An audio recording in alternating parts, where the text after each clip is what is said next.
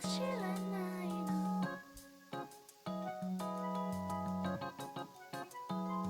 レンズの向こう側微笑んだ横顔切り取ったハワイハワイ思い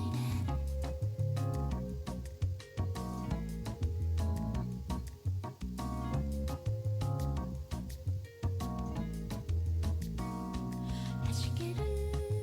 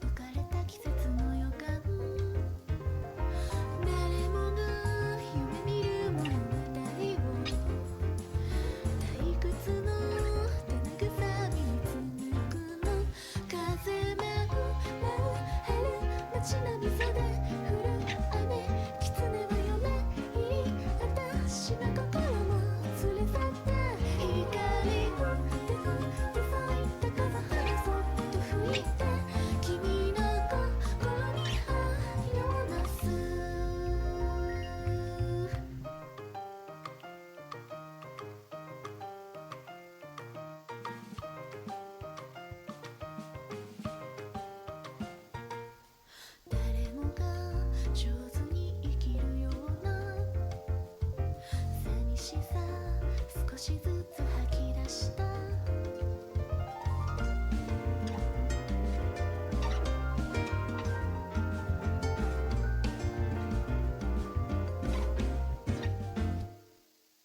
あ君の描いたひどく綺麗な日常をつまびきたいよだって真実がにじみ出すでしょ沈む夢みたいに東雲ゆらゆら茜さす恋ふらふら傾く夢見る窓辺に一人まどろんで髪を言ってまたたいてそっとほどいてすれ違いの日々を知る風がもう春街並み袖降る雨狐も嫁入り私の心を置き去って涙を手振って泣いた犬がそっと揺らすいつの恋に這い合わす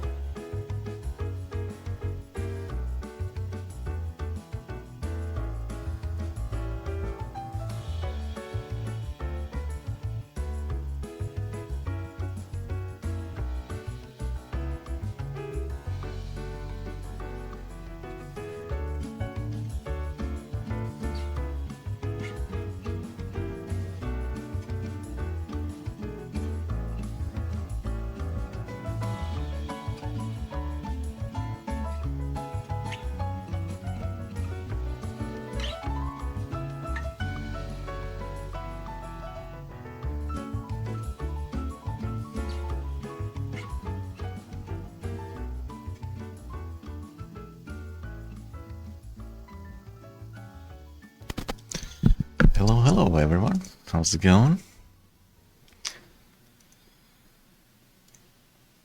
How are you doing on this Sunday? Hopefully everyone's doing well. Hello Kageyama. Hello Ferdinand. Hello Asher. Hello Tabami. Hello Zumi. How's it going? Today I'm gonna be playing more Disco Elysium. Played a little bit on Friday, I think. Yeah, they're a little crazy. How's it going? Yep. Not sure what's after Disco Elysium today.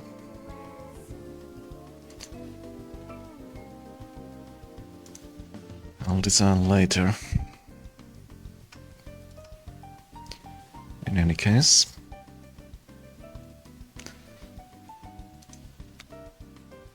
I'll start the game and I'll pick up where I left off.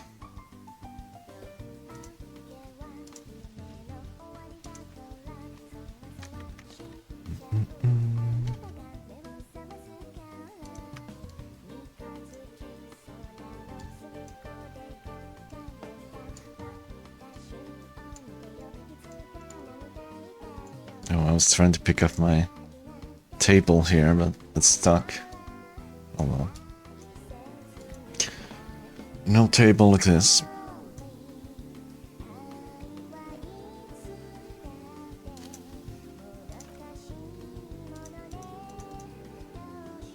It's not sign on anywhere. Forgot where the place for my Orin is. Is it here? Seems like it.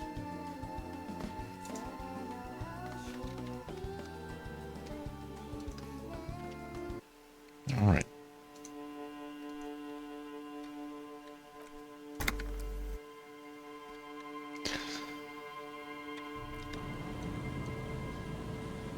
Alright, I'm on 1 morale.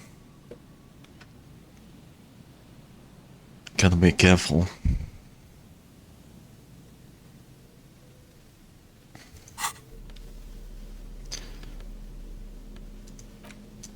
Don't want to have another nervous breakdown.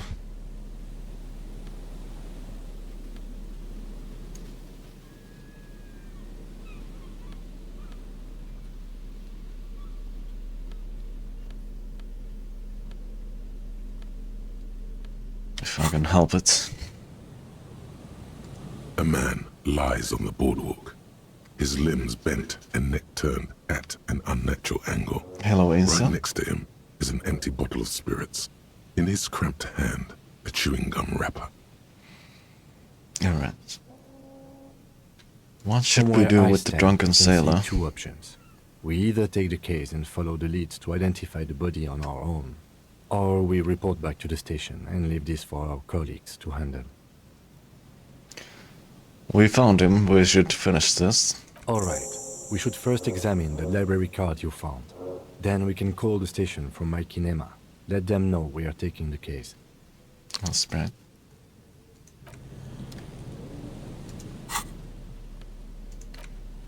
A police badge on which you see the photo of a man.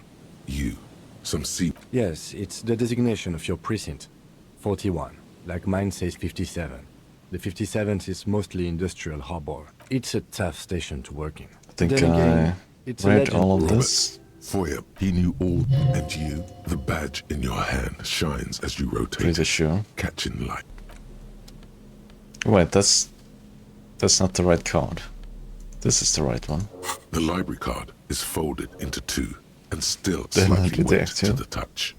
The front side reads, Central Jamrock Public Library Card, issued to Billy Mejean, expires July 53. Let's look inside. Whoever owns this card is an avid reader. You find a list of books written in blue pencil. Radio thriller. Stand a little less between me and the sun. The last one in the list is The Glinton Curve by M. Theobald. A library stamp indicates that the book has been returned.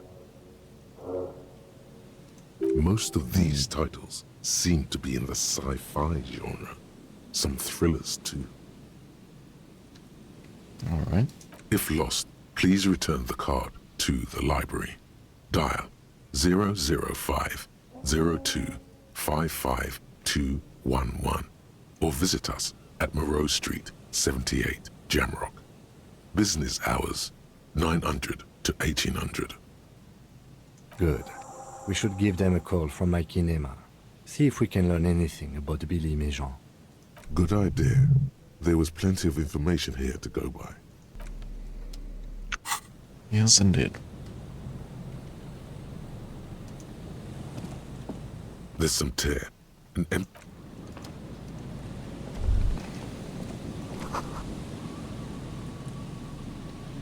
Let's not run then.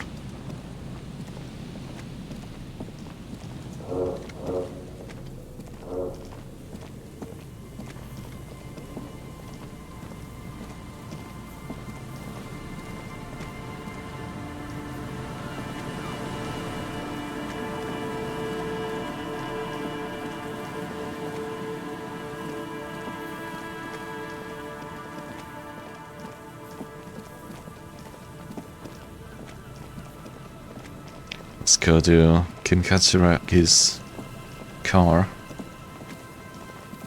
where we can call to the library.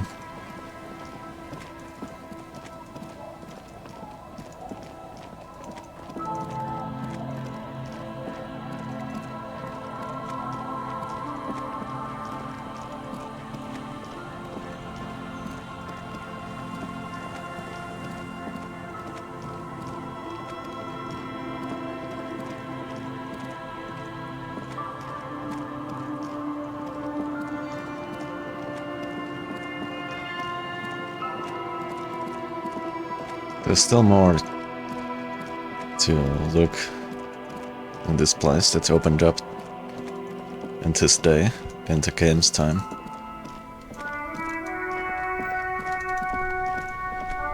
haven't searched it all or explored it.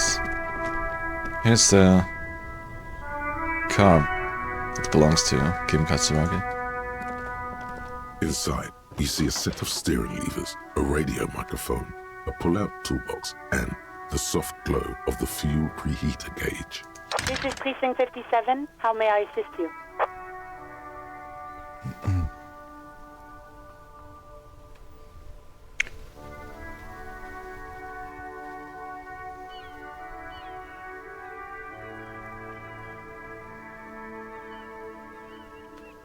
I need to report the dead body on the Martinez Roadwalk.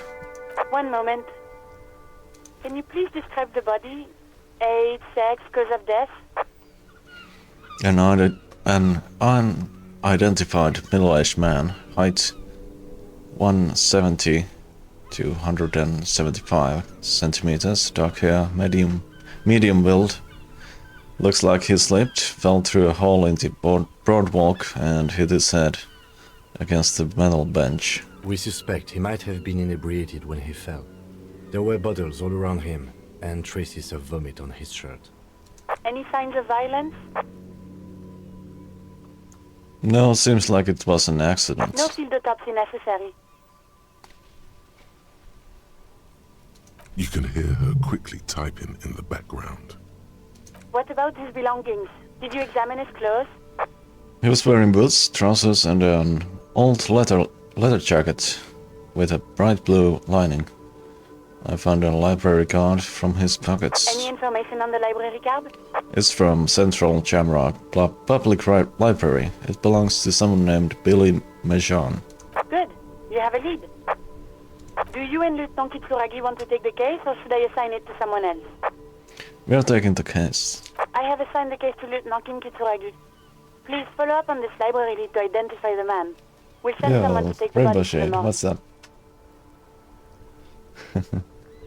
Good to see you. That's all for now. Thank you for reporting in. Is there anything else I can do for you? Connect me to Jamrock Public Library. Hold on, officer. Wow. I've got Central Jamrock Public Library on the line, and I've already introduced you to their librarian. Connecting the call in 2, 1. Quite a bit of buzzing there. Yes, this is Central Jamrock Public Library here. How can I help you, officer? I'm looking for any information that you can provide on Billy Majan, the reader. Billy Majan, you said. Give me a moment, I'll have to check our database.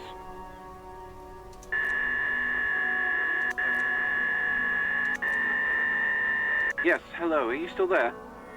I found Billy Majan's home address, is that alright? No phone number, unfortunately. Yes, home address is fine. Here we go, sir. Rue de Saint-Ghislain, 33B, apartment number 20. It's in Martinez, I believe. Cape Side Apartments, it says. That's all. Cape Side Apartments.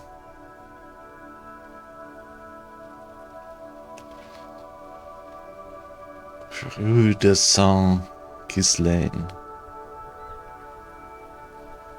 Okay. That's where the smoker on the balcony lives, isn't it? No. Well, my reaction speed made it easy for me. Do you have any other information on Billy Majan? It says here that they returned their last book just a few days ago, but I wasn't at work that day. Do you know someone who was? Marie? Marie? Do you remember a reader named Billy Majan? They returned a Tybalt book the other day. Yes, it was my colleague Marie. She said that it was Billy's husband who returned the book. He also asked for this new sci-fi release, Lowe's Radio City 87, but we don't have it yet.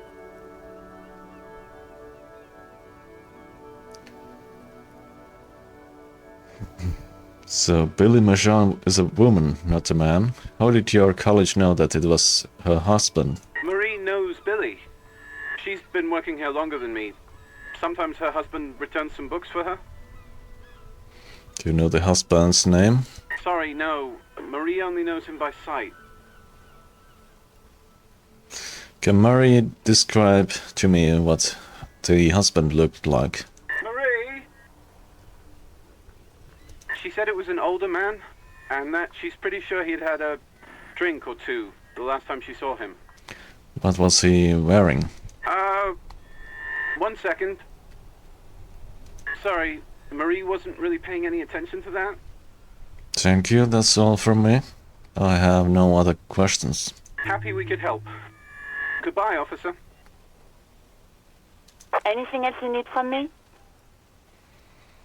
Have you heard back from the ICP about the serial number? Yes. The armor was produced by Fairweather in their facilities in Bétancourt, sur la Clé in 42.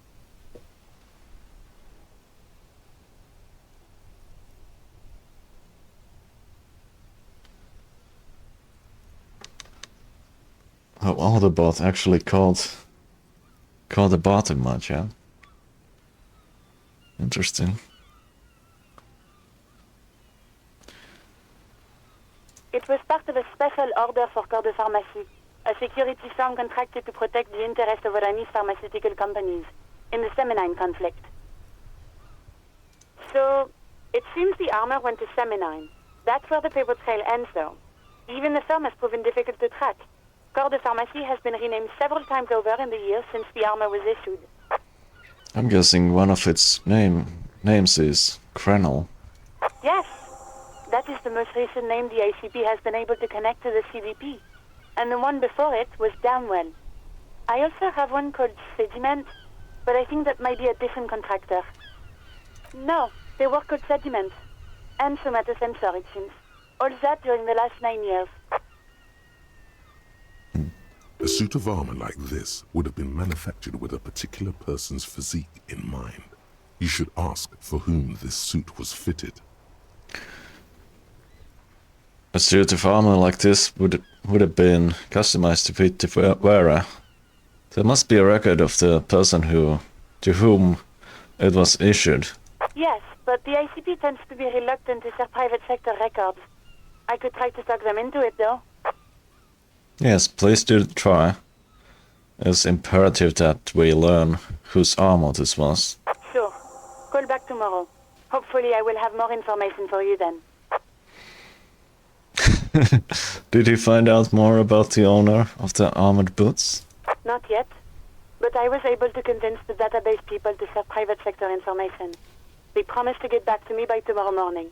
Did you have any other questions? I'm done. 57's over and out. In the cabin, you see a set of steering levers, a radio on a hook, a pull-out toolbox.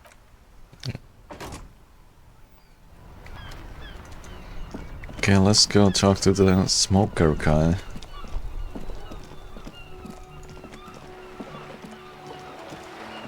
Wait, can I up my morale somehow? By buying something.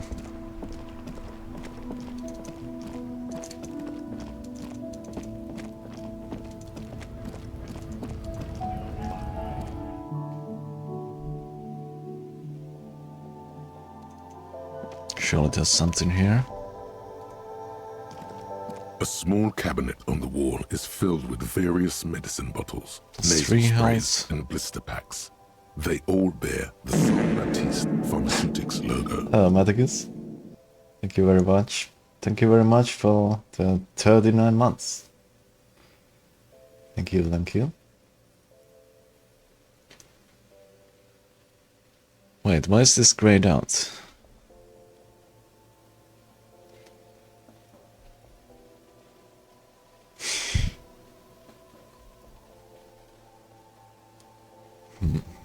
Okay, here. I hope Saint Baptiste makes you feel better or something.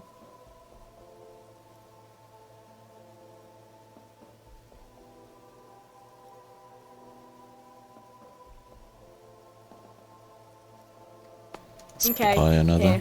I hope.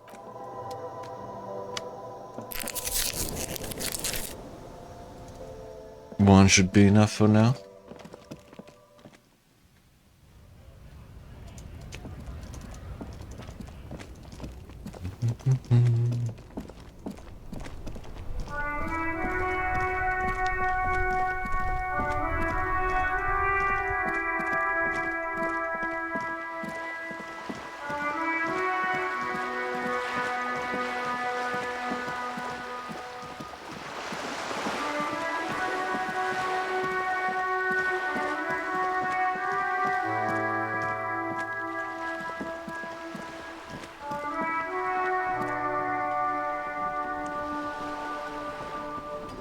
I think you can get to the smoking fella from here.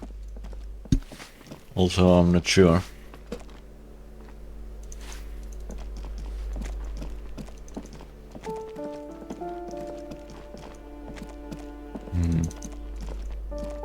Balcony.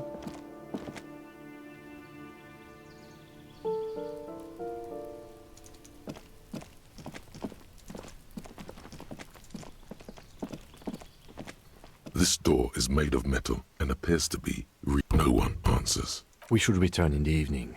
At 9 p.m. the earliest. Okay. 9 p.m. A weathered brown door. The number reads, "Something smells good. Soup alongio." Onion soup. Is that it? The lieutenant motions to you to go ahead and knock. This is the door. You already know it's the right door. This is going to be so hard. Hold on, Kim. We should discuss this before we move on. What should we expect? You're right. Let's talk this through. You hear light footsteps passing by the door and some folk music playing on the radio. We have our first preliminary identification. In all likelihood, the deceased is the husband of Billy Méjean. We need to confirm this, as well as deliver the death notification to Billy herself. Now, delivering a death notification is never an easy task. There's a reason why it's often called the most stressful part of our job. This is why it's usually done in pairs. You got this. I'll be monitoring reactions, ready to act if necessary. Do you have any advice on how to tell her he's Dead? Just don't say that you know how they feel. You don't.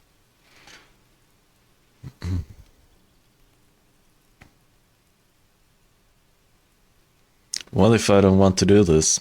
Yes, it's hard. But there is no easy way to handle this information. It just has to happen, as soon as possible. Alright, I think I'm ready. The lieutenant motions towards the door. Hello? Who is it? And someone turns down the radio.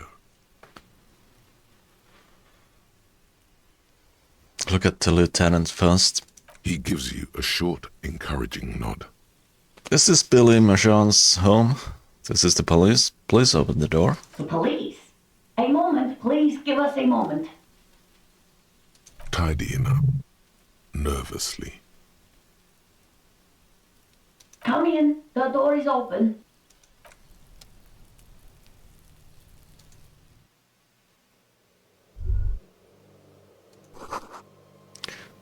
Don't run, okay?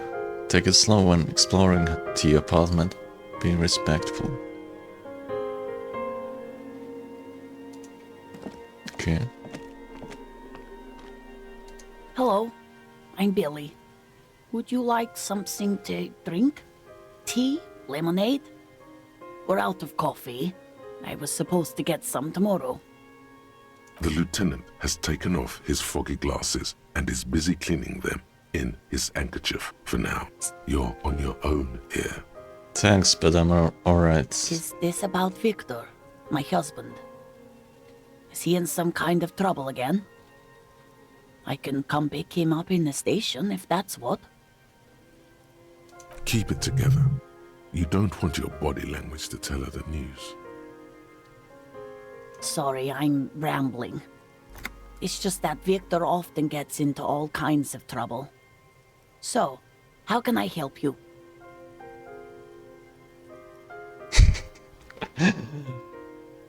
Why is this so low? Despite all the pluses there.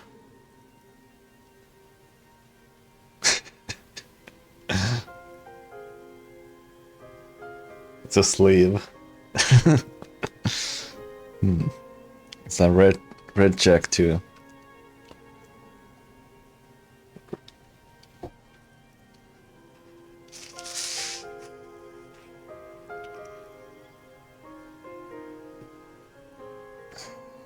You live here with Victor, your husband, right? It's me, Victor, and the kids here. We have 2 daughters, Jenny and Jolie. How old are your daughters? Hello, Cypri. Sorry, lady. You killed your husband. Jolie is 16 and Jenny is turning 18 next month. And where is everybody? I don't see anyone home. The girls are staying at their friend's place tonight. And Victor is out. She swallows visibly. Out where? He has a problem with drinking. And so he disappears every now and then. He's probably in the parks drinking with his friends. I sent him to the library a few days ago, but I guess something came up.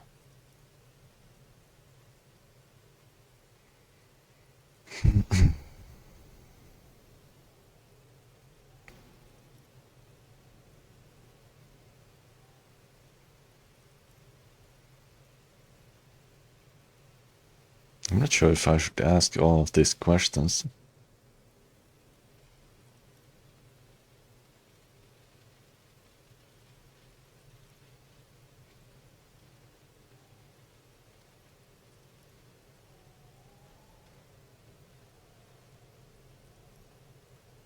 What was he supposed to do in the library? Just to return a book of mine? Why? Why all those questions, Detective? Did he...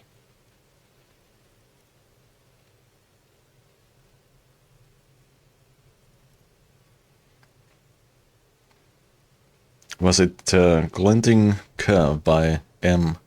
Thibault? Yes.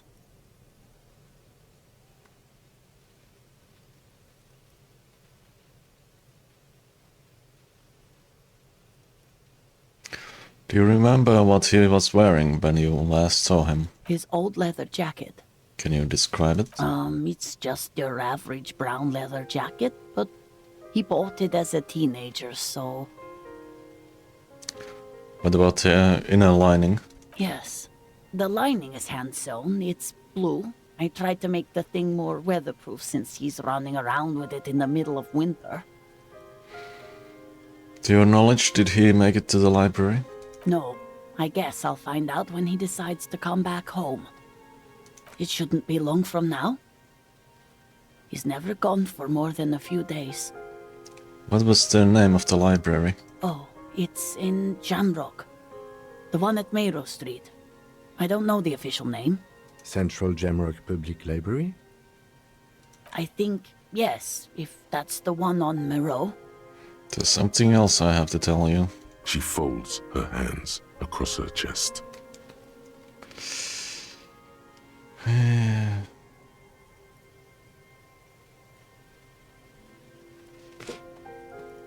42.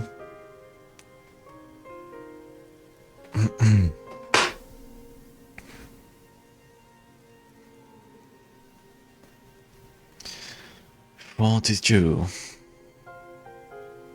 Do I have anything that ups my empathy?"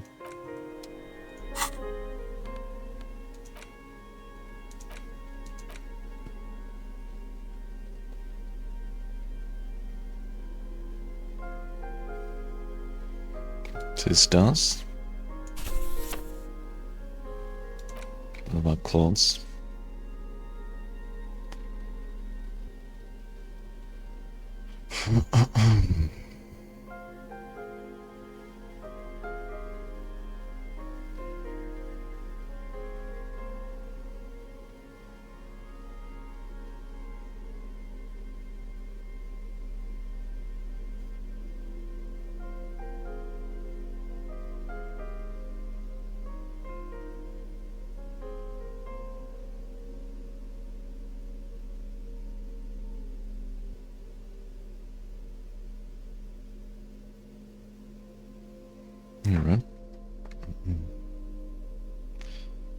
big bad wolf.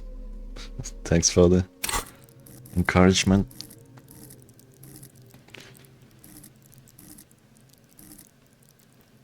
I do have skill points.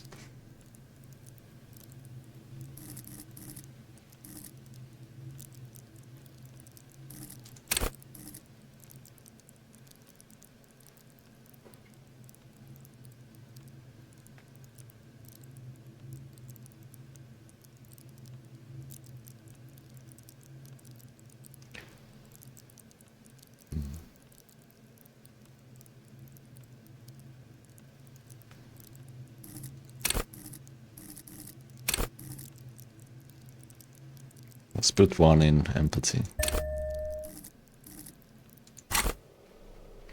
She looks up, too anxious to say Oh, anything. no, it's high. Nice. That was worth it. You've done this before. Nice, nice. Just keep your focus.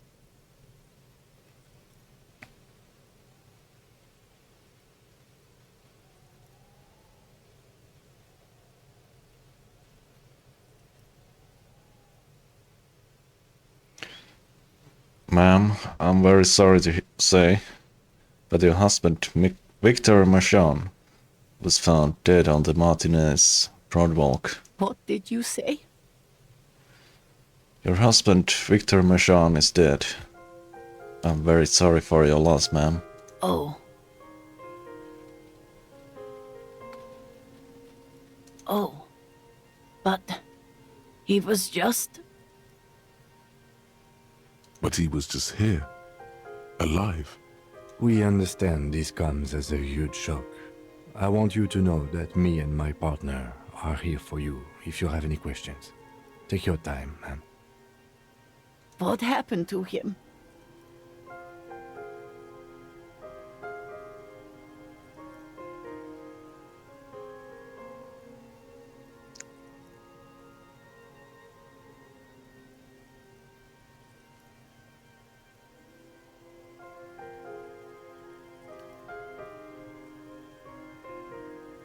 It was an accident. He fell through a hole in the Broadwalk and hit his head. Was he drunk?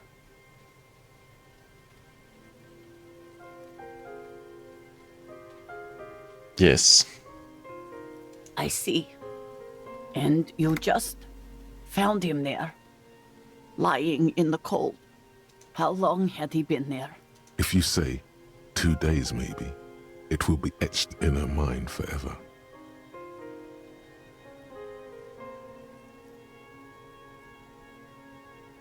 Color center poker.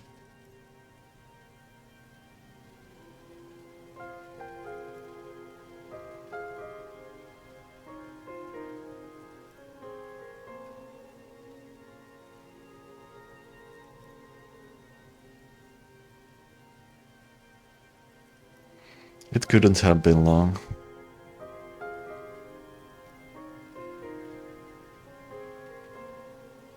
She blinks, eyes welling up with tears, as her hand starts searching for something from the pockets of her dress. Here.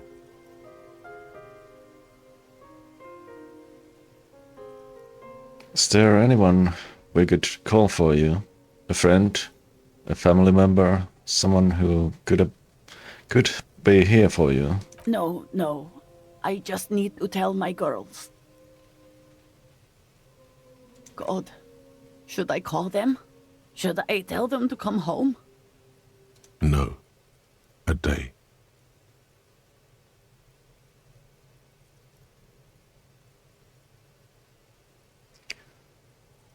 No, take a day to recover. You'll be better prepared when they come home tomorrow.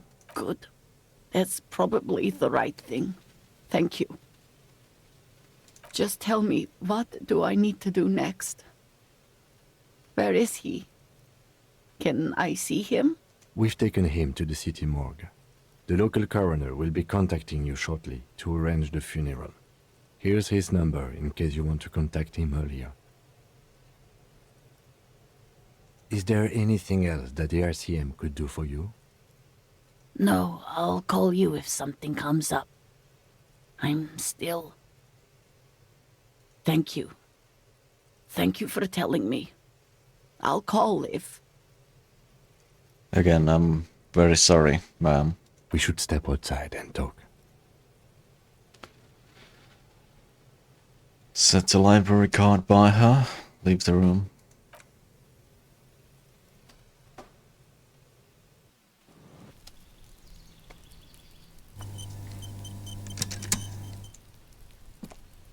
You did well.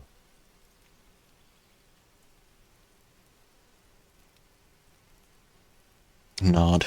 What now? I'll call the station when we're finished with the day, and let them know the name of the deceased.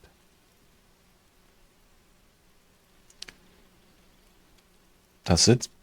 That's it. We should get back to our case now that our duty here is done. What about Billy and her kids? They'll manage. Right, this is close then. Let's go.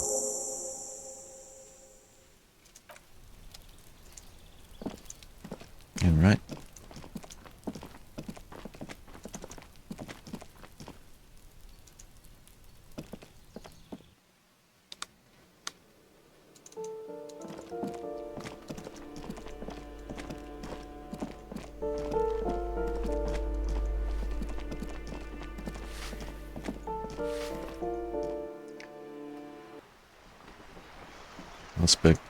Let's get back to exploring the new area.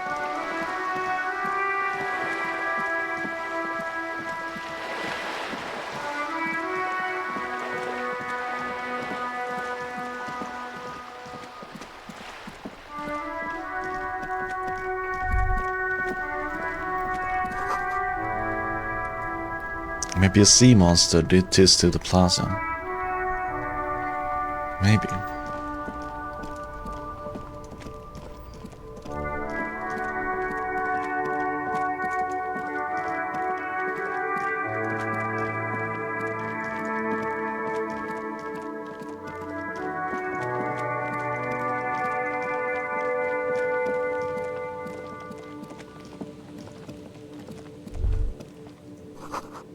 Traffic beyond the gate. More abandoned motor lorries. The sign says no entry. Someone scribbled an inverted star on it.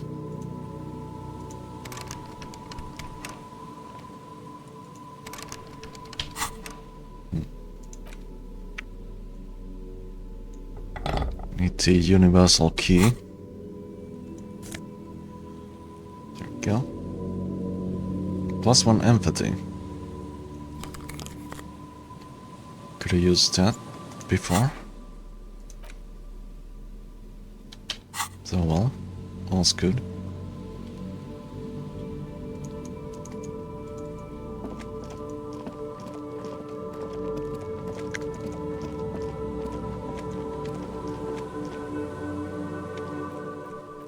Let's make a quick save.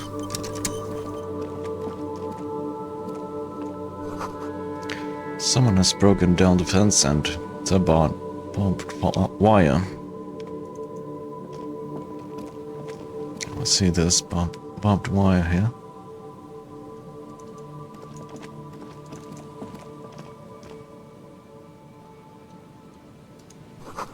The swing is missing. No one's been here for a long time.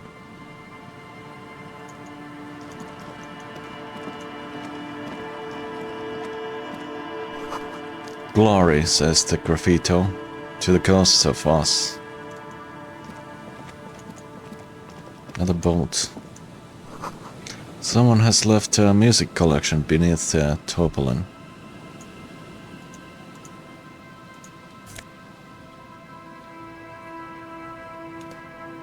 The smallest church in Saint... Not sure how to say that. Saint Sans? Sans?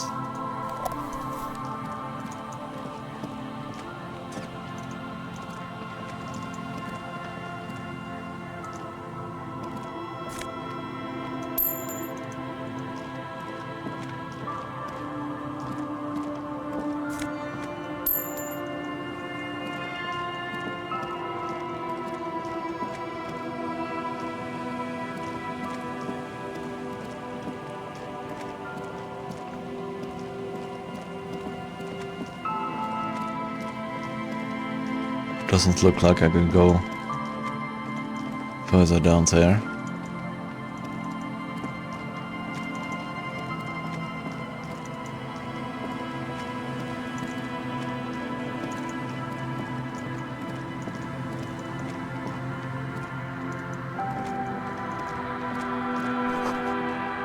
Through the broken glass, dusty shelves and a forgotten chair.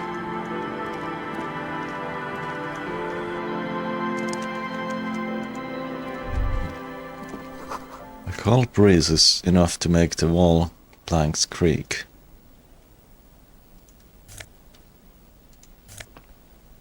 A bow knot? +2 drama. Holy.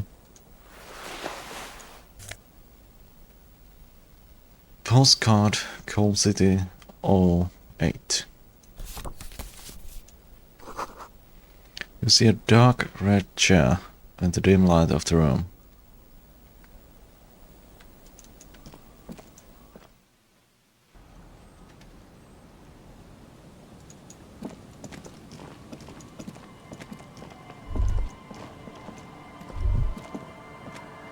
Sounds of life in the north. The washboard scrubs filth from fabric. Not sure if I read that right.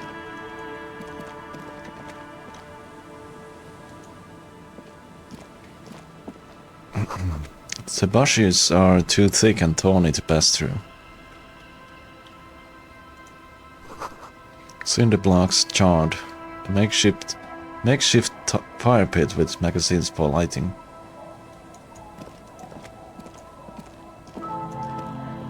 The worn and beaten wooden planks of the bench do not look overly comforting. We can sit on benches after we've solved the murder. Let's go. Alright. You can revisit the bench if you ever need to pass the time when Lieutenant Kitsuragi is gone.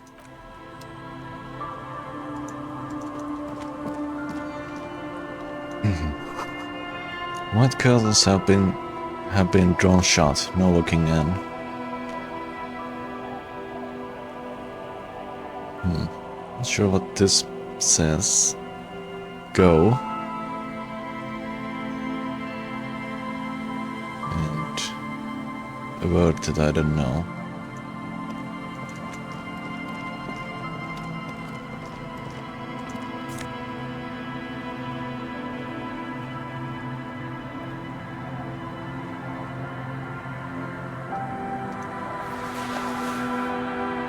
Oh, it's Alibu on.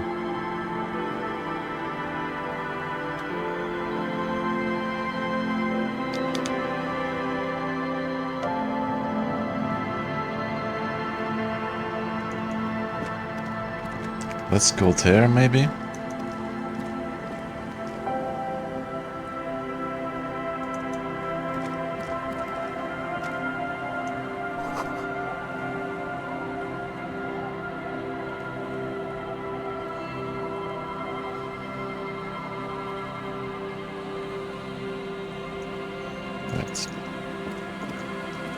Where's the door to this?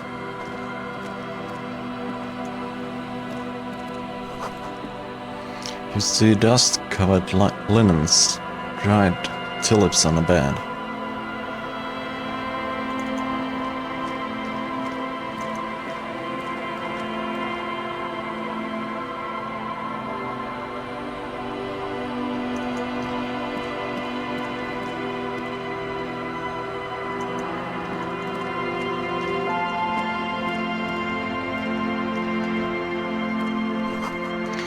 Construction material. Whoever planned to build this house left in a hurry. Oh, that looked like a block of cheese. But it has money in it. Like a cheese wheel.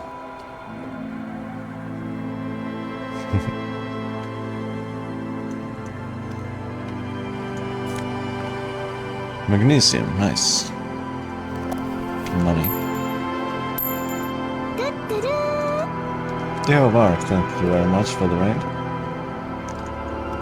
What were you up to, Mark? Welcome, raiders. Hello, Luri Luri Lu. Let me give you a shout out. Hello, hello, Mark.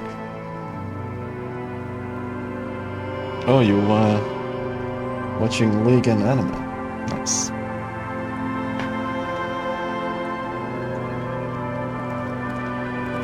The scruffy-haired little boy kicks a stone while the other watches him do it. I hope that was fun. Right, I've already talked to these guys.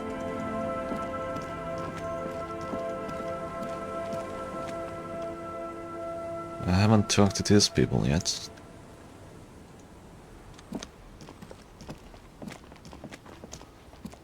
Good to see you, friend. Do I have deals set up for you, buddy boy?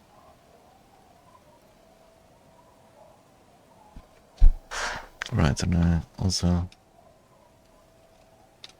have this command.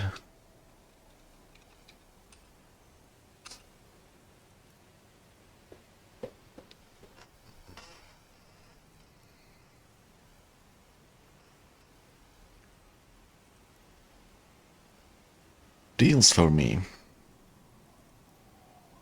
What are you talking about? So what do you want? I got smokes. They're cheap. Very cheap. I got Pilsner. Great deal. You won't get a better deal on that piss.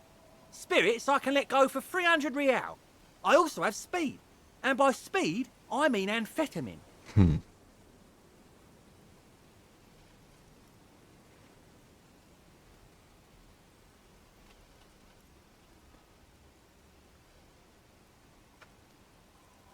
Why does a bottle of spirits cost 300 real? See, friend, it's real valuable. Worth every real, if you catch my drift. Got it from a bit of a business venture. Nod. Let them speak. You know, it's funny, actually. He's finding it difficult to focus his watery gaze. What is? What? What did you think was funny earlier?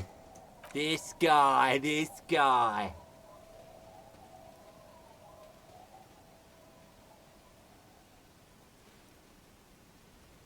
Where did you get the bottle of spirits from? Oh, this is medicinal spirits. The good stuff. Got it from the doctor's office. I got one of those scientific ampoules a few months ago. Torpedo, they call it. It's supposed to keep a man from taking a drink. Yeah. Didn't stop me for shit, that's for sure. 5 lemons with half a pack of butter and you're good to go.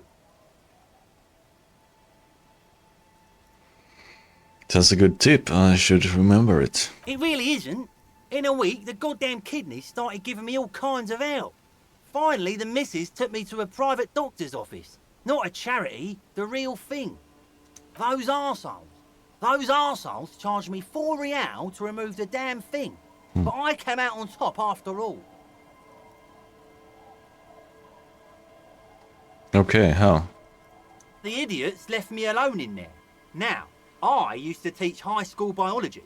I know what doctors use to preserve dead thingies. Formaldehyde, was it?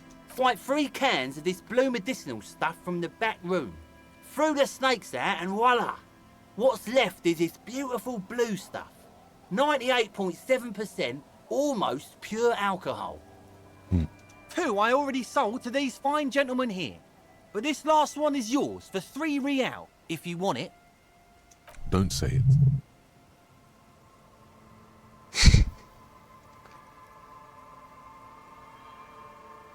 Can I smell it first? Yeah, be careful. It's extremely flammable. One spark and the entire city of Revachol is wiped off the map. Feels like someone set a mustard field ablaze right inside your nose, then drenched it in tear gas.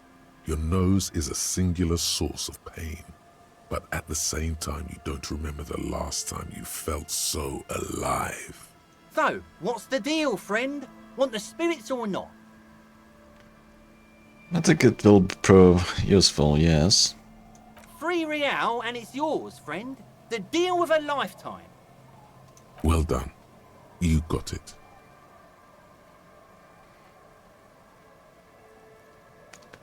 Here's the money for the spirits. Just make sure to enjoy that one, friend. Amphetamine. Hi, by amphetamine I mean speed.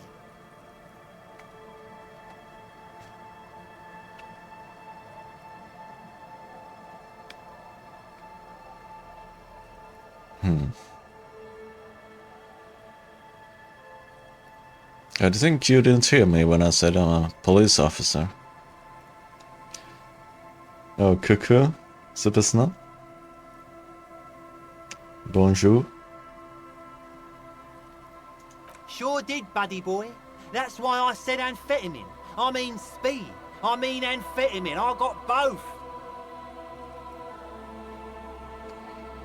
I thought by speed you meant amphetamine. Aye, that's what I said. Right, got it. Good, my man. Now what can I offer you? Quite the business venture you set up here. Oh, the system's been good to old Rosemary here, and I'm milking her like a bitch goat in the backyard. What do you mean? You see, friend, man makes his own luck, and I made mine real good. Got my hands on 3 bottles of liquor ex-squeeze, sold 2 to the fellows around here, and immediately invested the profit.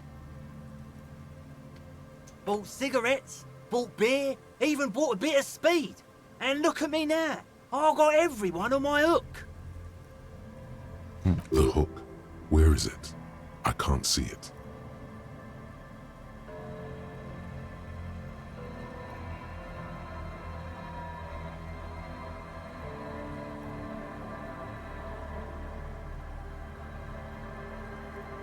Looks like you're on your own hook too. Of course.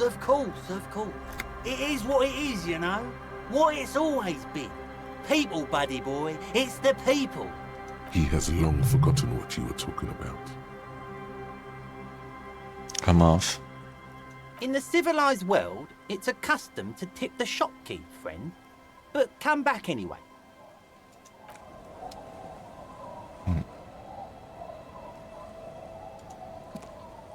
Hey, tequila! Good to see you. How's business? How's the whole reality situation treating you? Shake his hand. So what's happening? Wait, tequila? Yeah, Tequila Sunset. How are the, high-concept, reality-based adventures proceeding? Good. These people know your true name. Looks like it has preceded you, Mr. Sunset. More on that later.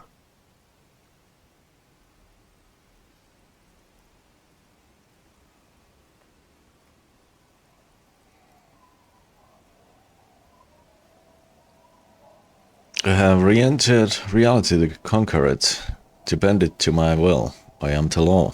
That's the spirit. I used to shape reality into my image, a long time ago. Those days are over now. Sadly, things aren't going that well in Idiot Doom's Spiral Land.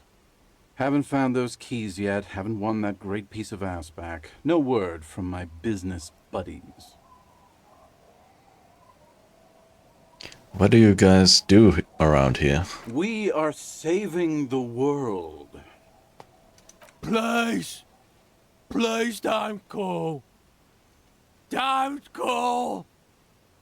Okay, we're drinking. We're drinking alcohol. That's what we're doing. I tried to save the world once, a long time ago, with enterprise, creativity, and willpower. But that didn't work out. So now, it's a pirate's life for me. Yar har. What is Tequila Sunset? You keep saying it. It's you. You're Tequila Sunset. How do you know this? We've met before. Don't you remember? No, you sure don't. No. Aha. Do you want to know how Tequila Sunset came to be? Tequila. Tequila Sunset. Something ominous there.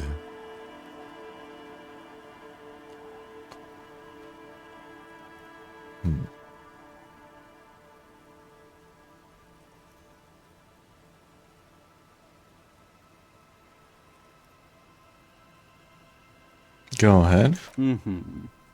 Let me take a sip to moisten up my chords. Tequila Sunset rolled into Martinez last Friday, and by Tequila Sunset, I mean you. The man, the myth. Was I alone? Hey, let's not jump ahead of ourselves. This is your story. Stop interrupting. You got here on Friday to solve a case, hoping to be the early bird who gets the worm. And by the worm, I mean the buzz. Because as far as I know, all you did was get piss drunk. Word on the street is you went around the local hostel telling people that you're a police officer, and that it would be really fucked up if you shot yourself in the head, right in front of them. That's pretty high concept, if you ask me. The lieutenant's brow is furrowed. He's listening as casually as he can. Huh. What's happened then? It was a late Saturday night when we, the Union of Moribund Alcoholics, were getting our drink on. Nothing remarkable about this, we get our drink on 24/7. Makes everything warm and glowy. I trust you know the feeling. One moment we hear the sound of a motor carriage revving up somewhere on the plaza, followed by a series of dings and bangs. Do you remember the sound of wood cracking? The billboard? Naturally, loud noises pique the interest of anybody owning a pair of ears. That's just the reality we're in. Naturally. Anyway, there was a brief silence. A gasp of silence, if you will. Followed by a real commotion. We heard the carriage careening towards the coast at top speed. Sounded like someone jumped the canal. We grabbed our brewskis and rushed to the jetty. Never underestimate the speed of an alcoholic. What we saw was a sight to behold. A beat-up police carriage containing you. Right there on the beach, you revved the engine and screamed at the top of your lungs, "The time hath come!" So, naturally, being the curious cat I am, I asked what time hath come. To which you replied, "The time hath come for Tequila Sunset, the end of all things." Say nothing, it's more dignified that way. After which, your reality contracted. You jammed the pedal, plowed right off the jetty, and through the ice. The muscles in your right leg tense up. We ran towards the ice whilst you crawled your way out, miraculously unhurt, covered in seaweed and shit, like some kind of sea monster. When we finally got there, you were sitting on the beach crying. You said that your badge and uniform were in the car. Wow. It was too late to get in there, though. The carriage had sunk too deep. Recognizing a brother in need, we offered our condolences and invited you to party with us, which you naturally agreed to. Right. We asked about the whole Tequila Sunset thing, and you told us it was your name now and insisted that we all call you that from then on.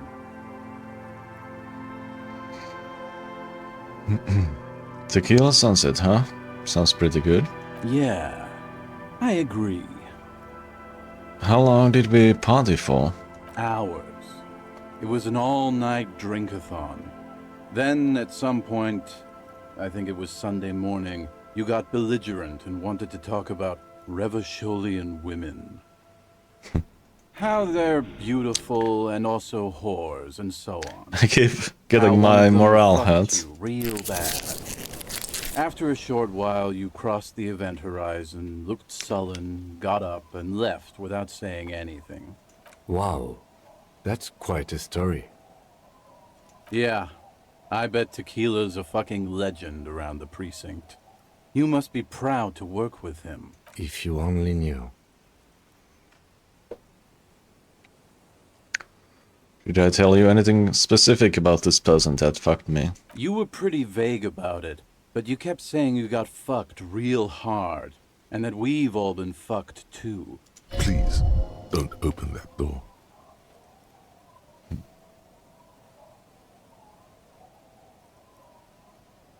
No, it got to my health as well. No one's fucked me. I do the fucking around here. Abigail! It seemed pretty painful, to be honest with you. If I had to guess, I'd say you're still working through some shit. Did I mention losing anything else? Beside your gun and your badge? You said something about your hope or heart or something. To be honest, the details are a little hazy. In retrospect, I guess you lost your motor carriage too? That's a big one.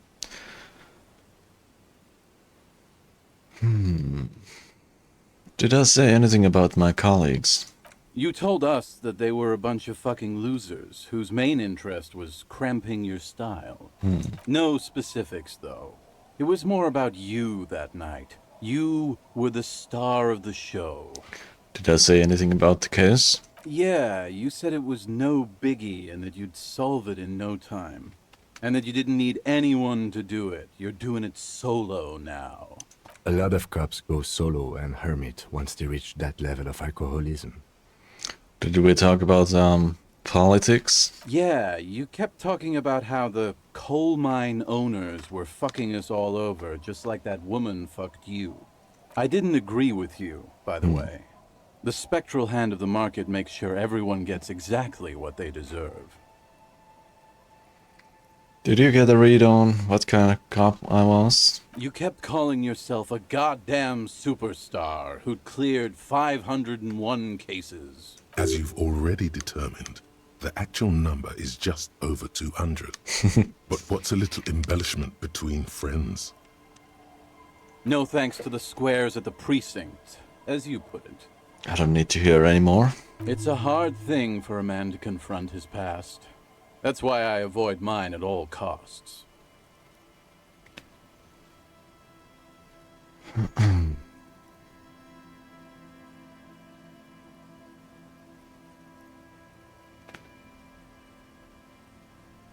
You seem like you're characterized by your storytelling ability. Wanna tell me another one sometime? Whoop-de-doo. So now I'm a fucking storyteller. Right. Why not? Better than a beach bum. Wanna tell me how you became Idiot Doom Spiral? It depends, really. Are you willing to help me out? What do you need? Booze. Did you already forget our party? The thing I relayed to you earlier. So, have you got anything for good old Idiot Doom Spiral? A bottle for a story. Seems fair to me.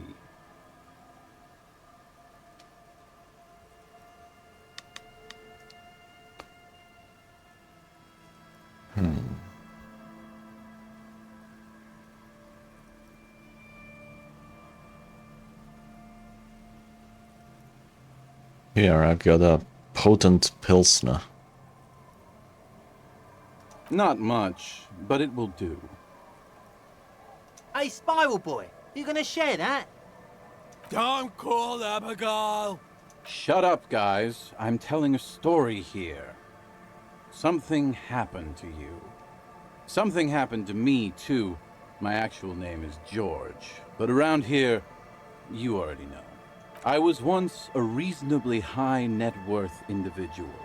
A founder/junior partner at a high-concept creative services agency.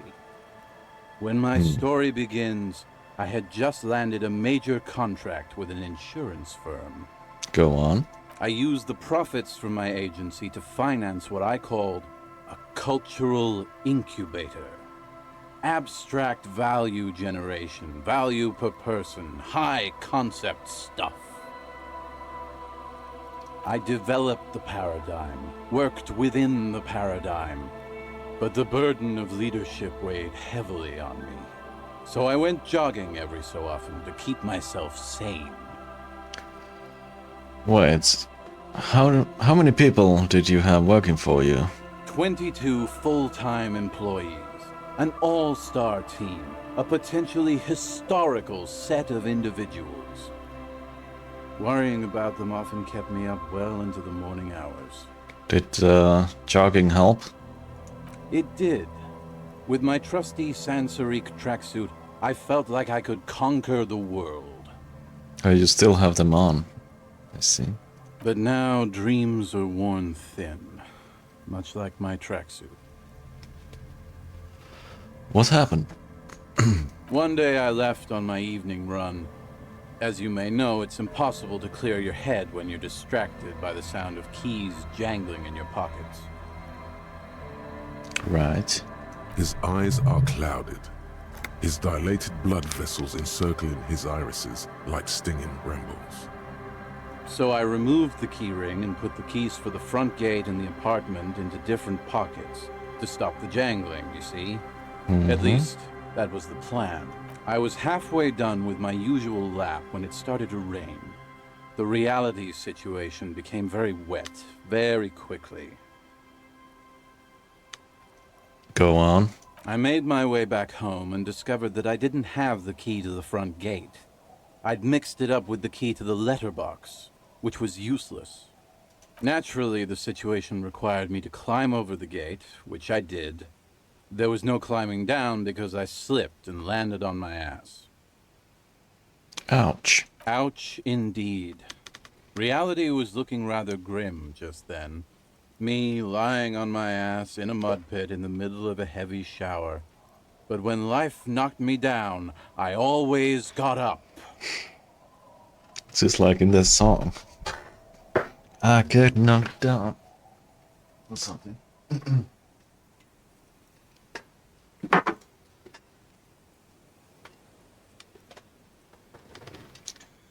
But I get up again.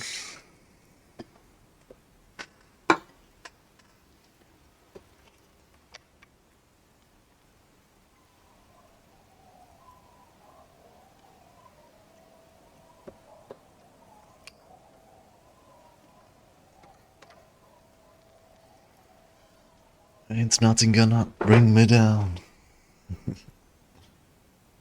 Hello, Tristan. So I made my way across the yard. Standing in front of my apartment door, fumbling with my pockets, I realized that I'd also forgotten my apartment key. Okay, so what happened next? I rang my neighbors' buzzers. It was late, and most of them didn't even answer. Those who did assumed I was trying to sell them something and hung up before I could even explain the situation. People are naturally wary of ad men, you see. One moment someone chats you up, 5 minutes later you've bought a box of edible lingerie and a strap-on. I don't begrudge them, especially since I was known to be one of the best. Just then, I experienced a moment of clarity. I still had the key to my office. I could wait out the storm there. But when I reached my office, I remembered that I'd asked one of my producers to change the locks that day. And since I hired only the best, he'd already done it, and I couldn't get in. Anyway, long story short, life spiraled out of control. I haven't gotten into my apartment for years, and my girlfriend left me because she didn't want to date a homeless man. The company, well, you see where I'm going with this. So, now you've heard my tragic tale. What do you think? Like nothing you've ever heard, huh?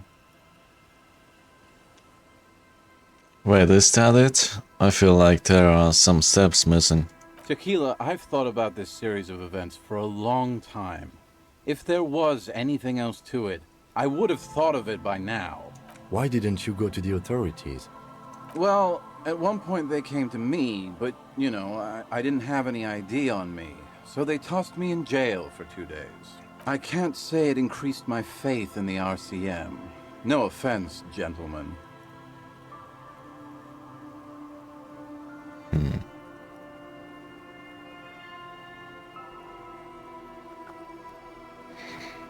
You do realize all of this is your own fault. I don't remember you being such a dick before, Tequila. That doesn't mean you're wrong, though. Anyway, that was all the tale one bottle gets you.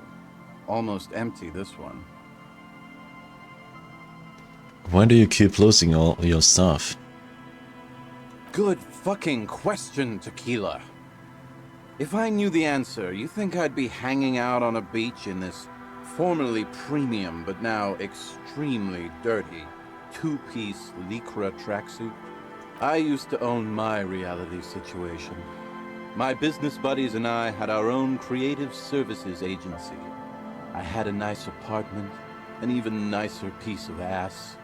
But somehow it all got away from me. Now I can't hang on to anything. Just last week I stole this nice new jacket, but then I lost it too. The only things I haven't lost are these two drunks. A lost jacket? Sounds like a mystery you could look into. What's this about the lost jacket?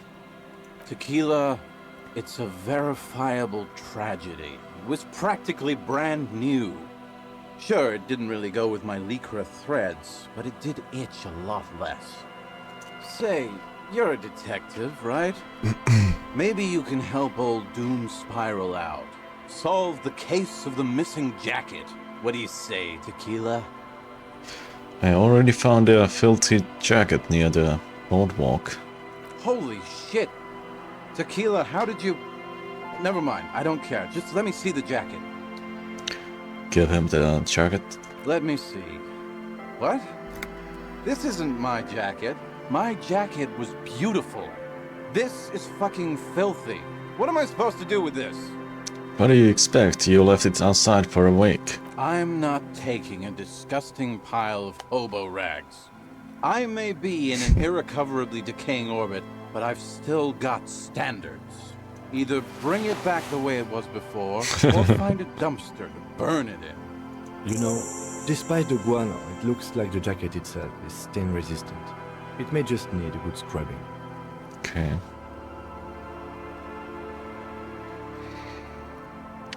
Be seeing you. You too, Tequila Sunset.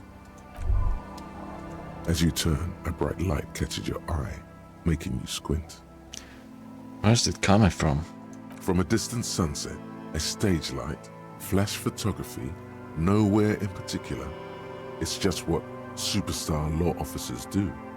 They squint at lights, and they solve shit.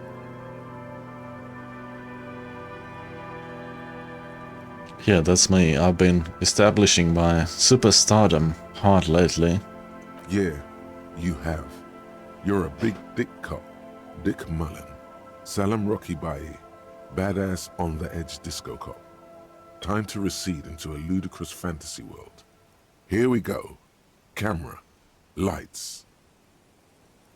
Action. With a sudden flash, the world freezes around you, and you along with it. In an iconic monochrome solution, a black silhouette against a rasterized orange world. It's on.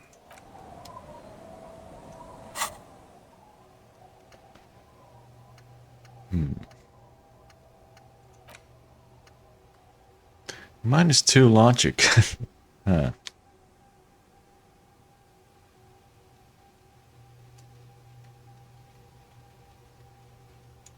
Okay.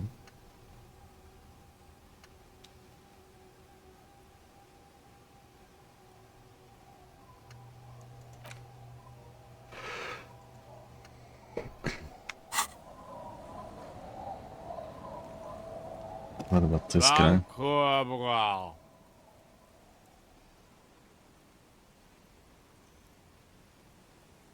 The noxious odor emanating from the drunken man is strong and familiar.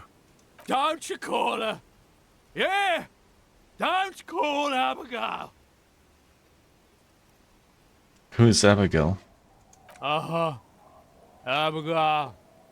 Don't you fucking call Abigail.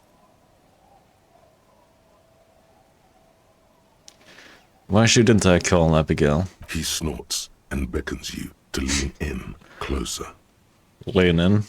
Don't call Abigail. Don't call Abigail. Who are you? What's your name? Don't call Abigail. Where am I? What is this place? The man hiccups, then mumbles something unintelligible. Hey, I'm on an important official investigation. I demand you answer my questions. There's no use in yelling at drunks. He's barely holding it together. The drunk man starts coughing, a really disgusting, hacking cough. Tell me about your friends. Don't you fucking call her. Hear me? Abigail? Don't call. There was little chance he'd be a reliable witness anyway. True.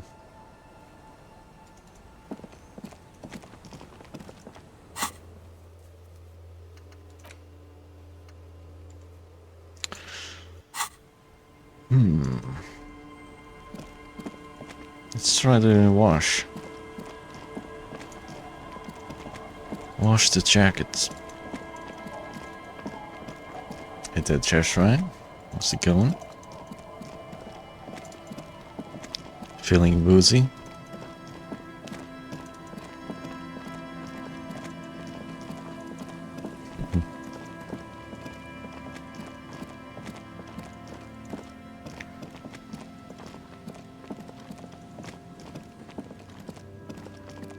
I do remember one place you can wash things.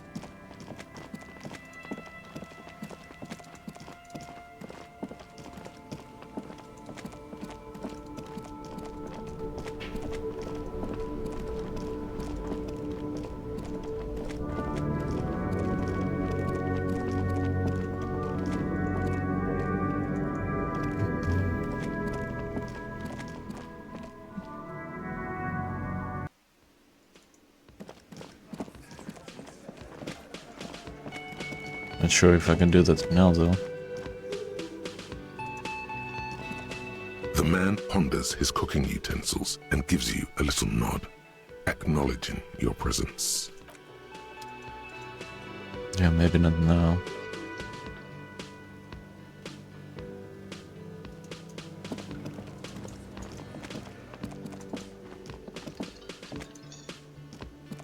Can I help you? God, I found a new bird for the welling. What is this thing? This is the ruffed grouse. It symbolizes the might of male courtship rituals. It may serve as a reminder to keep an eye on the cock carousels. Carouseliers. Cool, okay. I was really hoping not to think about the cock carousel any longer because it made me feel like shit. But this is a competent piece of taxidermy. I can fix it to the plaque and have a new bird in the establishment, I guess. So, I don't know. Thank you. I'm gonna go with thank you. I feel good about our work here today. It's all about the little things, like bringing people random stuffed animals. Goodbye.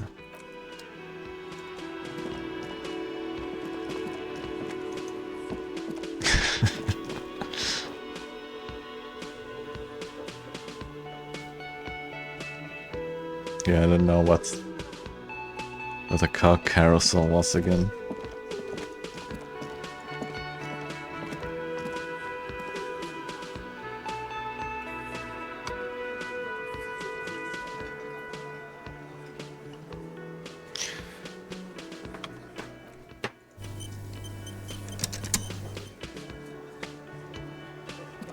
I've got nothing to say to you. Why are you wasting your time? Are you the hardy girl? I am not. You could be, Liz. You could be anything. You could even be a model. Even a mod? Glenn, I went to law school. I am an attorney. What are you gonna do to me? What are we going to do to you? Why did you say that? Did you forget you're a cop? Again? The union isn't going to do anything to you. It is not a crime syndicate. It is a labor organization. Goddamn right it is. If anything, it is the RCM who do things to people. But we digress. Kim Katsuragi didn't like that. It's you again. What is it?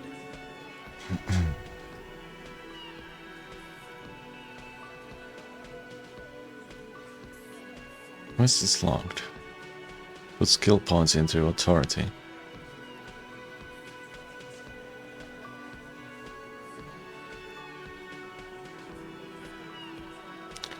Alright, let's do that then. Skill cap.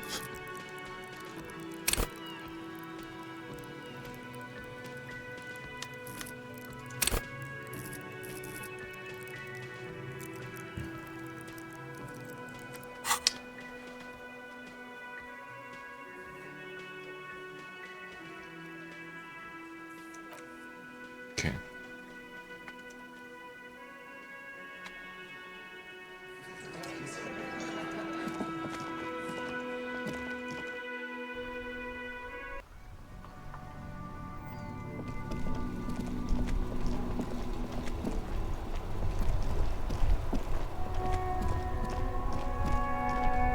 Okay, so we can't wash the jacket yet.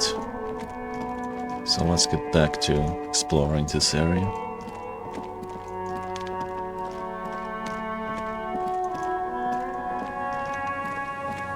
This money there.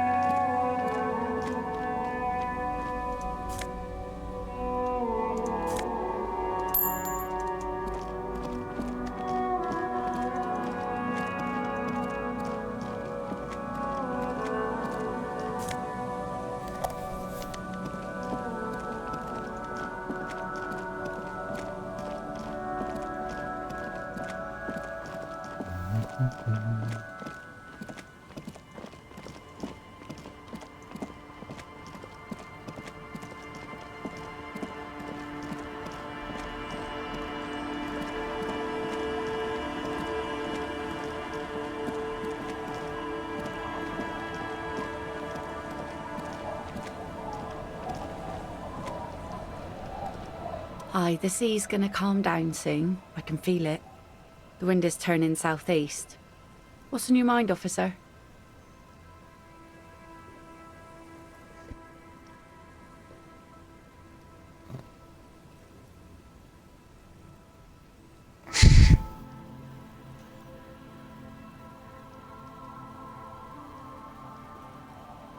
That's my motor carriage in the sea, by the way.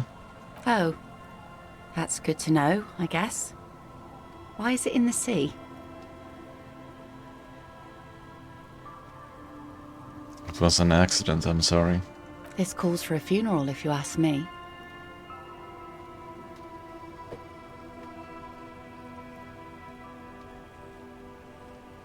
Are you suggesting we honor the carcass of my former motor carriage? Aye. Feels deserved, don't you think?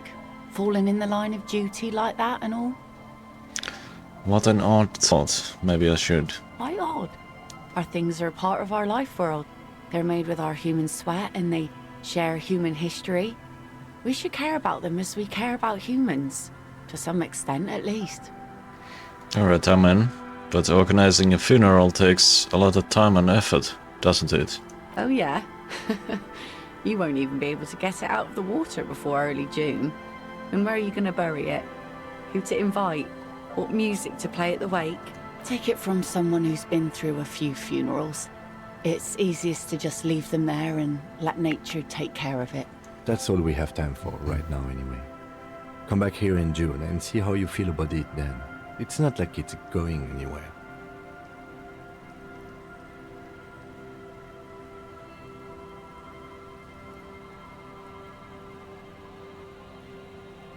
It's a pity we don't get to do more frivolous side activities. I would have really liked that. Yes, that is a pity. But for now, let's focus on the things we do get to do. Like the murder investigation, for example. I'm looking for someone else, actually. Oh? Who? Well, how can I assist you then, officer?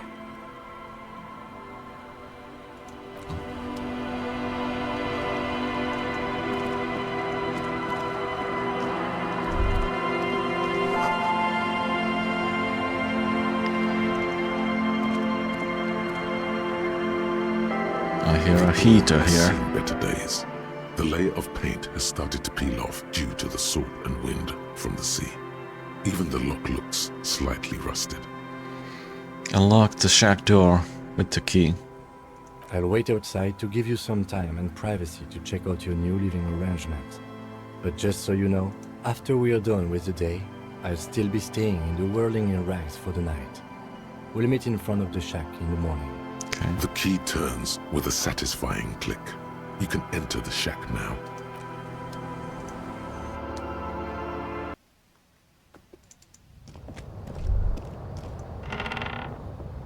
The floorboards creak under your step. You see the waves, the sea, the church.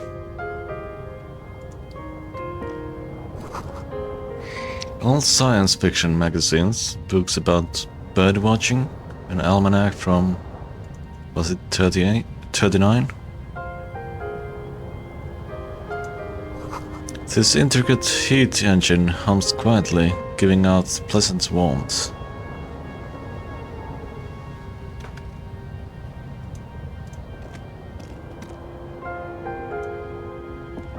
On the table, you see a bowl of water, a rough soap, and next to it, a small hand mirror. A straight razor soaks inside the wash basin. Time to shave. Get these mutton chops off. Like an artist with a brush or a master swordsman, you use the small mirror and the straight razor with some soap to remove all that unkempt hair from below the nose line. The sharp blade chafes against your skin, reducing a scratching sound. The surface underneath the beard feels tender, the air brushing against it chilly. Feel your clean-shaven cheeks. They feel so smooth, surprisingly so. A feeling of freshness overcomes you, as if you just came from a cold bath. I do look different now.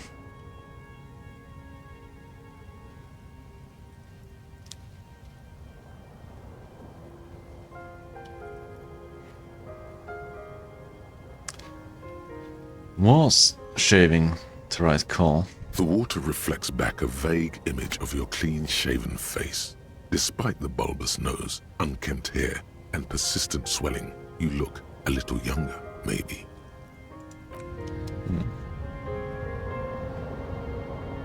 The glow up.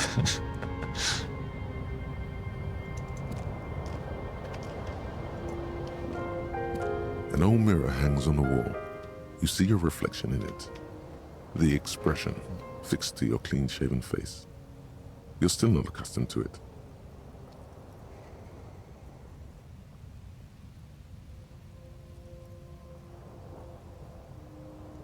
Let's see, do I have any clothes that up my electrochemistry, was it? This one does. This one does too. But it's in the same slot.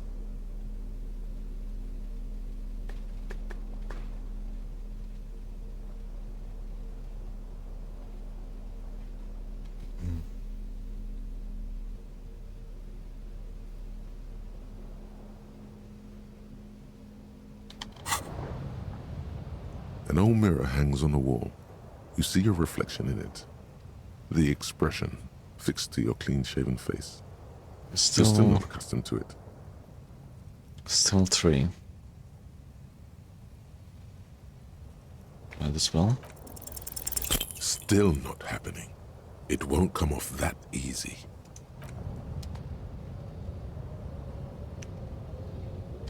Okay.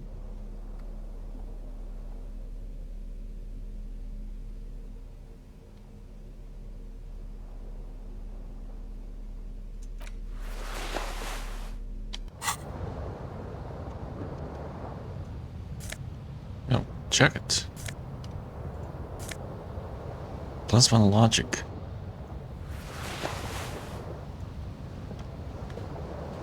The bed is comforting, if a bit run down. Still, you've earned a rest.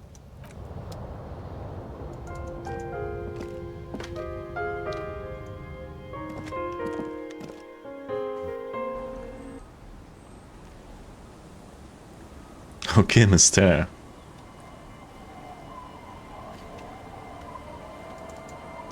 Guess that's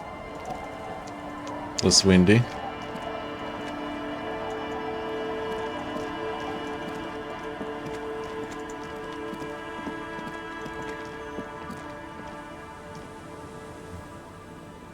Did I go there? Oh, I did.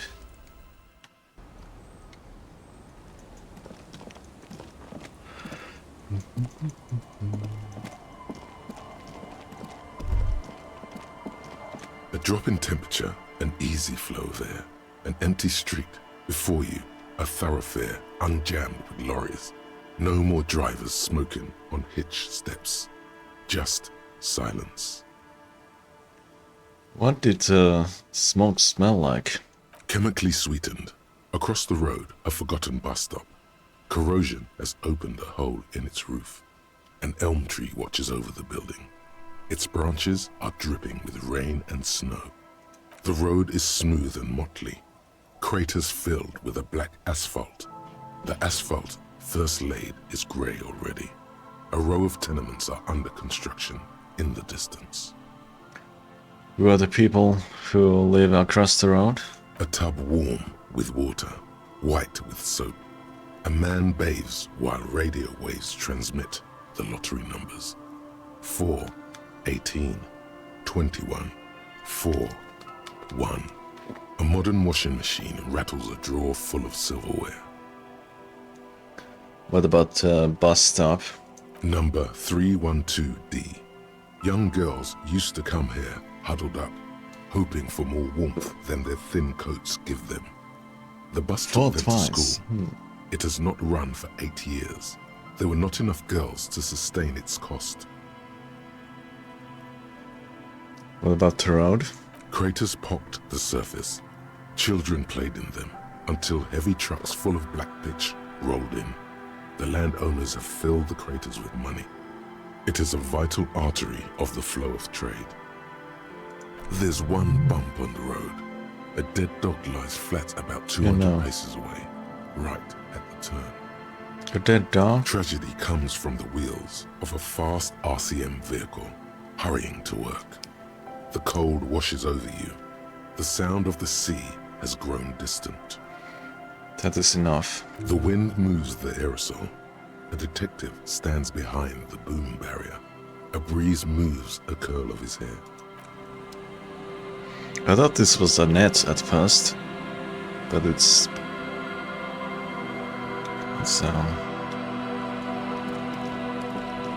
made of metal.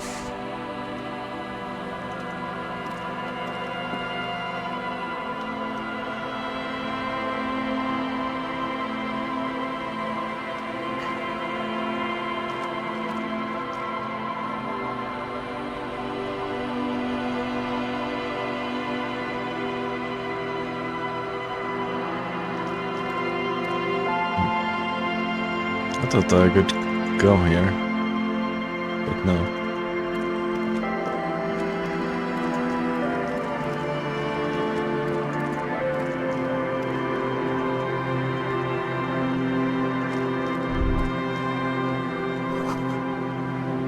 A little black swallow circles above you.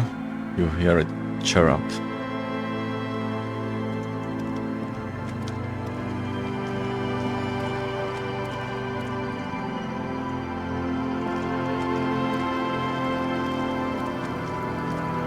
Is it an African or European swallow?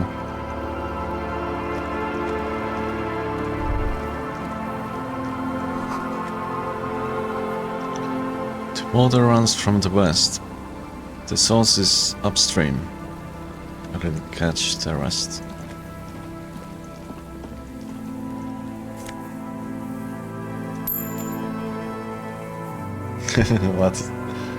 What is its wingspan velocity?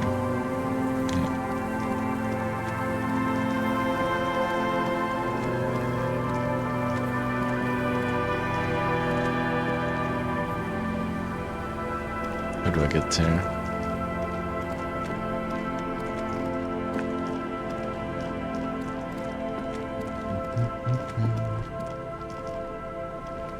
Are these dog houses? Oh, it's boathouse.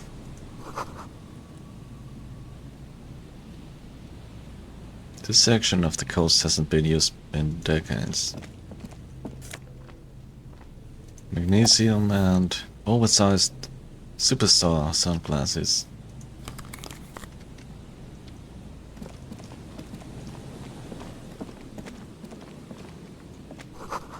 The boathouse is shoddily constructed. A strong breeze might blow it over.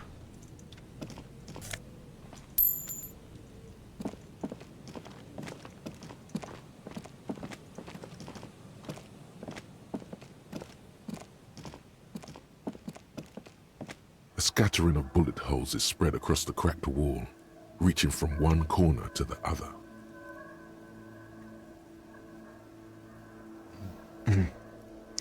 Look, Kim. Even more bullet holes. Something's definitely going down here. Correct.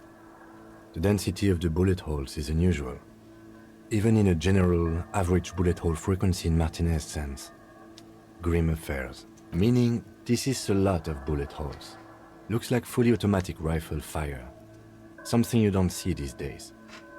Why not? The manufacturing and sale of automatic rifles was curtailed after the revolution. The destructive power of such tools proved to be too much. We do need to retain some humanity in this world. Let's put on better clothes for this.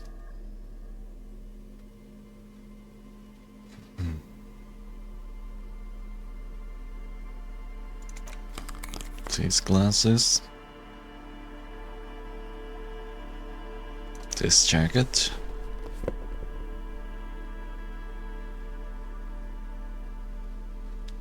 Seems to be it.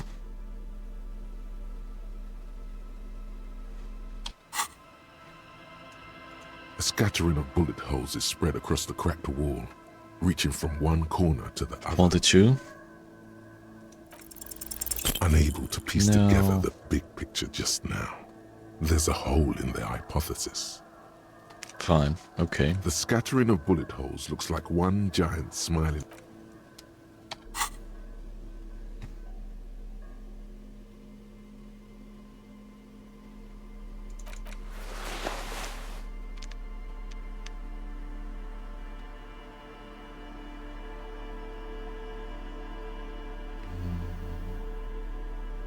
What pants did I wear? No.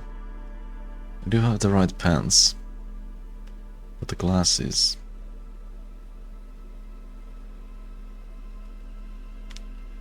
Encyclopedia. +2.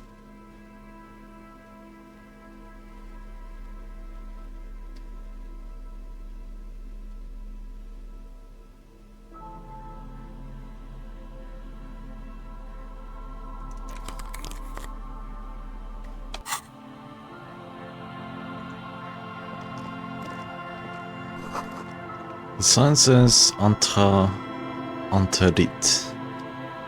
No entry. Or entry forbidden, rather. I think. An old ticket taker booth, no longer in operation. People paid money to park here. No one would pay now. Instant paint is spilling off the roof of this shaded bench. I didn't catch the rest. Covered in rust. Okay. So that's on my stream. Because it's a little bit delayed.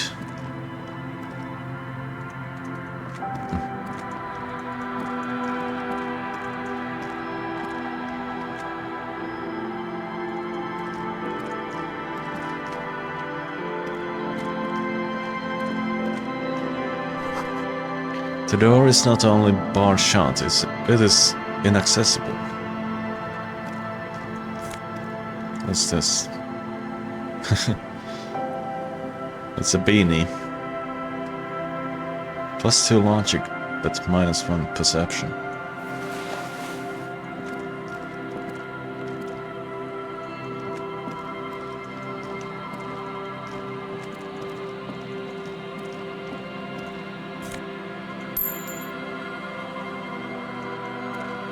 Yeah, that means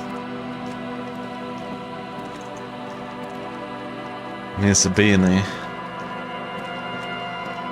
and finish.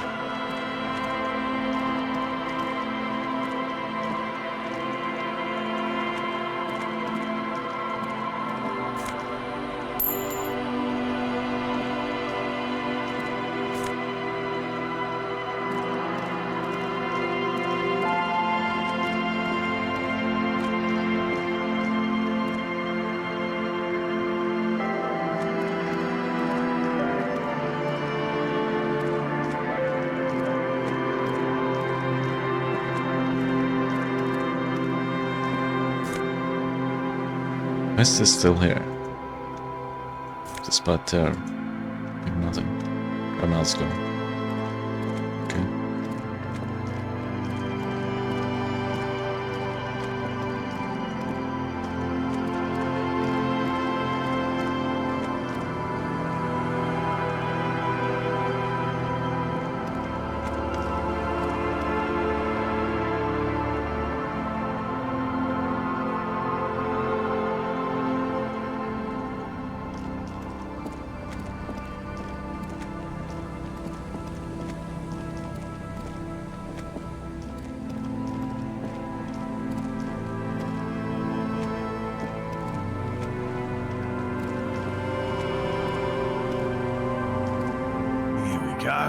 Nice Oh, and easy. this No guy. way out, little guys. Not out of this gem. There's a cylinder on the ground in which the man is arranging some netting. It looks like some kind of trap. He notices you. Who's there? Oh, the police. Hello, officers. His self-conscious enthusiasm renders his movements ungainly. He looks like your understanding of a scientist. Is that the police? Why are the police here? Crypto-fascists. Don't worry, Gary. I'll handle it. You must be Morel, the cryptozoologist. To what do I owe the pleasure? Lena sent me. She's been really worried about you and is waiting for you to get back. Of course. Thank you for passing along the message. New skill that point. damn water lock is broken, and we can't go all the way around the 881. The 881 is a raised motorway that separates Martinez from Jamrock. The labyrinth of streets underneath it makes it difficult to pass. Not like walking over a nice water lock. The water lock's been fixed. It was fine when I crossed it. Oh, good. We should really be getting back. Gary could use a hot shower and a warm bed. Did he say we can go back now?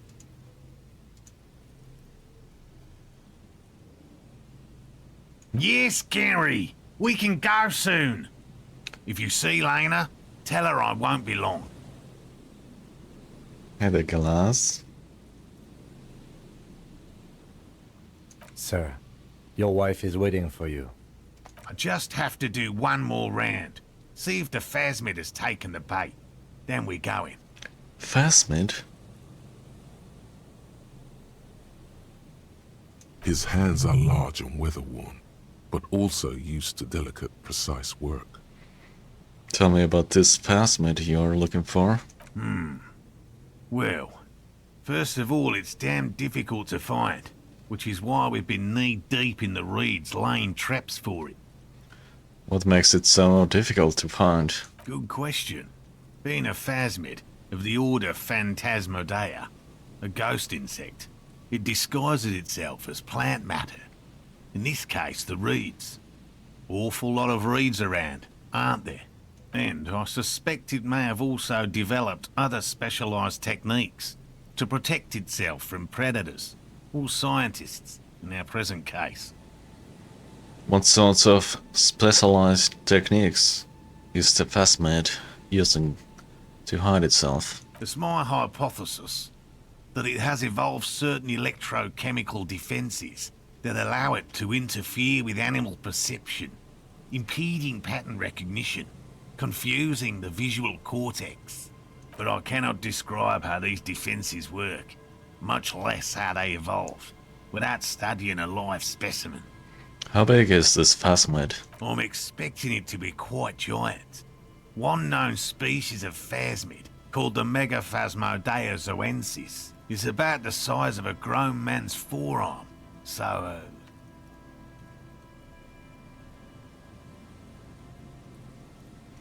Why are you so interested in this thick bug? Aren't there more sensational animals out there? Typical rookie assumption. Insects are much more sophisticated creatures than those unversed in zoology give them credit for. Even simply catching a glimpse of the Insulindian phasmid would be the apex of any cryptozoology's career. But to study it and its defenses, find out how it stayed hidden so long. It sure is well hidden. What have you discovered about it so far? Very little, I'm sorry to say. No one's ever captured a specimen, so all our information is based on first and third-hand accounts. So no one's ever found one? Not yet. That's what makes it a cryptid. Just out of curiosity, if there's no proof of its existence, how do you know it's real? I know it's real. By which I mean, I've heard enough first-hand accounts to believe quite firmly that the Insulindian phasmid is more than mere superstition.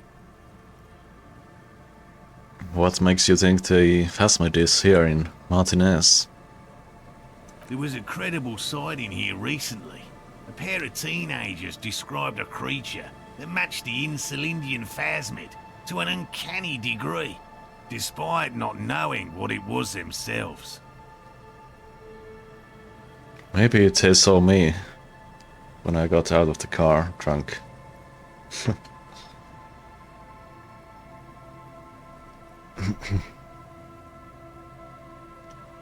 It's the first credible sighting in several decades.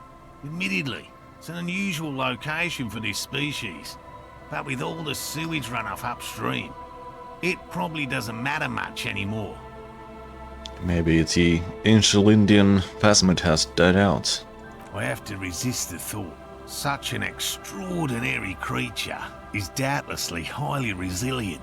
After all, it's generally thought to be capable of parthenogenesis. What's that again? I've heard that.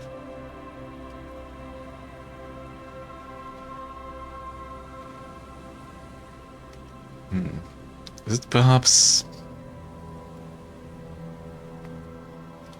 something to do with reproduction?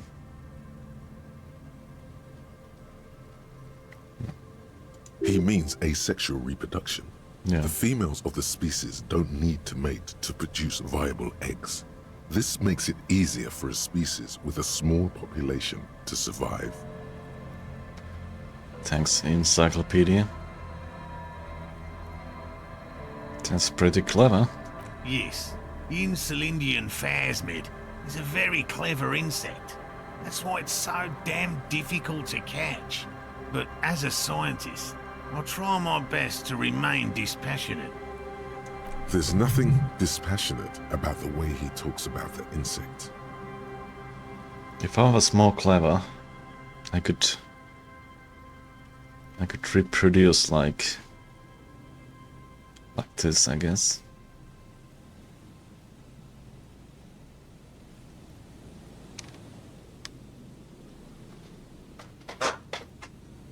Hello Garrett, how's it going? We had a good stream. Tell me about these traps. Well, they may not look impressive, but Lena designed them quite cleverly, so I'm sure they'll do the trick. Oh, you did? That's good to hear. Lena designed the traps. Yes. How do the traps work? Simple. Attracted by the locusts, the phasmid crawls down the funnel and, having eaten its fill, can get back out. At least, that's the intention. The net isn't a perfect solution, but we didn't want to use anything that might damage the specimen's delicate exoskeleton. What are you using as bait? Locusts. Nearly all known phasmids are herbivores, of course. But we've hypothesized that the Insulindian phasmid might occasionally prey on other insects. Inside the traps, a number of locusts crawl and tumble over one another in a tiny, chittering swarm. What will you do if these traps don't work? They'll work, I assure you. The predatory hypothesis, using locusts as bait, accounts for the failure of previous efforts by other teams, which use plants. We have given this some thought. The traps do seem to be deftly and thoughtfully constructed. It's clear the cryptozoologist's wife knows what she's doing. Let me ask you about something else. Yes. What? Lena seems pretty eager for you to return. And I'm eager to return to her, I assure you. But I can't leave before we finish with these traps. My wife understands that just as well as anyone. Come on, Morale. We've been soaking out here for days. It's time to go back. And leave the traps? Absolutely not. I won't let Lena down. Come on, she wants us back. I'm soaked up to my nuts over here. We'll both catch reed crabs if we don't dry out soon. I didn't know the phasmid was so important to Lena. Of course it's important to her. She's seen it. A verified sighting, on record. One of only 4 this century, and it's hers. She's seen it? Really? She's sighted the phasmid? Yes. That's how we first came to know one another, in fact. But that's her story to tell, not mine. Suffice to say, it's long been our dream to find proof of the Insulindian phasmid together. I can't abandon course now.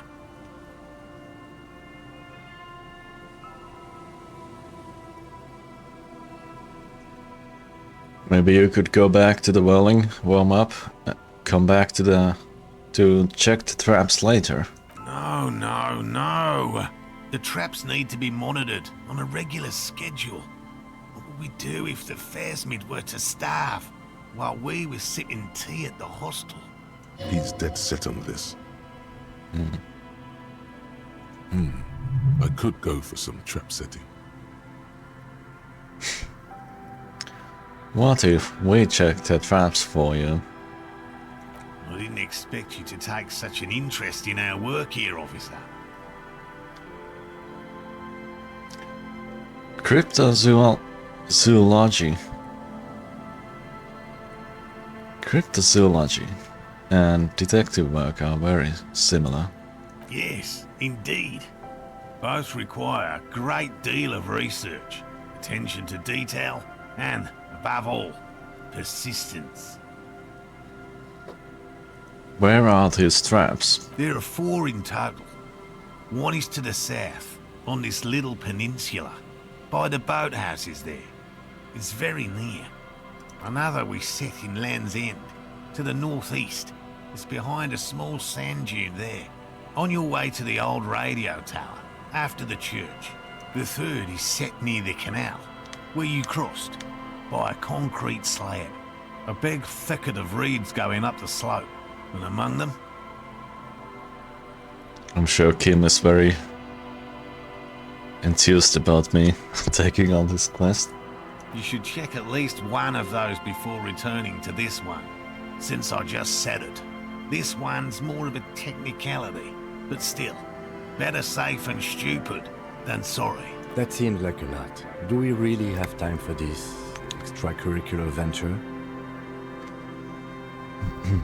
What? Aren't you having fun? Even relative to examining a week-old corpse, I'm not sure mucking about in the reeds qualifies as fun. But have it your way, detective. What do I do if there's a phasmid in one of the traps? Bring it to me at once. Just make sure the trap is closed tight. What if I encounter the phasmid in the wild? That's highly unlikely, officer. And in the event you do, I'll spray you with the pheromone mixture I developed. It's made of musk and research chemicals. The pheromone should attract the insect to you, or at least prevent it from bolting at the sight of you. It's quite potent. Will last you about a week. Lay it on me thick. Present your armpit.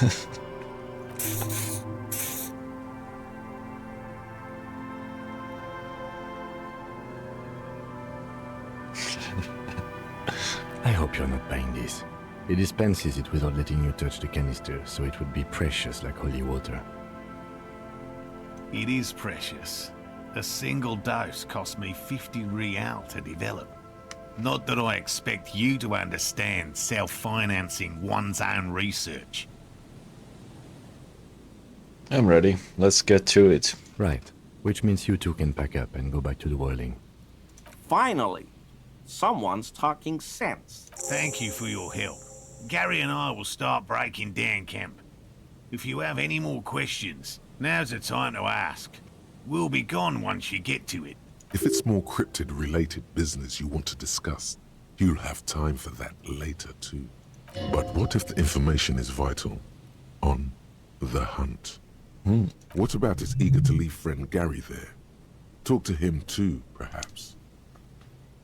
How did you become a cryptozoologist? I've just always liked animals and puzzles. Searching for cryptids is a bit of both. So you're living your childhood dream out here? It's not child's play. Just because I have to traipse through the mud every so often. Why not just become a zoologist? Real animals are puzzling too. Real? I know you think one is a respectable profession, while the other is superstition. Everyone does.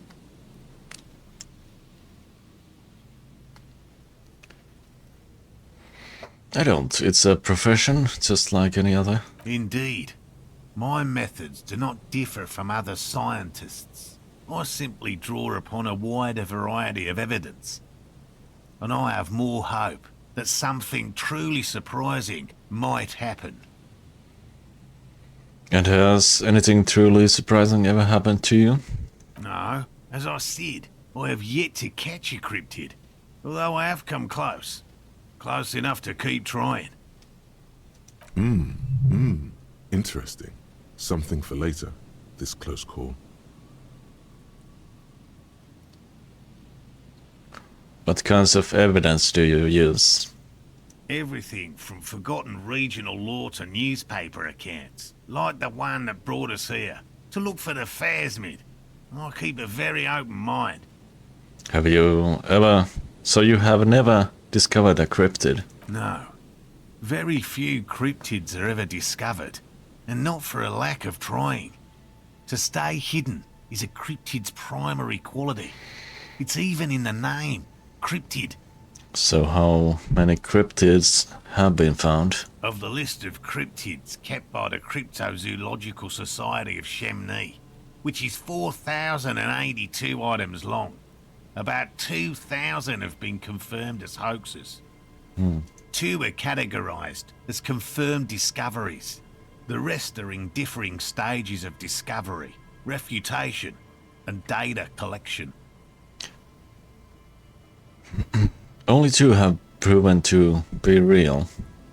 Yes, the Chateau Quan forest pygmy, who turned out to be an extinct species of primate, and a cave salamander from Hugo Grad, who is, honestly, quite unremarkable. It's in a zoo somewhere. We cryptozoologists are brutally honest with ourselves, more so even than the public.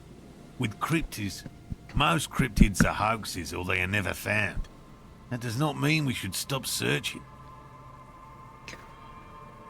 I don't even know what to say. That's a small number of discoveries. Do you know what the success rate in pharmacological research is? 0.00003% of bioreactive agents have reproducibly beneficial effects. Yet science persists in the search for medicine, as we persist in our search for new species. Hey, Champ Boy. What's up? Good to see you. Thanks for explaining that. Now, about something else. Yes? Let's talk about specific cryptids. All right. What cryptids precisely? I usually discuss these things with specialists, so I don't know what. We would have to discuss.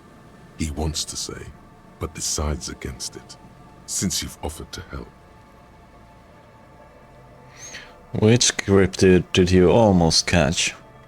You said before that you almost caught one. A willow person. It's a long story. One non-specialist would find rather dull. What are willow people? They're not people, really. Some argue they aren't really animals, as they seem to have evolved directly from trees. They're very, very thin, almost flat in fact, and can camouflage themselves easily, wrapping themselves around trees and blending in with the tree bark. In that way, they're not too dissimilar from the phasmid we're looking for here.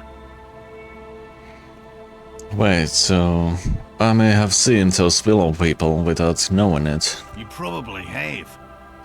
How did you almost catch a willow person? Gary and I painted an entire grove's worth of trees in slow-drying paint. It was a bright lavender colour. I was hoping one of the willow people would get paint on it and not be able to camouflage itself. After waiting in hiding for hours, I saw a figure slip from one of the trees, a lavender shadow, dashing through the grove. And then?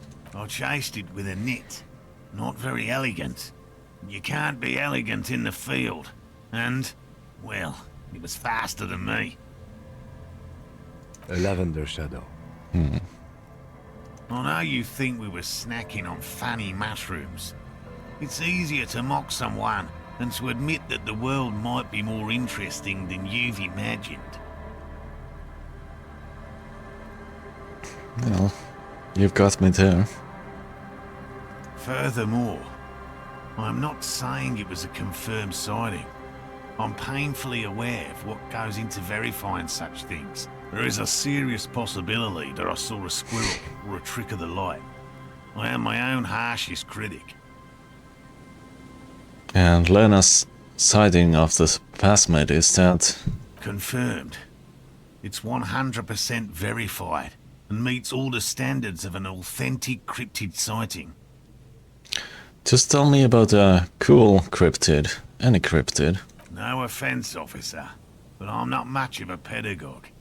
I don't know what I would have done if Lena hadn't persuaded me to go back to field research. You should ask her if you want interesting stories. Imagine getting outran by a tree. Me? I'm not a people person, unless you haven't noticed. And I don't make a good lecturer. My strength lies in field work and persistence. This is a gruff man who's been ridiculed too many times to feel comfortable talking about what's dearest to his heart. It's in his shoulders. His face is everything. Enough tales then. Let's change the subject. By all means. I'll get going. Let's talk to this other dude. Hello, I'm Gary. Very generous of you to help us out, officer. This sounds like the innkeeper in Welling. Yellow man. I mean, officer. Yellow man? Oh. The lieutenant raises his eyebrows slightly and takes out his notebook. Oh, I thought he was talking about me for a sec. Now I get it. That's awkward. I'm just waiting for my friend Morel to finish up with his insect traps so we can return to civilization. Not a lover of the great outdoors? I like nature, just not this bloody coast. It's mostly drunks and degenerates that come here. Drunks and degenerates. That's my crew.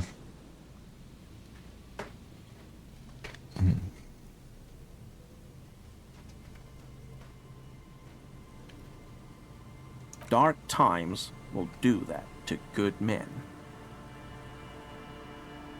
Serious question time. This man is no innocent. No one is.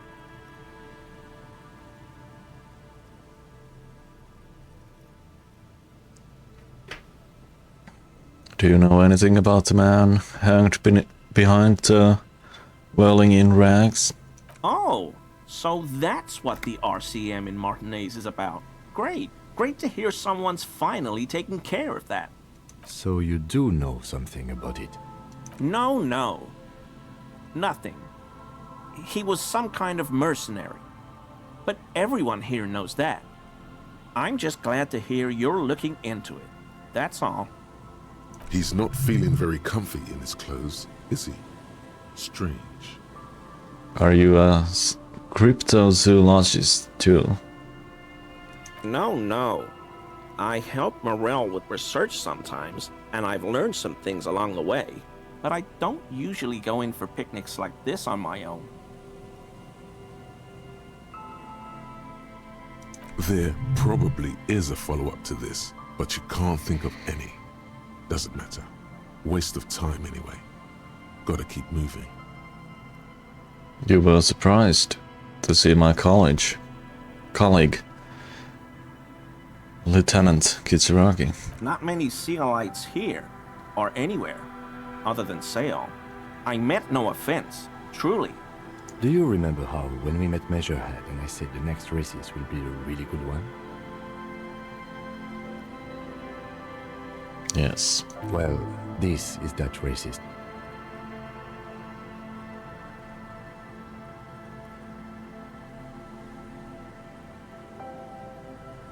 Are you, Gary? Are you a racist? Hey, man. All I meant was there are not many Sealites around here. I'm just stating a fact.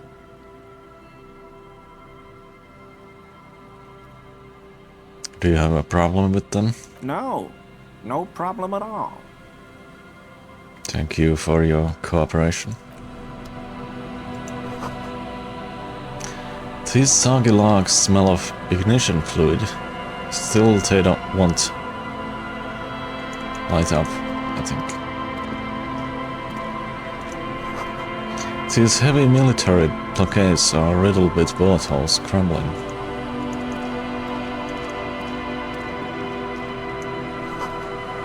A bayou bobs into water. The number on it says 11. It's almost impossible to get a fire going in this near to the ocean.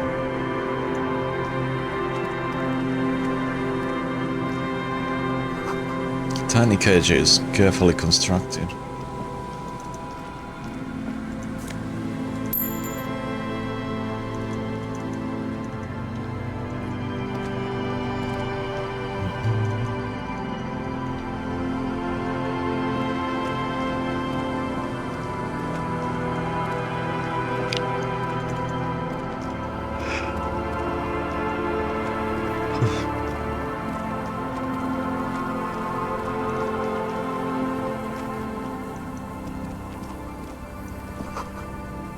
Bars cover to his long, dusty windows.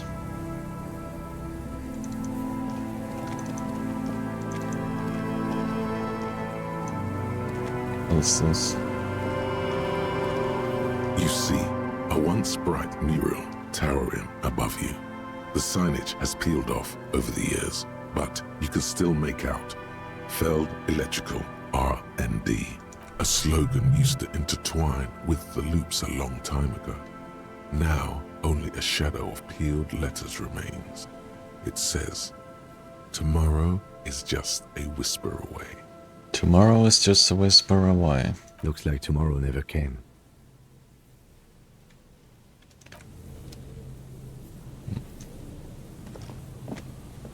And Mikhail noticed the windows, especially with how there are no windows on the south side.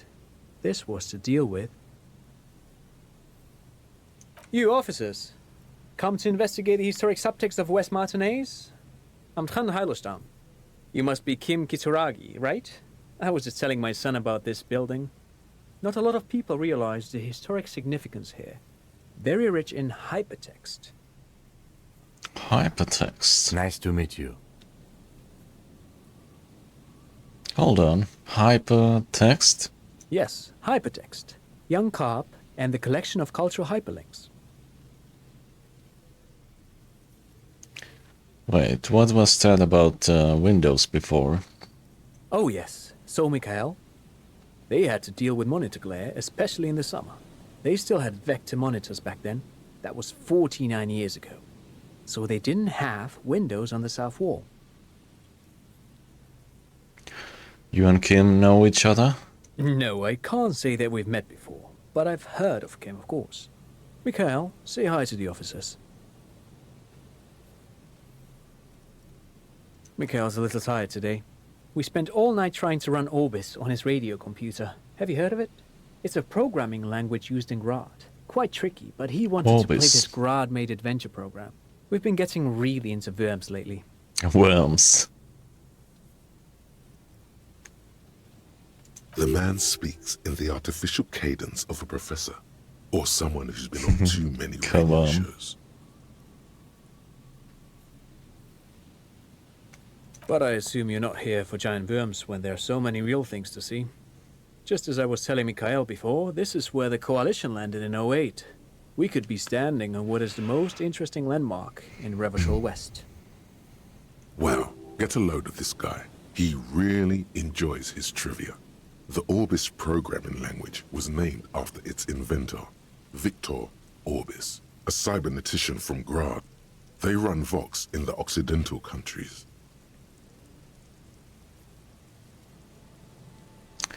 Vox.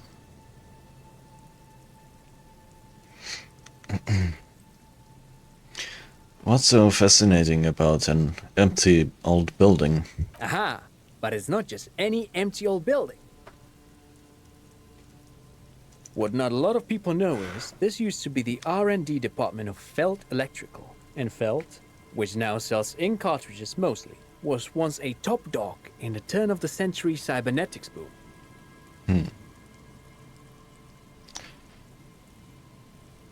Look at the building looming over you. It looks old and weathered, with seagulls picking apart its stone and metal carcass.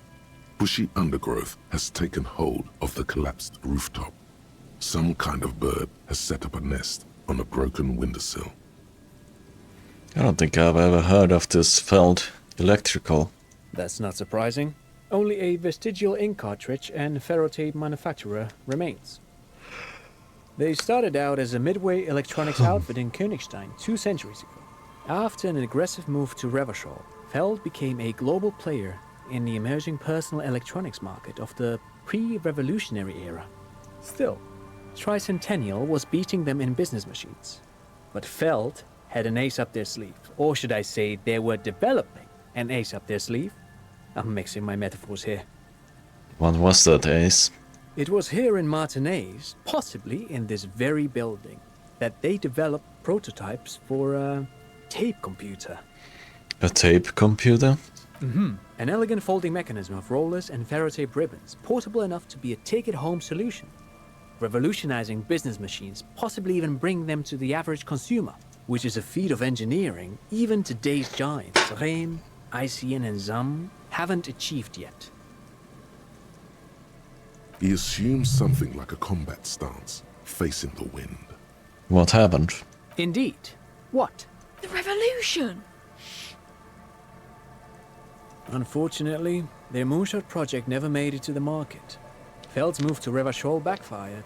The revolutionary government liquefied their assets and expropriated those very advanced prototypes, possibly from this very building, or one of the adjacent ruins. All of this was built by Feld, even the boardwalk. Wild Pines built Martinez proper as a resort for their middle management. Feld built this side of town for R&D. You think that Feld Electrical built this Broadwalk? Yes, they even built a pleasure wheel, but that got destroyed in the war. A pleasure wheel? Hey, Koshiko Meiji. Yes, to lure in Hello, their star hello. engineers. This part of Martinez was nothing but reeds before Feld arrived. They had to make the prospect of living here attractive. It was supposed to become a global center for innovation in cybernetics. But history had other plans. What happened to the engineers?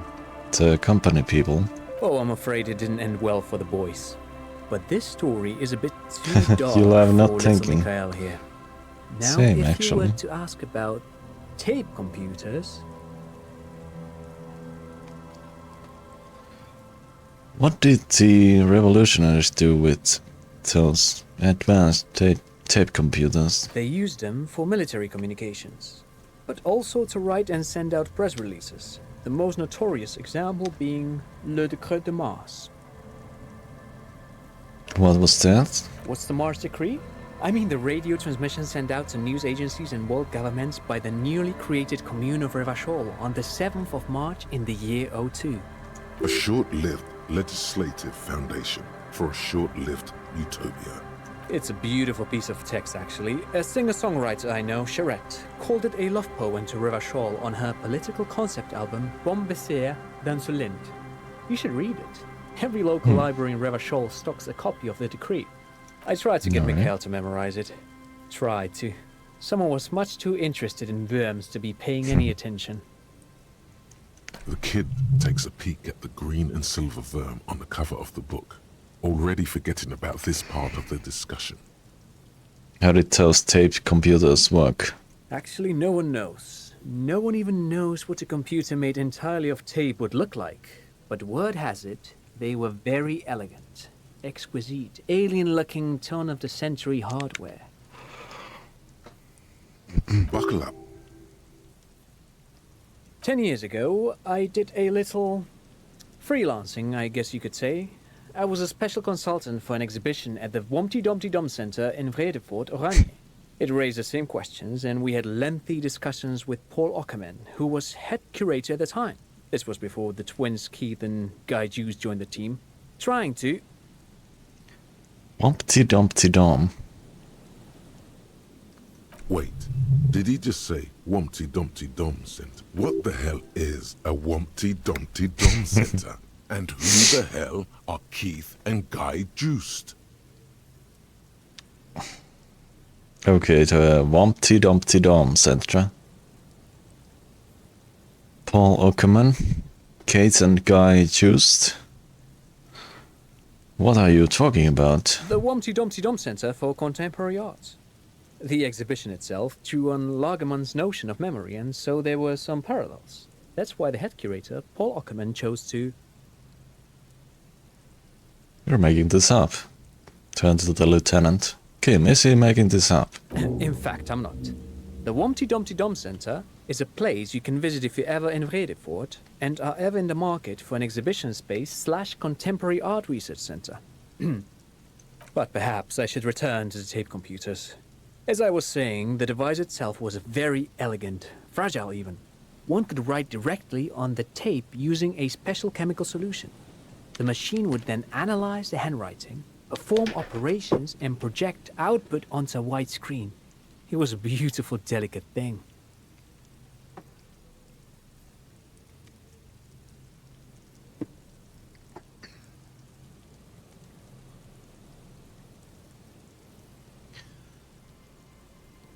TRCM should get some of those. Even one would be very useful. Though I understand the socio-economic causes of the revolution, it pains me to imagine the revolutionaries setting fire to the precious device. But so they did. The Feld playback experiment vanished into the fires of '07.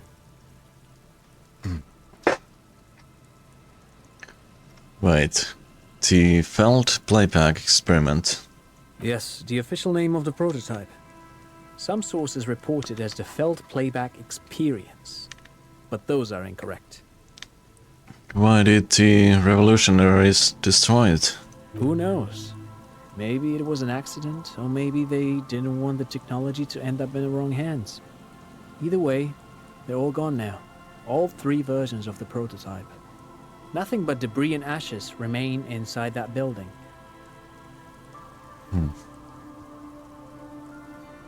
I wanted to ask something else. But of course, what else?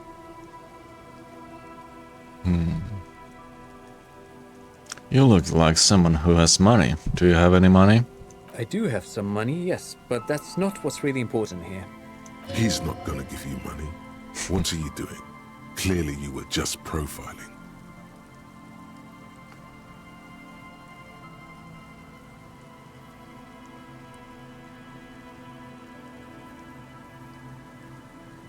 I don't want your money. I just wanted to see whether my profiling skills were working. Of course, Detective. I wouldn't have assumed anything else.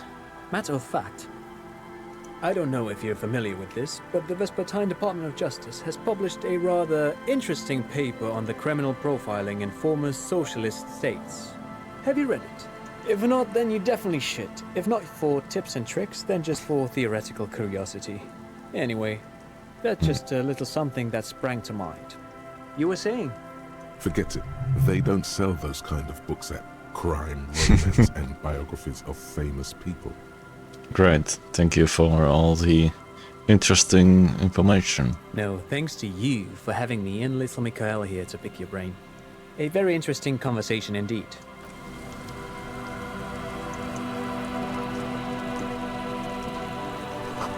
Another power box. It charges nothing now. It's empty.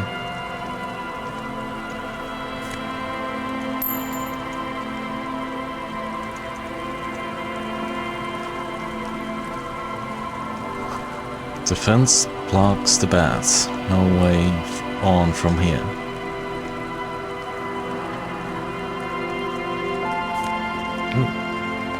What's the bed? A whole lot of money, wow. Almost 5 real. Someone's life savings. The remaining windows rattle from a strong gust of wind. They're covered in a thick layer of grime. They must have been like this for 40 years. Try to see inside. Dripping water falls from a high place. All you can see is the shadow of a collapsing staircase. There's rust and corrosion on the bars. They're foaming with it. And a small layer of white salt from the sea. One sec.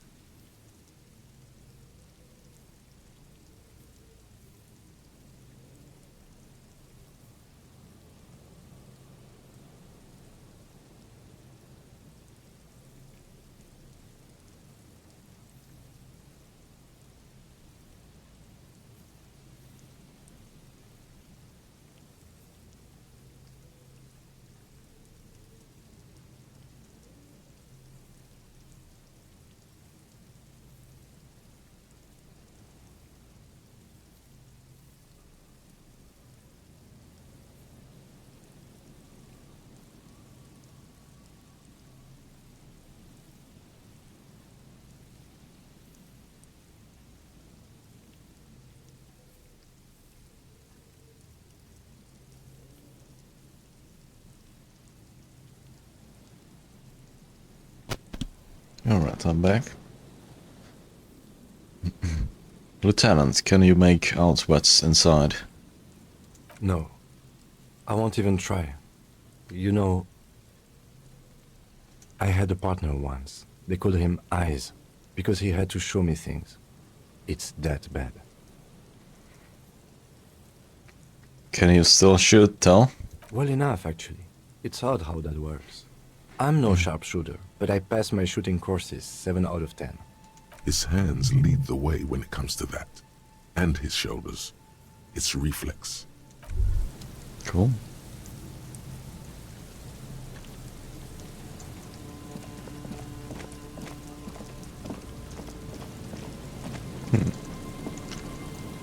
Looks like you can go there somehow. Or you can get in the building if you get on the roof.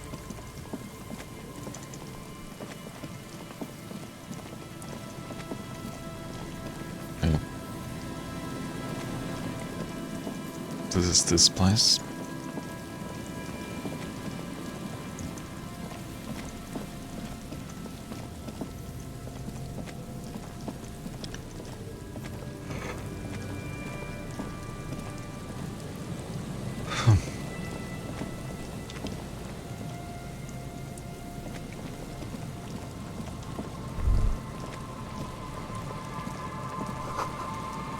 Moonshine, probably. Smells like tasty fermentation. The body's gone.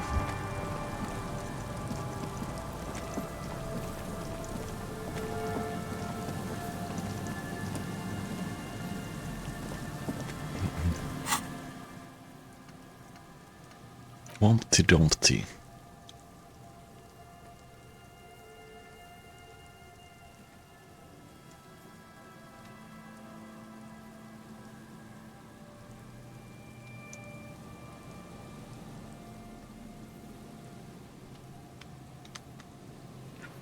Sounds like Humpty Dumpty.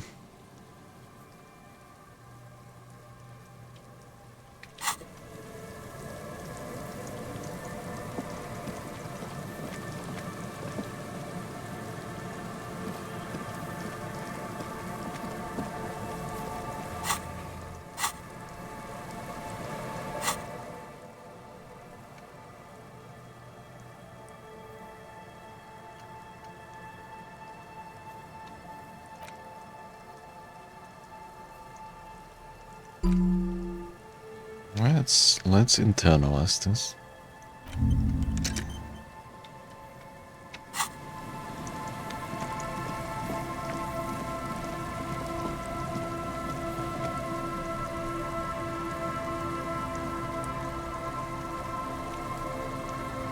How would I get up there?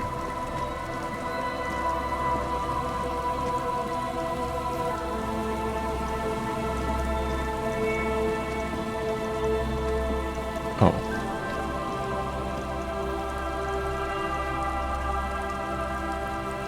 So there's a ladder here.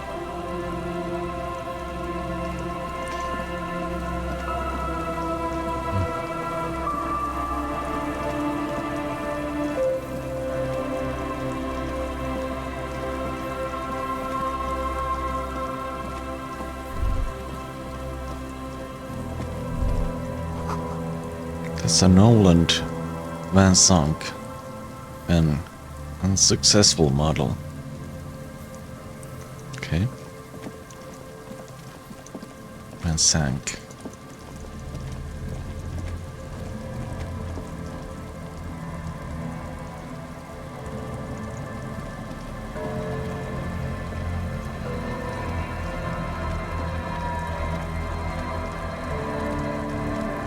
What's there?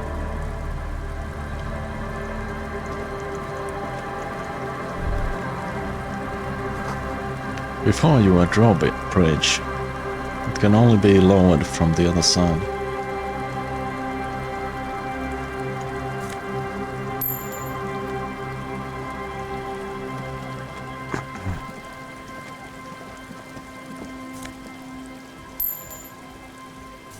Wow. Lots of money here.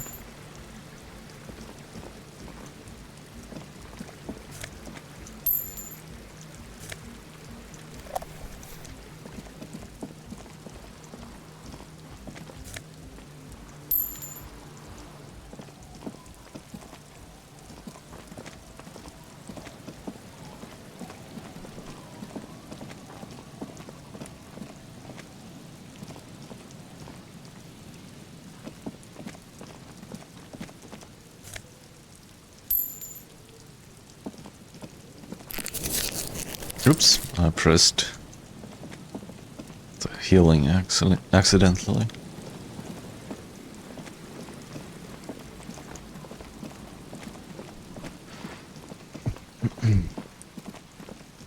Not sure if I've been here. You Probably see that not. seagull up there? Remind you of anybody? Yeah, that reminds me of Maria from Umineko.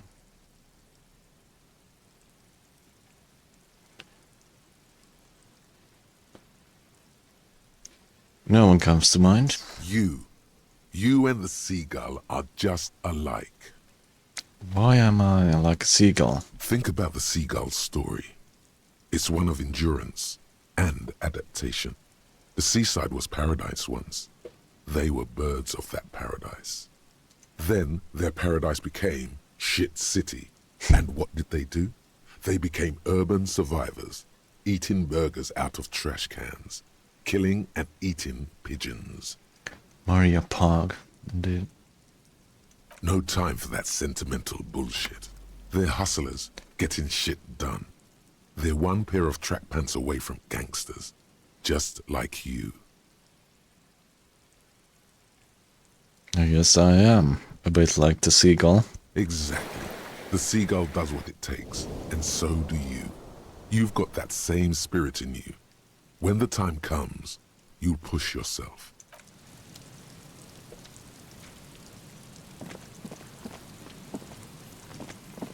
I have a lot of heals now.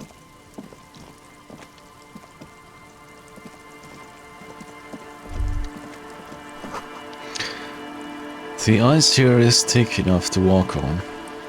Well, that's good. It must have taken a lot of patience to do this.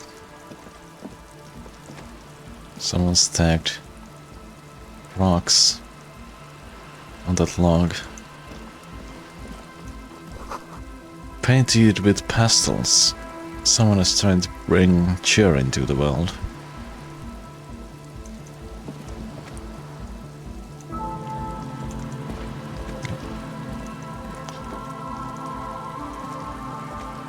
A shaggy-looking girl in her late teens or early 20s kneels on the ice with an electronic contraption in her hand.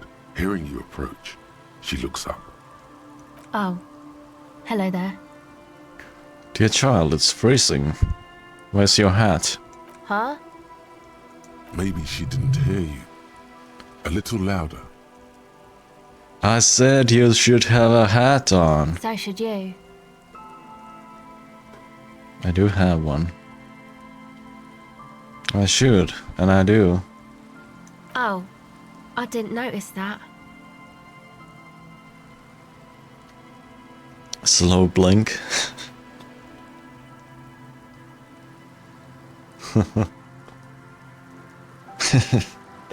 Hello, Cornelia.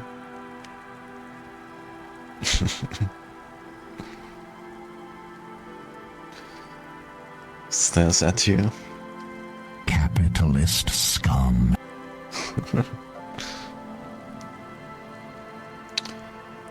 It's nice. You should wear one too, if you plan on staying outside in this weather. Yeah, well... Look, man, fuck the hat. What did she just say? That's not how a civilian is supposed to address an officer of the law.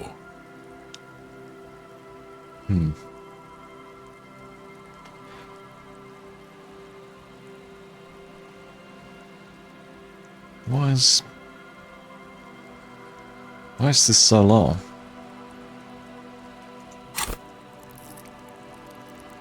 I have foreign authority.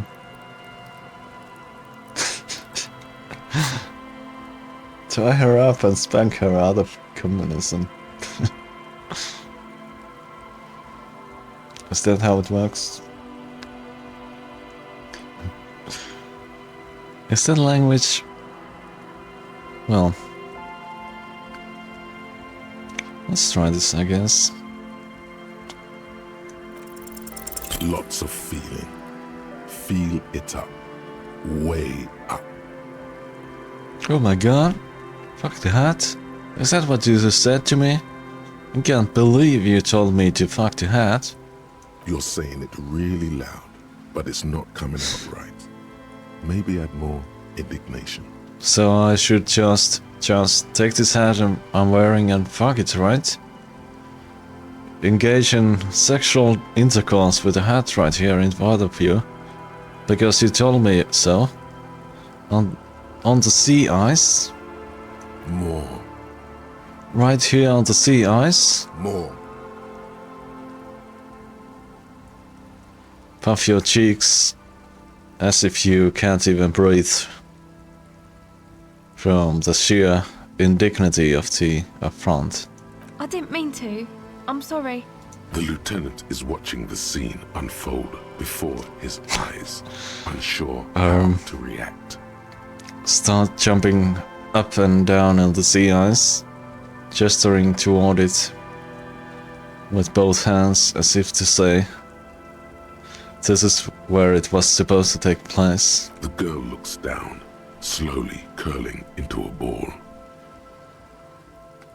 Anyway, I can't believe you used obscenities like that in front of a police officer. And you should. You should. The words are stuck in your throat. All that comes out is tears pouring down your face. The young woman has kept her eyes trained on her wires, waiting for the lecture to end. But now she hears sobbing. Looking up, she sees a grown man on the wrong side of 40, his face bloated from alcohol and God knows what else. Not so quietly, crying. This isn't really about the hat, is it?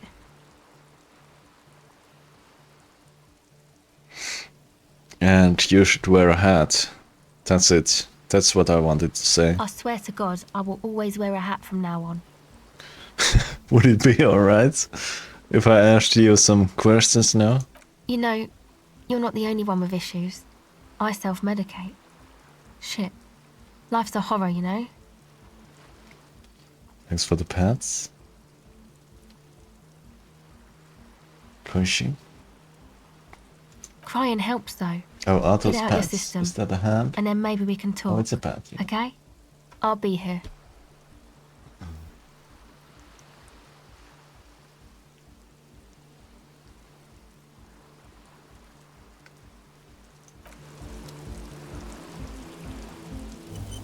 Oh, well. I need to talk to Kim. Do you want to talk about what just happened? That's probably a good idea. Normally, I'm opposed to discussing one's feelings, especially on duty.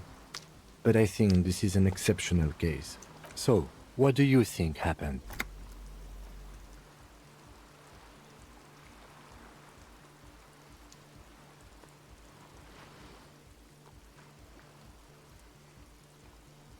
No. Can't put on clothes.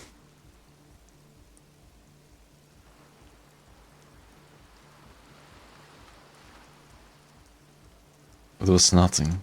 The lieutenant merely nods. Can I put on clothes now?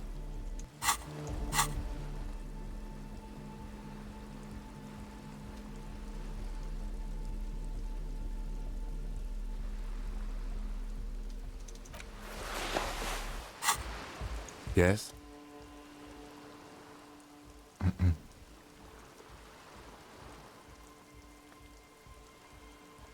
Yeah.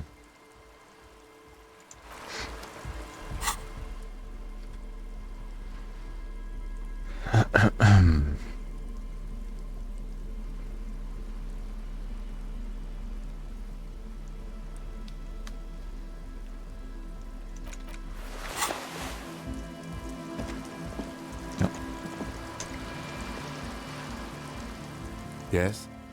So, I shaved. Yes.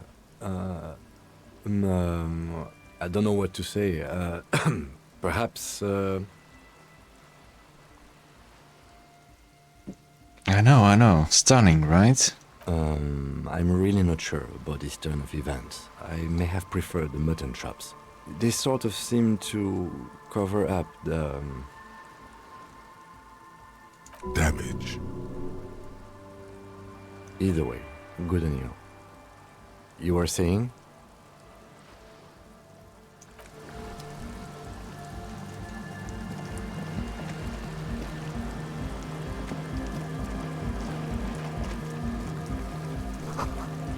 More tribalistic markings. This post is covered in little humanoids.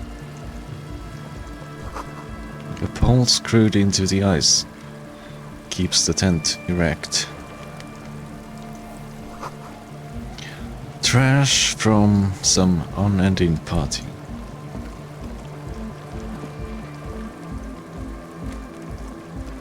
Who's playing The that tent music? is just tarpaulin fabric covering a pile of stuff. The flap is open. Inside, 3 young men are listening to some new form of music. It's like nothing you've ever heard. One of them looks at you. Come on! Get in and close the flap behind you. The warm stuff's getting out. It's safe to assume this is their leader, or at least he thinks he is. Squeeze in. Sorry, we barely have room for one. You go ahead. I'm too old for this. I'm actually not, he thinks. I just dislike delinquents. I'm sure you will feel right at home. I'll keep watch.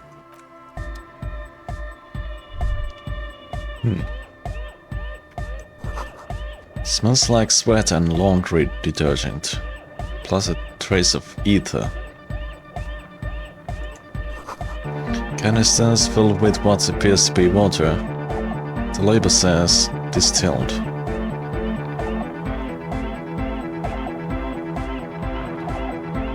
Well, that's quite loud. The speaker, the big kind they use for live music. A pail of nasal sprays, brand name Nosafid Ultra.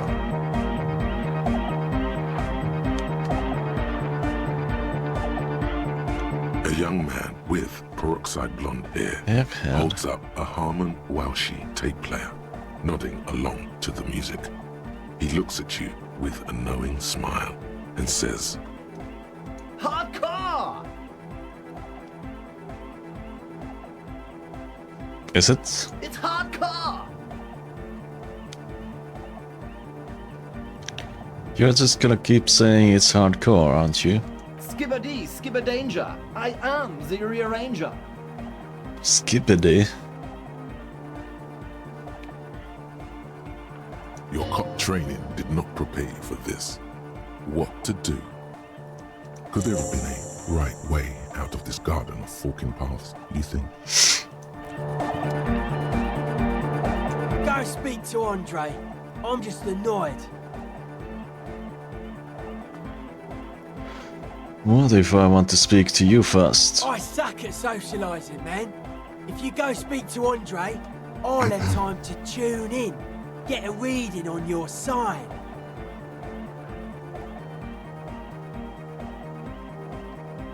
Alright, I'll do that. The young man picks up a thin metal saw blade and nods.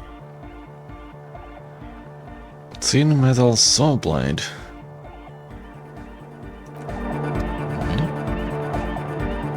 You see a youngish man bleaching the tips of his hair with a toothbrush. He puts the toothbrush down and extends his hand in greeting.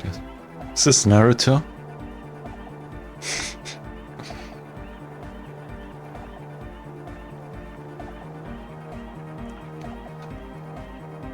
Hello, I'm Andre.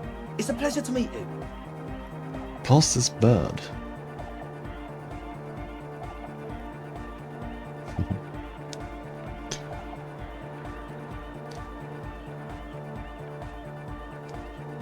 Shake his hand. His grip is strong, sweaty, and warm. He's trying to project and inspire confidence. This is my posse, Noid. The young man with earrings looks at you suspiciously. And Egghead. Egg! Together with Acetylberger, Burger, who's out there right now, doing some seriously progressive sonic experimentation, we like to think of ourselves as music venue organisers. Wait, how many music venues have you organized? We have many in the pipeline, officer. Why are you here? You see, we've been all over Jamrock North, prospecting for real estate to establish a new venue in. Also for talent. Yeah, thank you, Egghead.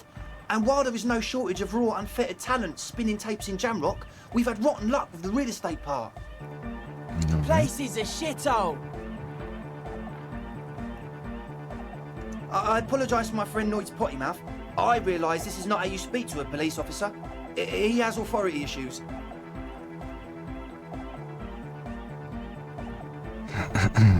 Was there something you wanted? Yeah, it's a matter of occupied ecclesiastical property. I bet you've noticed the derelict hive of Narcomania on the coast. What are you talking about? I'm talking about the church, and I'm not exaggerating. Even a place of spiritual refuge can become a magnet for all sorts of dopeheads and burnouts if left unattended. Dopeheads! Burnouts! Well, I'm sad to say, that's exactly what happened. Sad because we were just about to put Martinez on the map with one of the maddest dance clubs in Jamrock. Nah, strike that, in Reversholt. Strike that! The world! And sadder yet, because the dopeheads and burnouts hold up in there with the worst kind. He leans back a little, watching you with a steady, serious gaze, letting you imagine just how bad those dopeheads and burnouts really are. Good. This calls for an opinion. You're an expert in those. Opinions?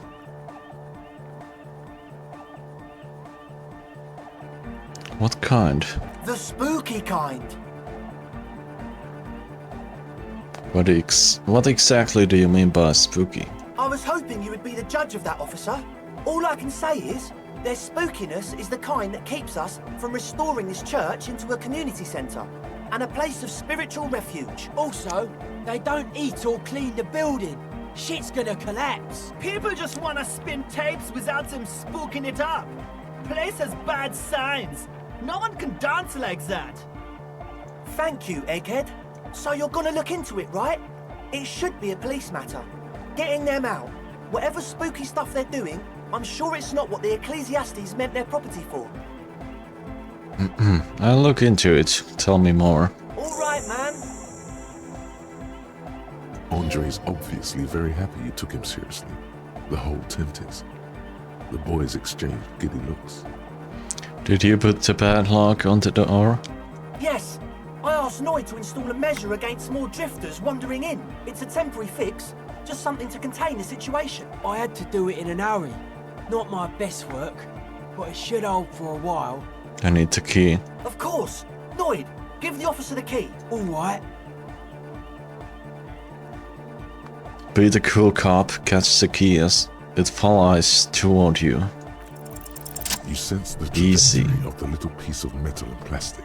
The object makes a small ringing sound as it approaches. Just the tiniest chime to your left. Catch it. Ka-ching!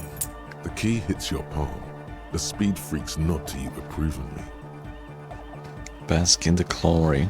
The young man with ribcage-shaped suspenders looks at you, standing there, with a goofy grin on your face. Feels nice. It would feel a whole lot less nice had you dropped them, or worse, got hit in the eye with them. Good thing that didn't happen. How long have those people been locked in there? Not long. Like a week, maybe? How can you be sure they haven't starved to death? I'm super sure they're alive. I mean, come on. I'm at least 90%, maybe 85% sure they're still alive. Somewhere in the ruinous past that led you here, there was something called exams. You may have learned the term involuntary manslaughter there.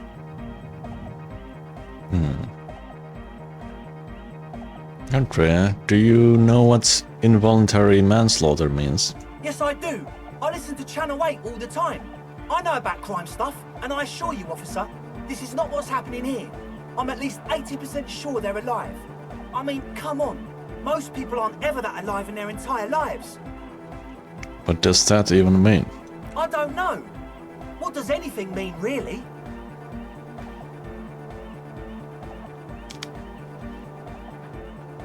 Hello, Conocilla? Is it Sonocilla? Oh, yeah.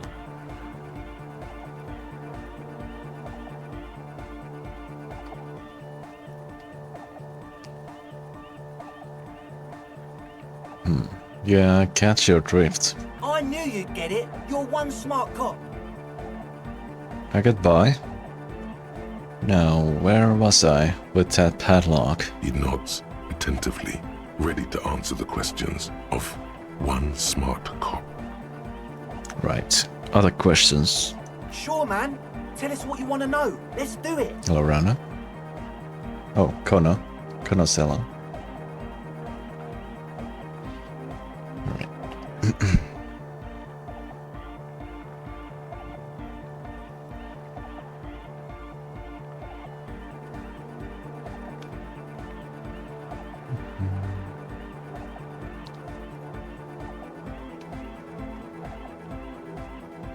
Who exactly are these people inside the church? Truth is, I don't really know.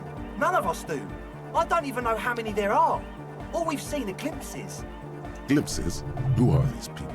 Secret agents? Stealth operatives? You haven't even seen them, and you want the police involved. Well, there's also the machinery. When I first scouted the place, back in February, it was abandoned, empty. Took some time getting the crew together. So about 2 weeks ago, we came here hoping to set the stuff up. Suddenly, there are all these strange machines lying around in there. One of them has wires running into bowls of water. Wires into water. Never seen anything like it.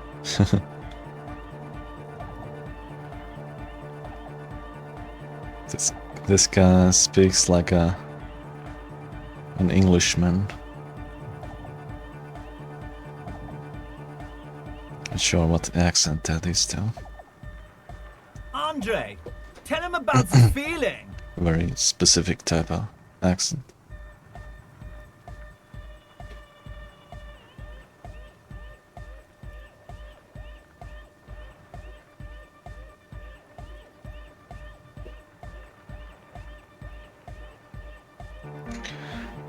Oh, and it felt like there was something in there with us, watching us from the dark.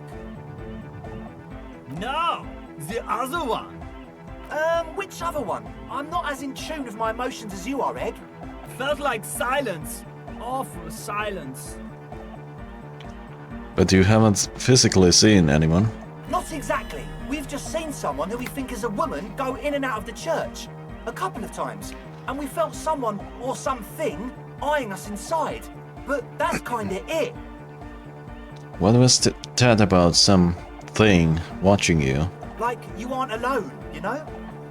It wasn't quite human, if you know what I mean. It was this dark shape climbing upside down along the ceiling, like some kind of crab man. Crab man?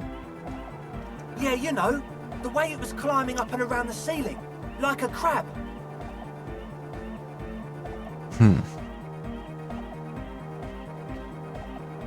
Do crabs climb in ceilings? I'm not really getting the picture here. It was stalking a cell, exhibiting ambush behavior. And I don't think crabs ambush either. Odd. Crabs are usually marine creatures. Yeah. Not known for climbing walls. Are you sure there was a crab man? Yeah, totally. I mean, I didn't personally see it. Estelle was alone that time, but I believe her. If she comes out running and says there's a crab in there, there's a crab in there. So he hasn't even been in there lately. Is he afraid? You should ask her about it, but be nice. Don't tell her you don't believe in the crab. Can you tell me more about this machinery? You should talk to Noid about that.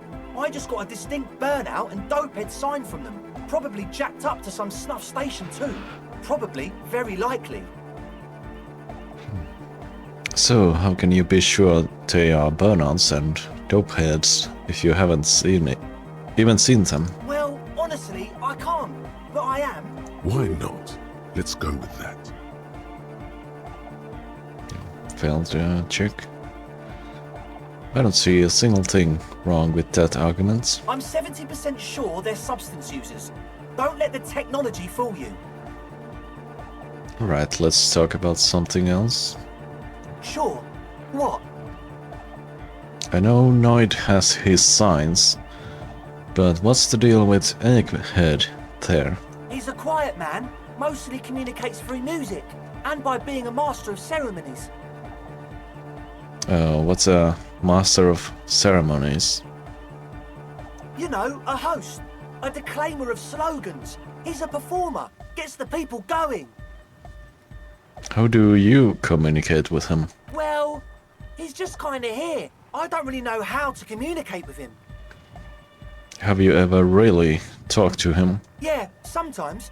When I stumble and find my way into his center, you have to hear a lot of hardcore to the mega first though. The man smiles mysteriously, choosing to let the beat speak for itself. I get it. He's a puzzle. You mentioned some kind of ecclesiates. Let's see. Ecclesiastes. I don't know. Ecclesiastes. Own the church. Who are these Ecclesiastes? Oh yeah, that's a meteor and name for the founding party. Thought it'd be cool to use it. Before we go on, what do you mean by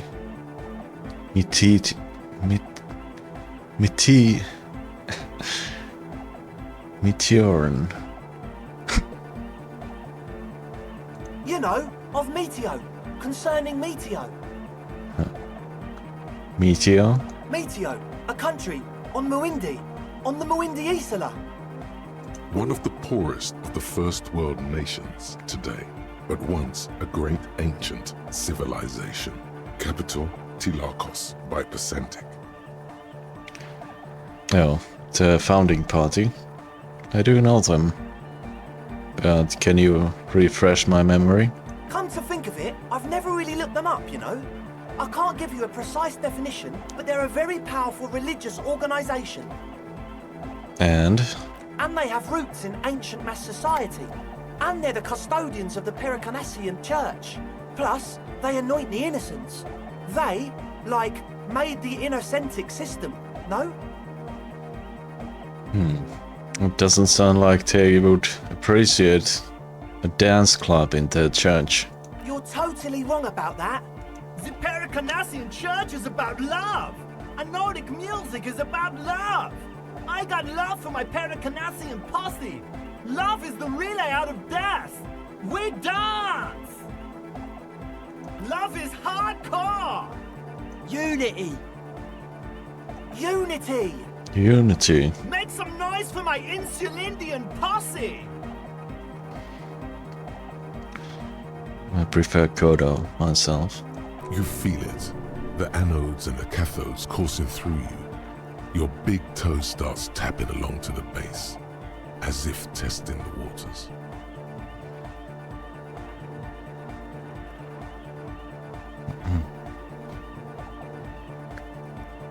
I guess love can be pretty hardcore. Oh yeah, it can. He's coming around. You're getting it. No words. Enjoy the beat. Feels good.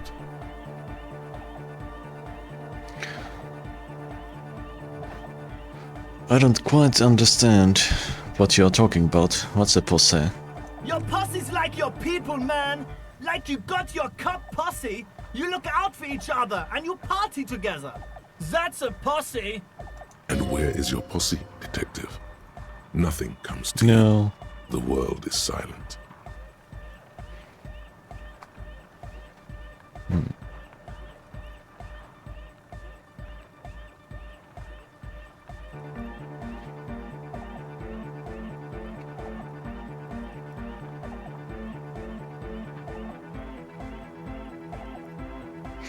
I now understand it was lame of me to suggest otherwise.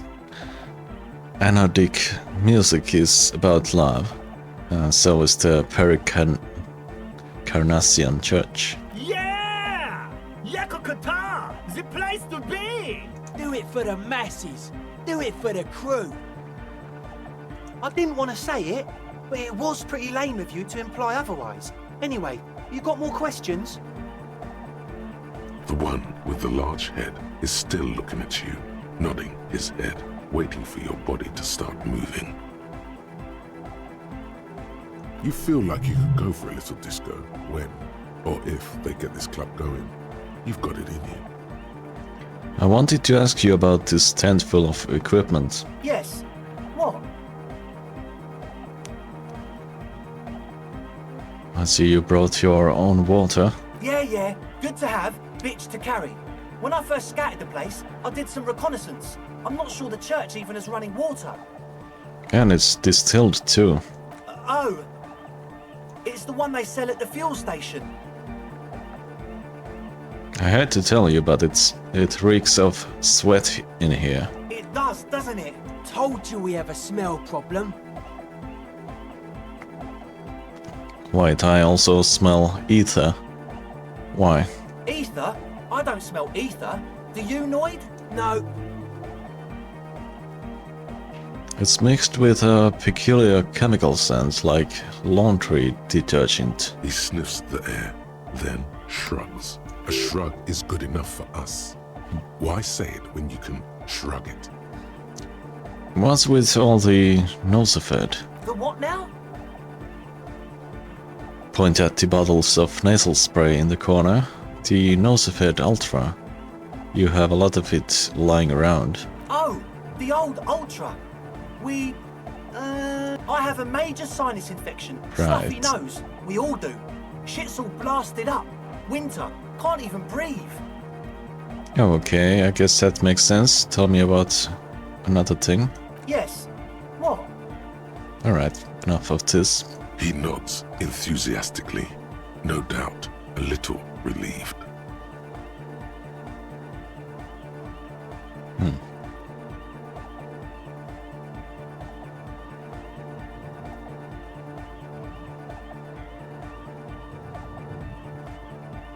As always, we'll be right here. Wait. Wumpty Dumpty Dum Center. This completed? You're at home, stupid cop. Not with the art crowd. You hate them. Everyone hates them. Even they hate themselves. It's nauseating. An industry built on sprezzatura and sparkling wine. And, let's be honest, tax evasion schemes. The Wumpty Dumpty Dum Center is the heart of this unholy symbiosis of aesthetics and tax optimization. And now that you've internalized it, you can have a piece too. Wow. Encyclopedia passives give +10 EXP and +2 real. -2 suggestion. Pretentious wanker. No. Damn.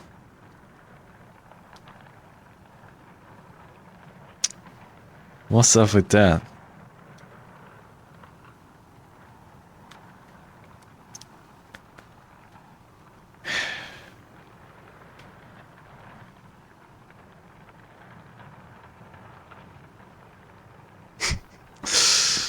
Okay.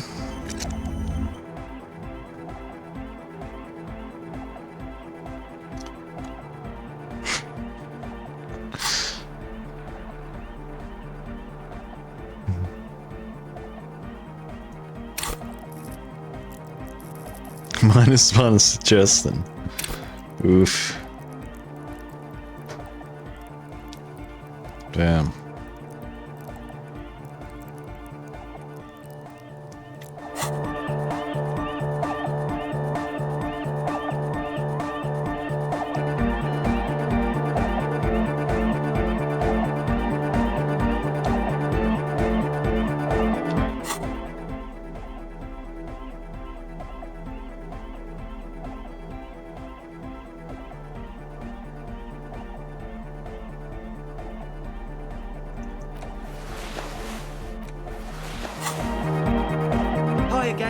So, how are things going?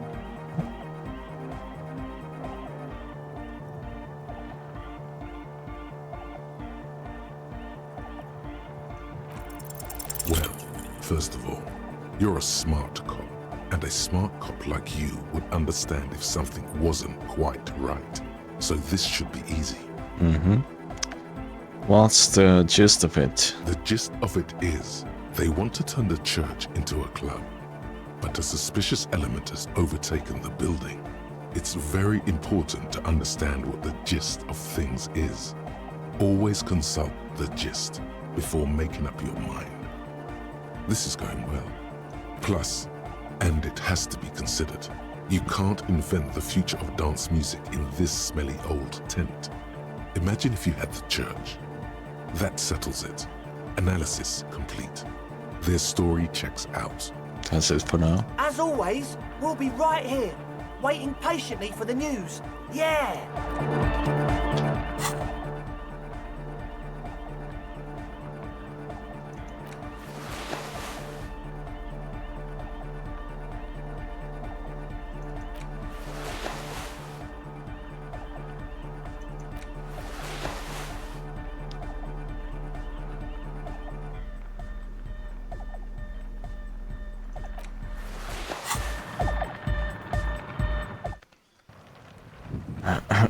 Not sure if I want to keep this -1.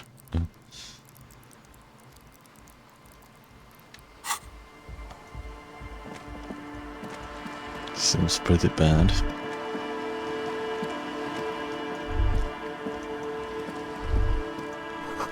To your right, a white-bellied cormorant eyes you suspiciously.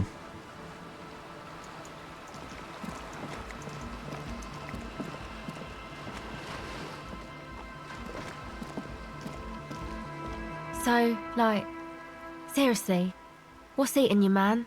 Her hair is dyed blonde, with dark roots showing, and she wears thick black eyeliner. Most men wouldn't call her pretty. There is a manliness to her, a coarseness. Yeah, can we talk for a minute? I was wondering when you would come around. What's up? I guess there is something that's been making my life hell. What is it?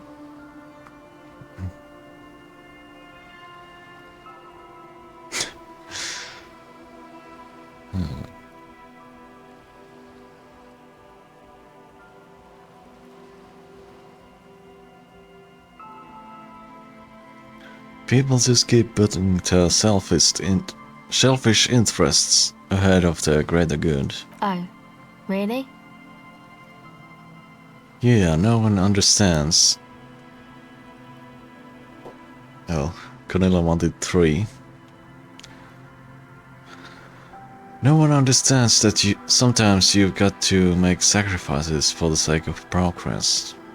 It's all very distressing. So, the thing that's got you crying in front of strangers is the slow pace of social progress? Yeah, pretty sure. Now, I had some questions about something else entirely. Sure. The others told me you went inside the church. What did you see in there? Oh, that. You're not gonna believe me. There's no point in me telling you. She's less prone to blurt it out, crab man, than the others. We'll see. Go ahead and tell me. Okay. I went in and I saw a woman next to one of those machines there. Noid calls it a mainframe. She was dressed like someone who's been raised by their grandmother, you know, strange old clothes. Had this absent expression, didn't say anything, just stood still. Go on. And then, you know, right behind her, a man crawled down the wall. Upside down like a crab, down the church wall. I think the woman didn't even know he was there. He was completely silent. He stopped right before he got to the floor, then just hung there like that, looking at me. Right at me. I fucking turned around and walked out. End of story. Like a crab, you say? What did this crab man look like? It was too dark. I couldn't tell exactly. Come on, she obviously could. She already went into detail. Come on, quit stalling on me. What did he look like? He looked like a banger, okay? He was all muscular and stuff. Had a mesh tank top. I know it sounds ridiculous, but that only made it scarier in a way. A crab and a banger? Yes, a banger. As in a mess gang member. I know what it sounds like, but that's what I saw. You were wrong. I do believe you. Why? Strange things happen. Okay then. They certainly do around me. Båda rubber. Yeah. He wears a mesh tank top or whatever. What's that called?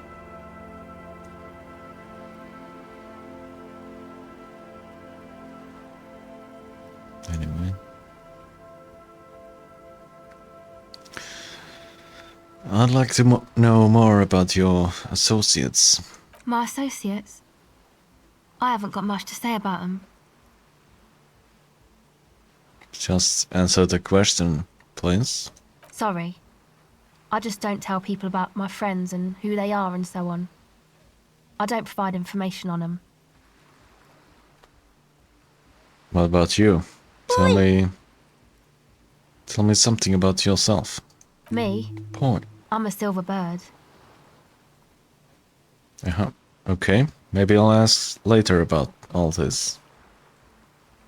Oh, Don't know cool. what makes you Thank think it'll be you. any different later, Thank but you for the raid.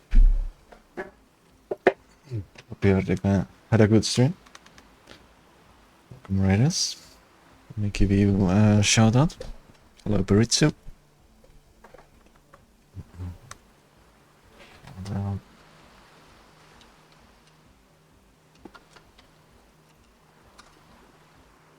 we go.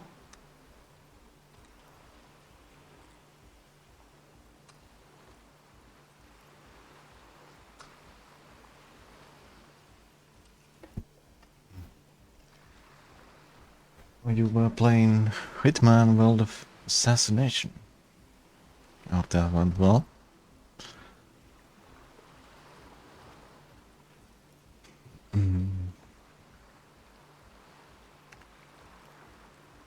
What's that device you have there? this is a portable recording device. It's for field recording. World of Low Ass. quality, but still. And the wires? Actually, just one wire. I picked on it till the braiding came loose. The wire leads to a contact microphone. What's a contact microphone? A contact mic records sounds from inside things, like this ice. Your mangled brain would like you to know there is a boxer called Contact Mike. I got money from that and experience because of my thought, I guess.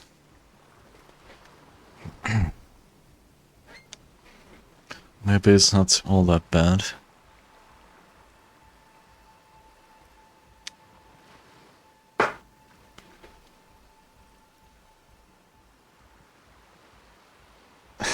What is the name on? Oh, it's a clap. Let's see.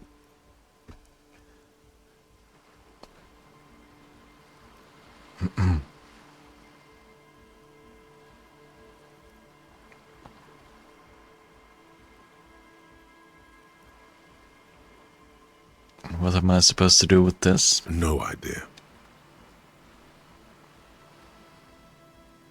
How does that thing work? The mic? I don't exactly know. Somehow What's it my doesn't character? pick up vibrations from the air. The book said it only picks up structure-borne sound, if you like technobabble.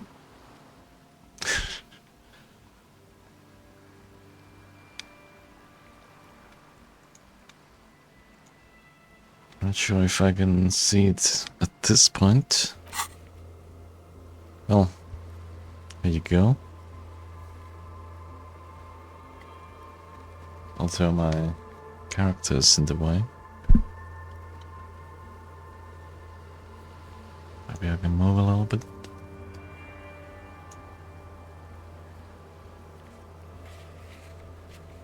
Oh, I'm still on the way.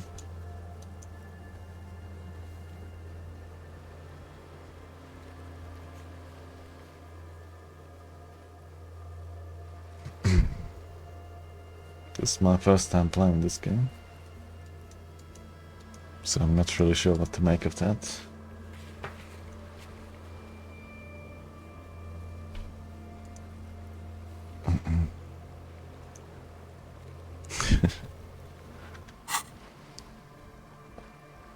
I'm not really trying to pick a certain ending or whatever. This game has one.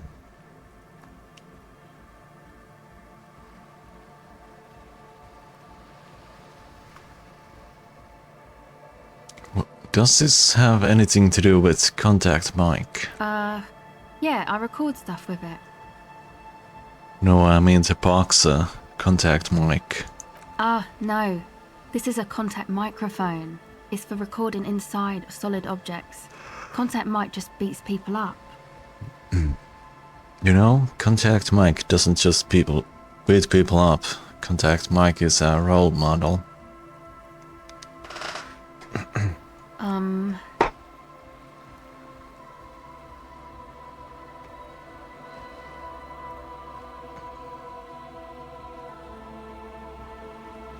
Yes, you heard right. You should try to be more like Contact Mike, a successful athlete and an inspirational figure who has overcome social, physical and mental obstacles. Man, you are one weird cop.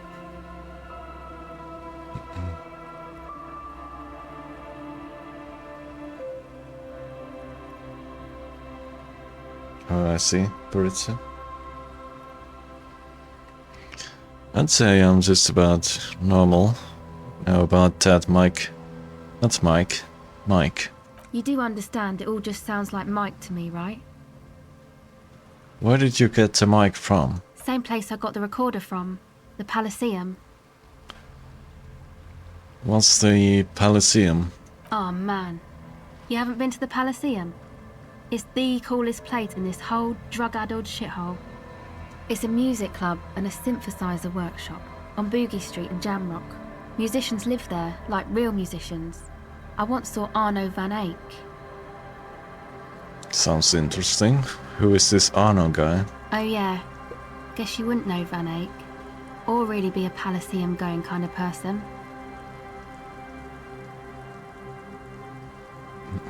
I get down. I don't know what that means. I grind. I don't know what that means either. It means I'm hip beyond my years. That's cool.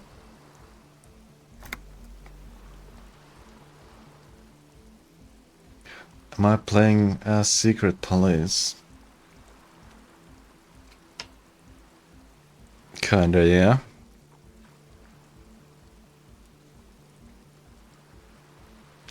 Sometimes. Sometimes less secret.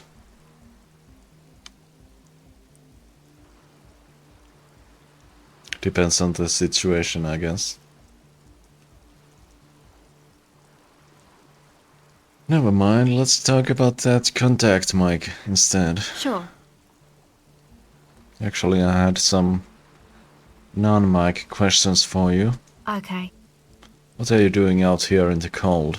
Recording, I guess. And what is it you're recording exactly? I think I'm recording cracks in the ice. But there's no way to tell. Not without headphones. I think I just recorded your footsteps too. Not sure how that will sound. What happened to the old headphones? Wait, what happened to the headphones? My boyfriend sold them. What for? I don't know, man. Things. Just stuff you need for life. Everything checks out, sire. And what are these recordings for? The cracks? The footsteps? The musicians in the Palaceum used them for making music. They looped the stuff, cutting the tapes together. They make music out of cracks in the ice and keys jangling. Crazy sounds like that. It's hard to explain. Just nod. Anyway, I thought I'd make some too. It's supposed to be, like, a music place anyway. I don't really know what I'm doing. They use synthesizers too. I don't have a synthesizer. The sharp drop in endorphins is almost visible, like a warm blanket has fallen off her shoulders. The wave of chill, the quivering jaw, indications of a drug high. Take this, you're cold. No, man, fuck that, I'm cool. I'm sorry I said that. I'm sorry about the fuck. It's okay. No, I need my hat.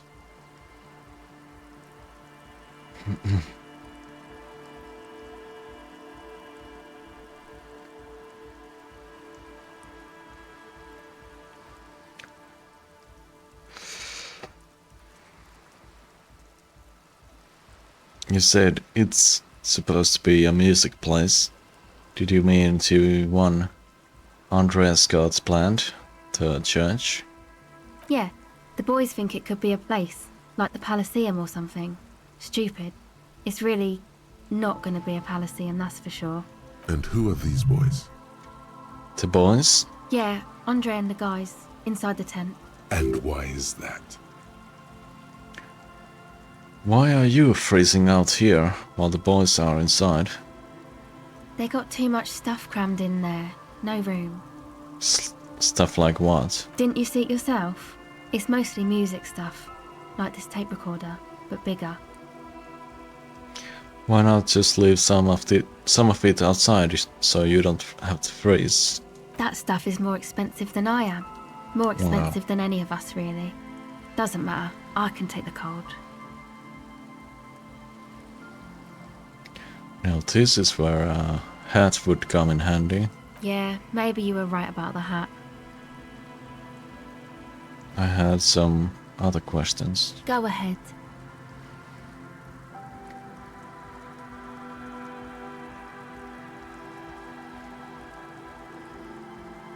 Tell me more about this music place you've been planning in the church.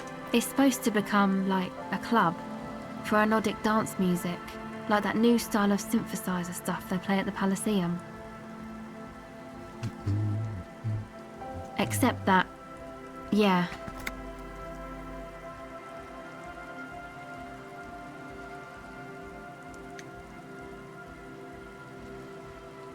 What is Nordic dance music? You know, anodic, cathodic, music that's made with electronic instruments.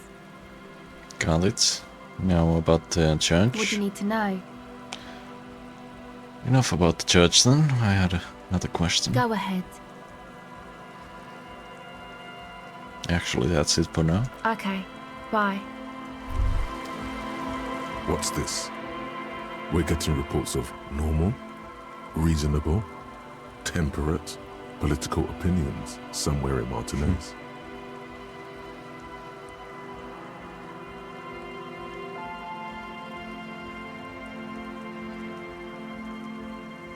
That's me, Mr. Reasonable. Someone's got to keep it sane around here. The air suddenly feels calmer, more transparent in a strangely tender way. Perhaps it's the hangover. Perhaps it's a temporary surge of serotonin. But something tells you it's time to become a citizen of the Kingdom of Conscience. No more talks, sign me up for a passport. I knew we could trust you. Remember, real democracy is just around the corner for Revachol. When that real democracy kicks in, we are all going to be so much happier. Right on.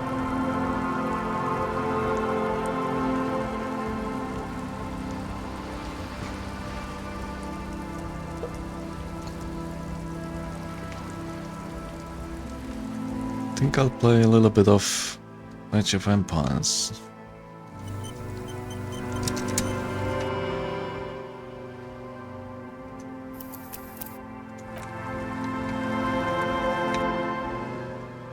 Haven't done that in a while.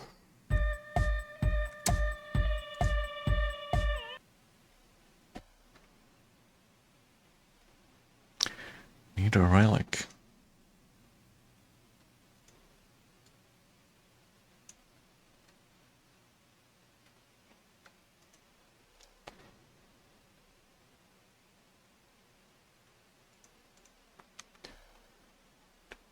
Do. Need to update.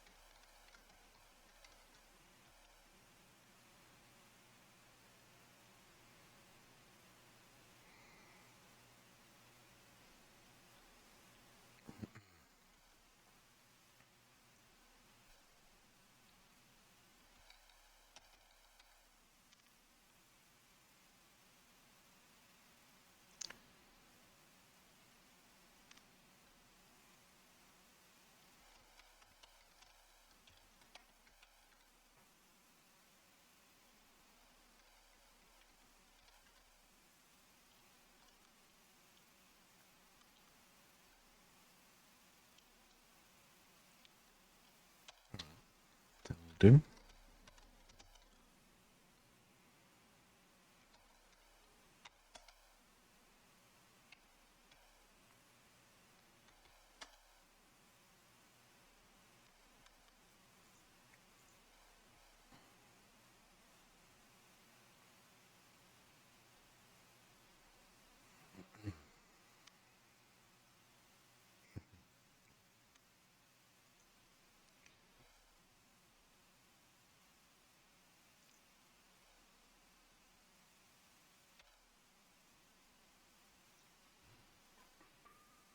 I'm rigging.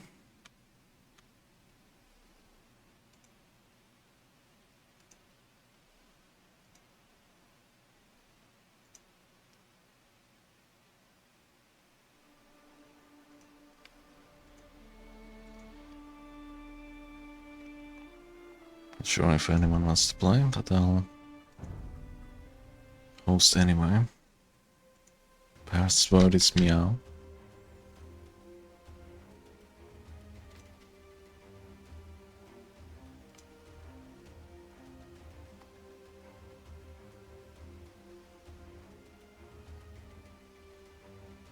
Yeah, sure. Shutting Asher.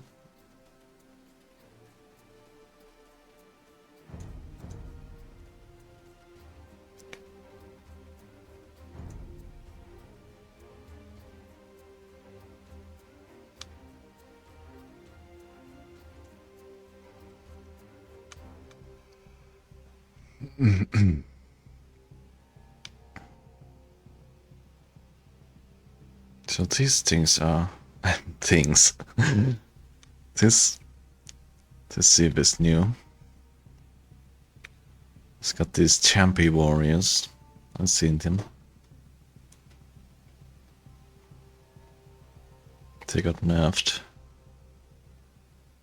They used to be quite OP, I think.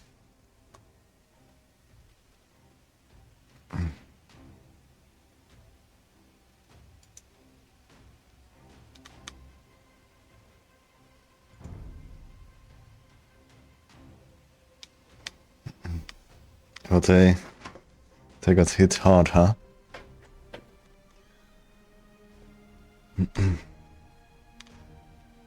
I'll wait around a little bit to see if anyone else joins. 1 sec.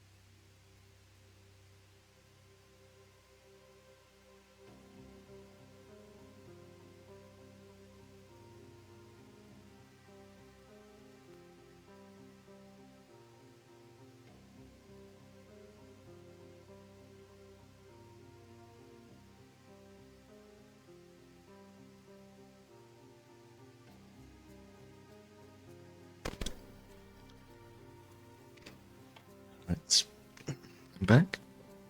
I think it's so well inspected. Let me check. Well, I didn't see anyone else. Who has the game open?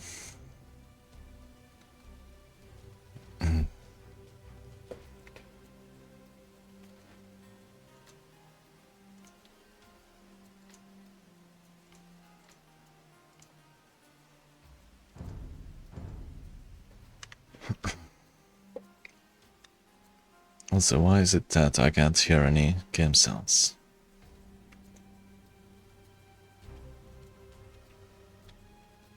Oh, now I hear something.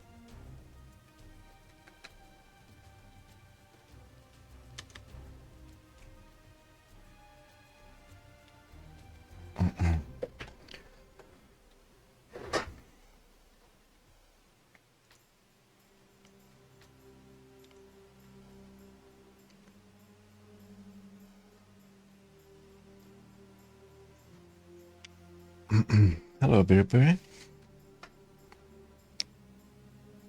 I'll just assume that no one else wanted to join.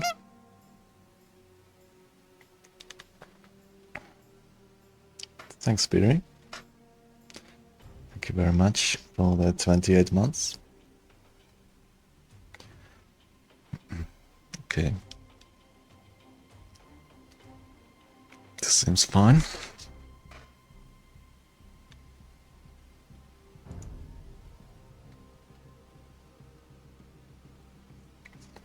Let's begin. Good luck and have fun.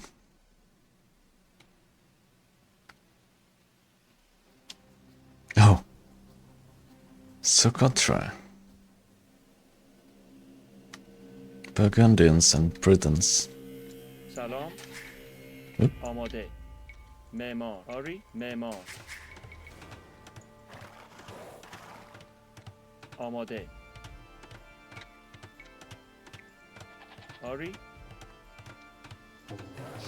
سلام آری صحیح آماده صحیح سلام آری آری جمع کن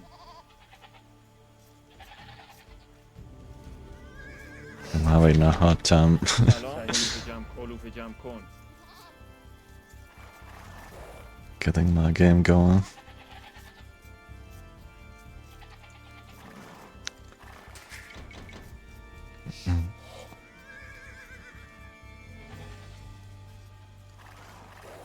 آماده میکنم آری صحیح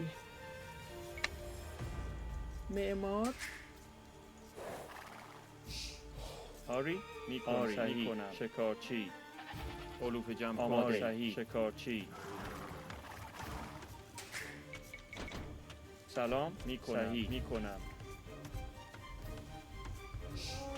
سلام شکارچی آری Wait, this is how you get inside, آماده right? شکارچی علوف جمع کن شکارچی جمع کن آری آماده آری میکنم معمار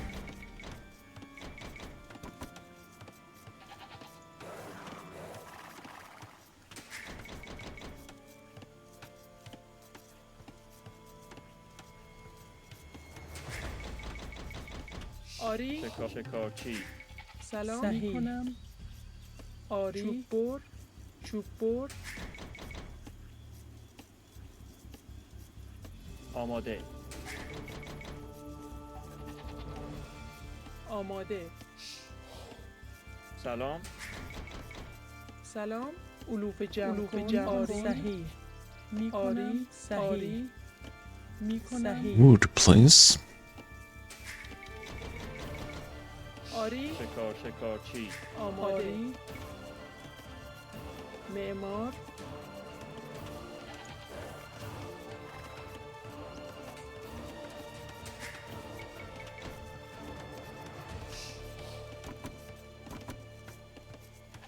آری علوف جمع کن آری چوب بر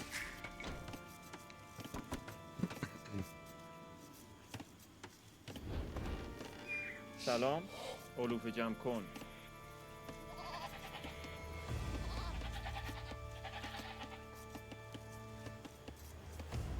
آماده آری علوف جمع کن آری صحیح علوف جمع کن سلام آری صحیح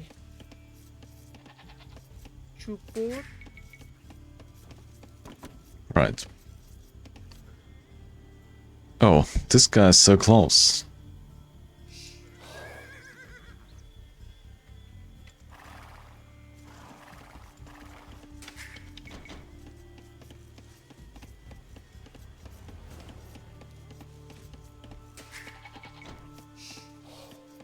آماده صحیح Don't need to tell money. آری میکنم صحیح آری میکنم صحیح چوب بر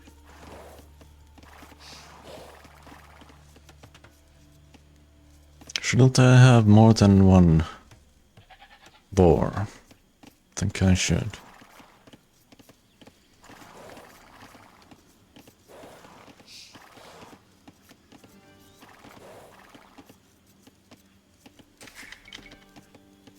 Oops.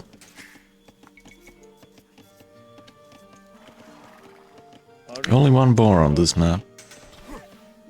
Damn.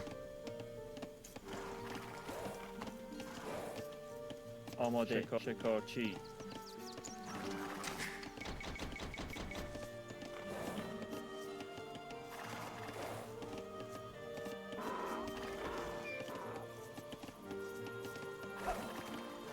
No! You fool.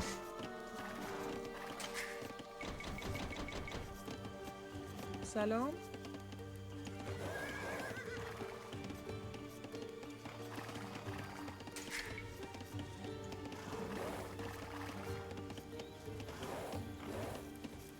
سلام میکنم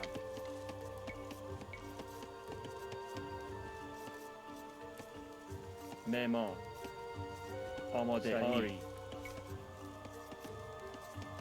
معمار آماده سلام آری آماده شکارچی Alright, معمار let's do that. سلام صحیح معمار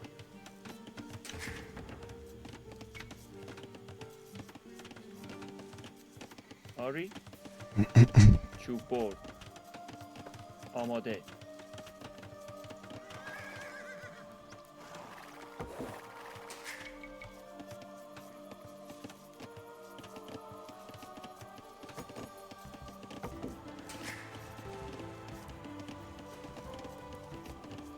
آری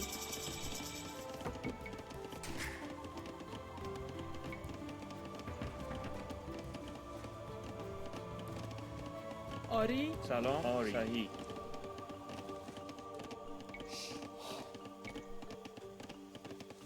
I probably want horses.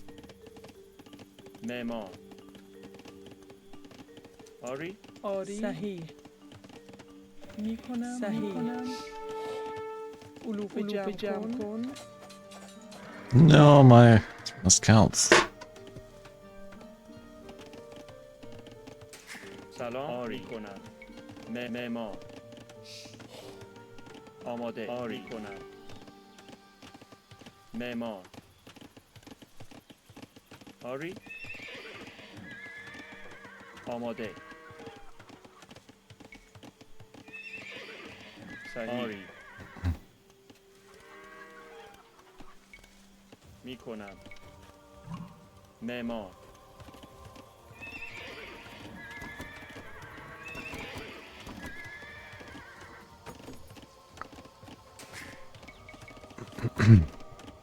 سلام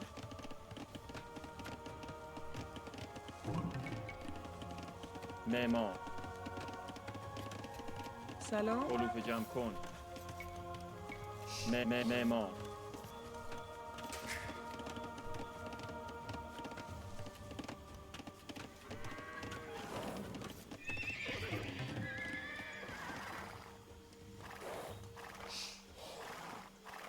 آماده میکنم. معمار.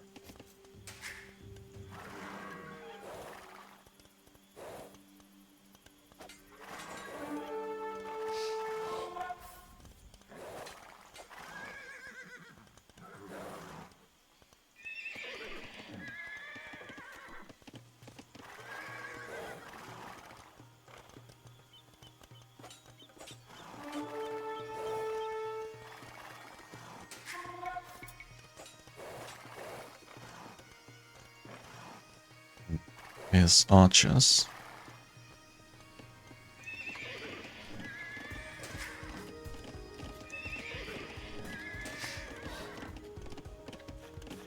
آری معمار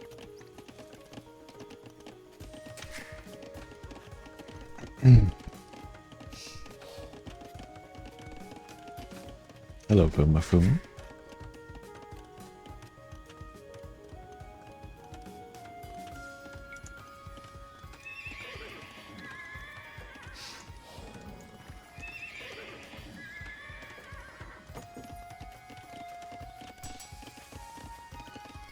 آماده معمار آری معدنچی. آری صحیح. معمار.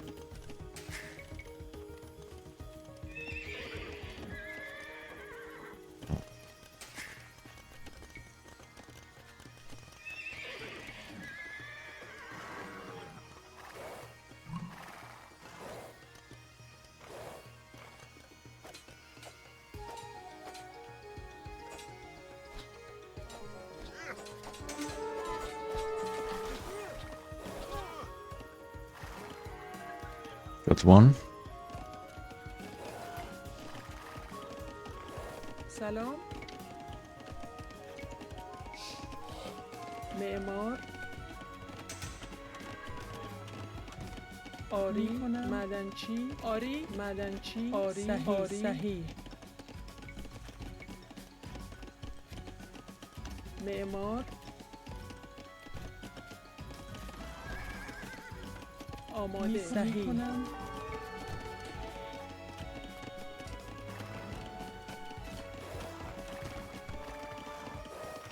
سلام آری صحیح صحیح آری سلام آری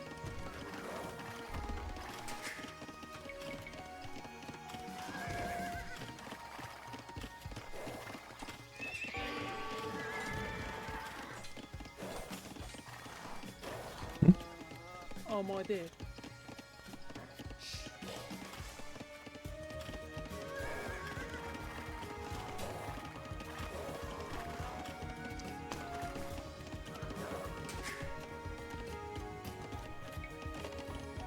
سلام صحیح معمار معمار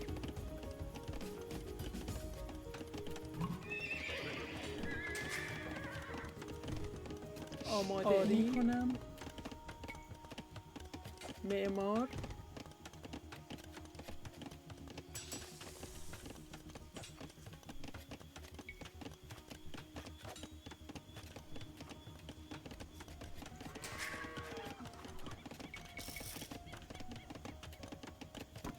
سلام صحیح. What are my guys doing here?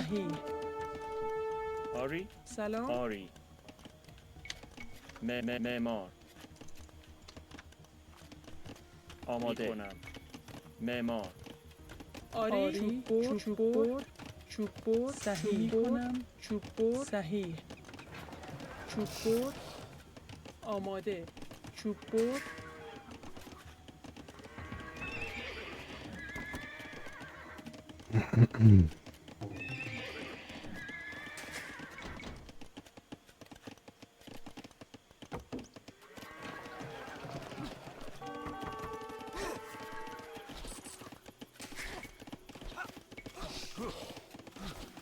سلام آری کنم آری. No. سلام صحیح آری آری صحیح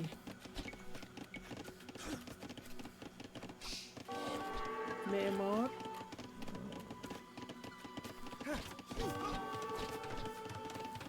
آماده آری صحیح آری کنم صحیح صحیح می صحیح معمار آری آری کنم آری آری می صحیح سلام What? Didn't I press that? آماده That I did. معمار سلام آری آماده می کنم آری صحیح آماده می صحیح می کنم سلام سلام آری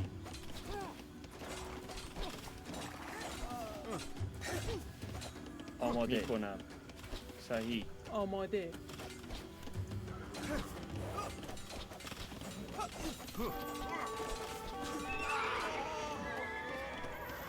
آری می کنم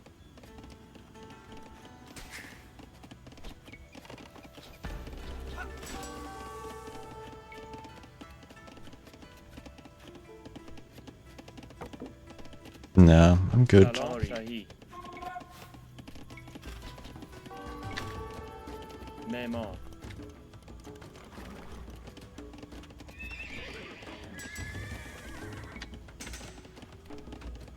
آری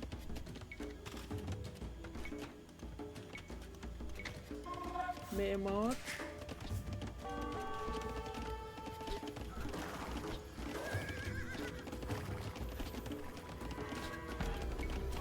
سلام آری صحیح صحیح آری کنم آری معدنچی آماده سلام معدنچی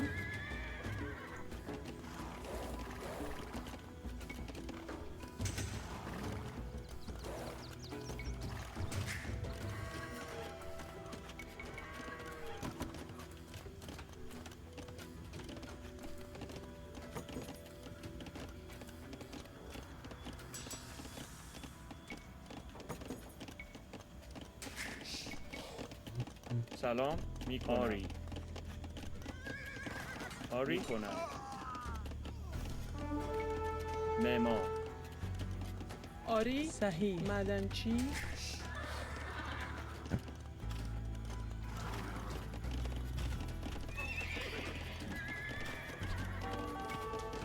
They're not camel riders.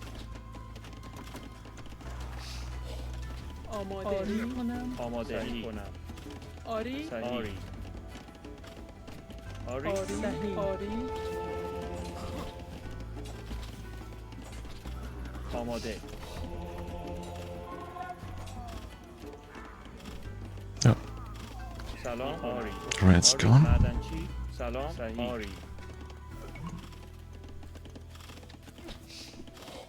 معمار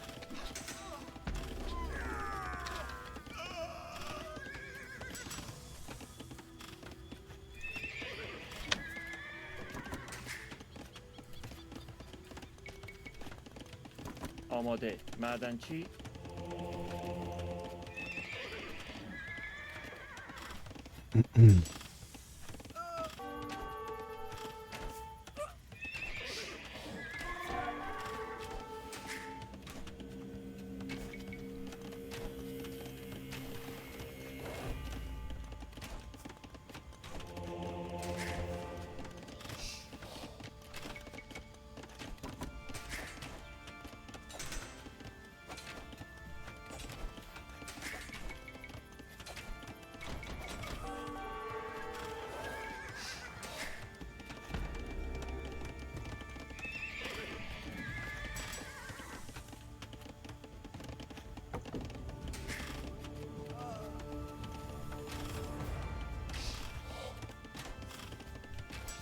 Oh.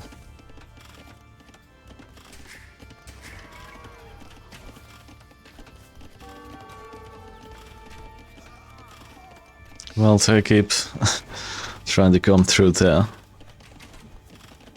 So it's not all that bad. آری سلام That's okay with me. معمار معمار معمار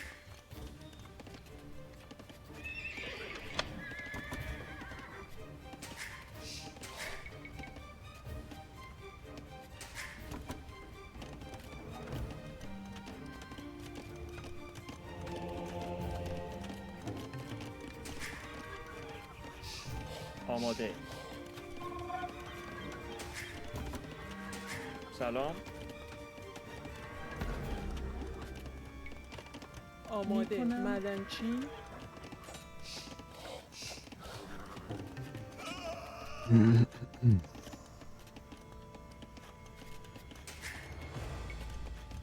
آری معدنچی.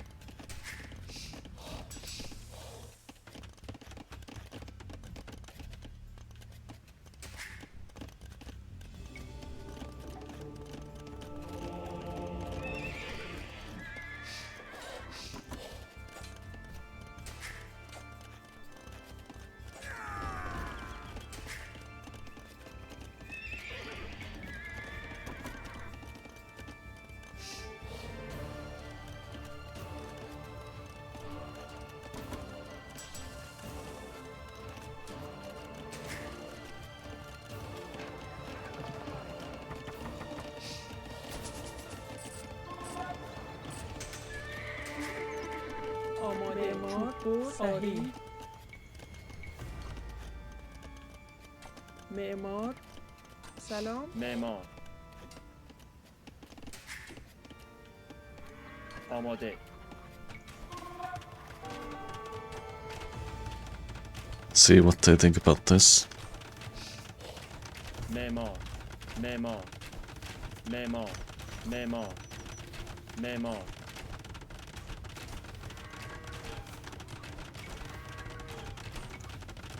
چوب معمار. چوب معمار.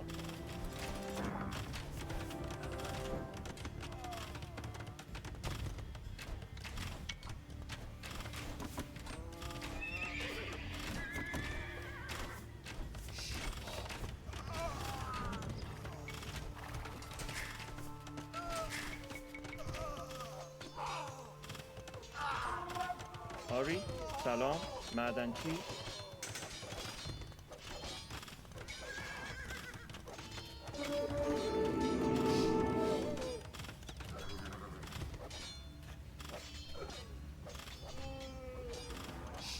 معدنچی.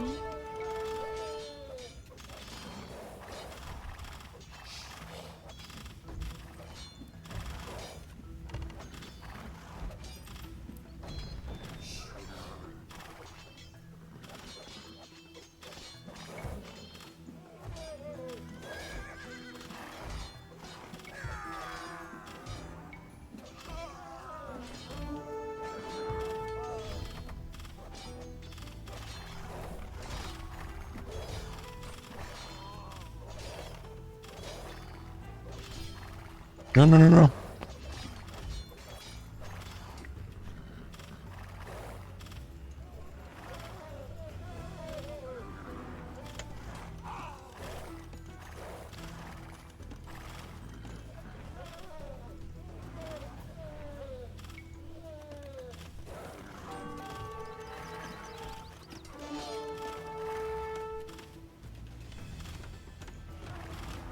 I don't know.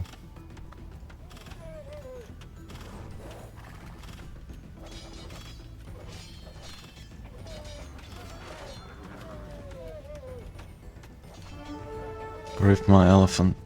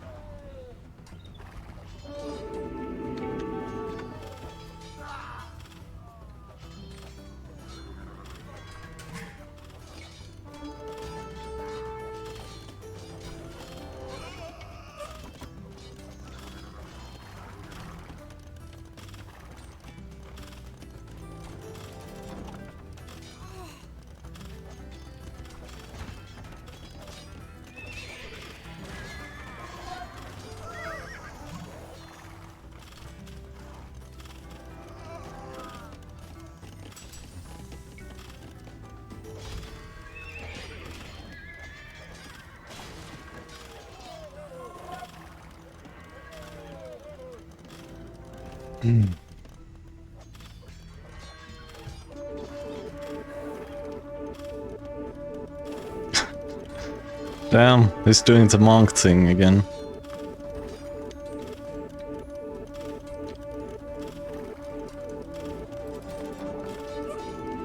exhibit marks.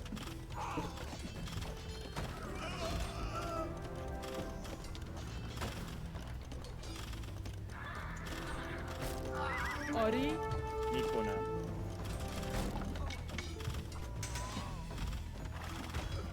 Yeah, the marks are going wild. آماده. میکنم.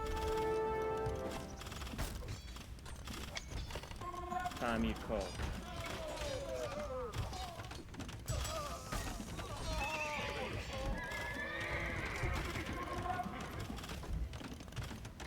آری تعمیرکار.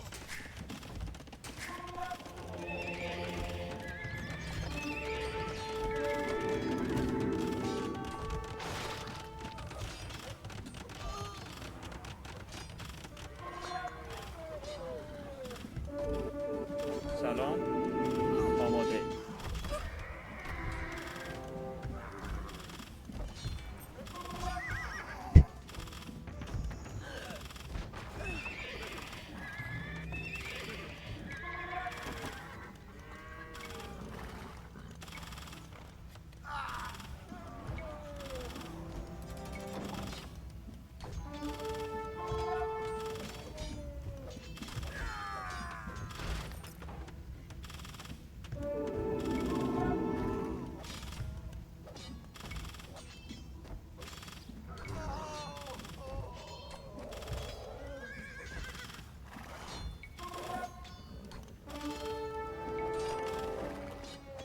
آماده. صحیح.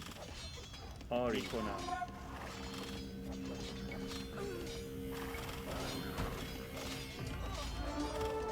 سلام. صحیح. آری. صحیح.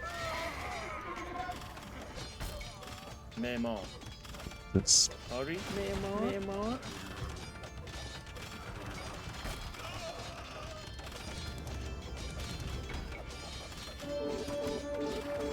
آماده. صحیح. no, not this again.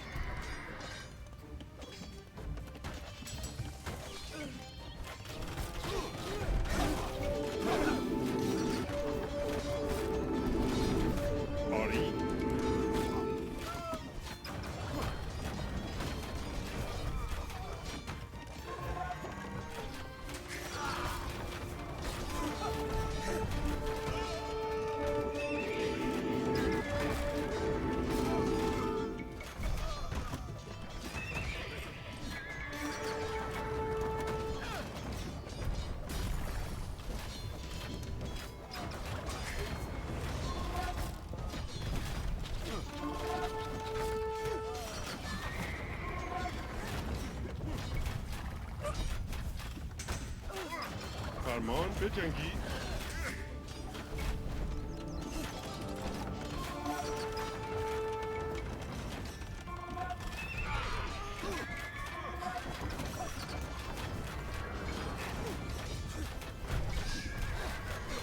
آماده. حمله.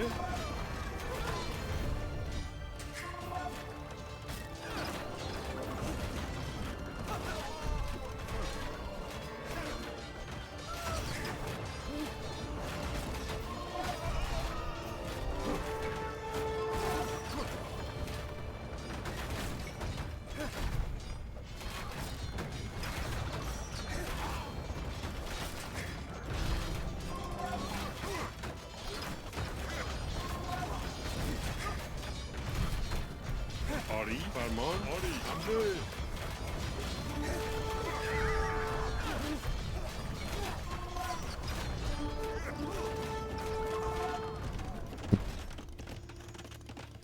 It's a neat looking castle that Asher has. Nice, GG.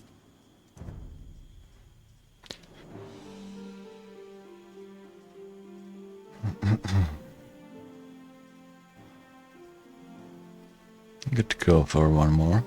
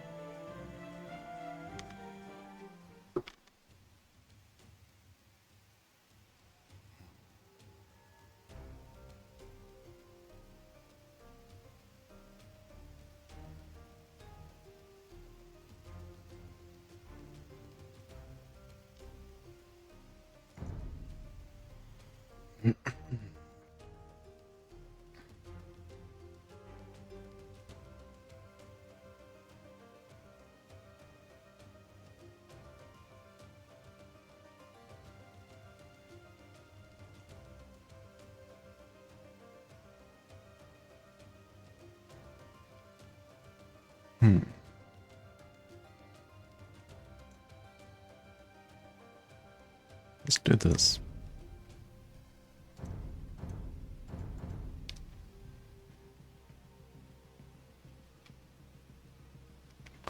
I'm thinking no one else is joining, so we can just go. Yeah, the hamster.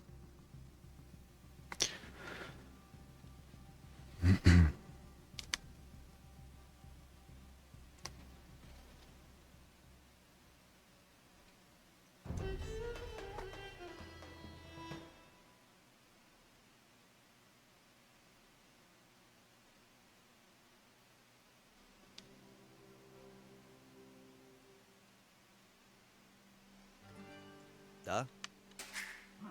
Здрав бъд. Зиждител. Приказания. Зиждителница.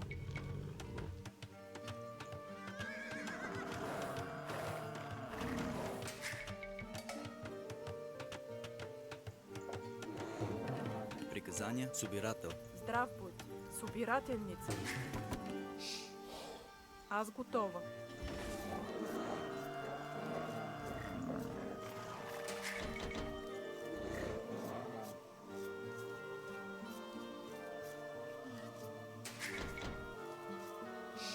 Аз готов. Да, правилно. Охотница. Собирателница. Да. Охотник. Здрав будь. Да. Аз готов. Охотница. Да. Собирателница. Oh, it's Waterman.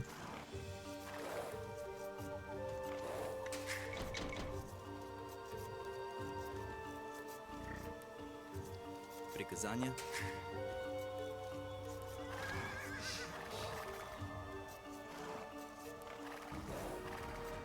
Здрав.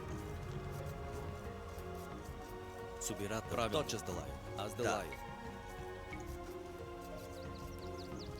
Да. Зиждител.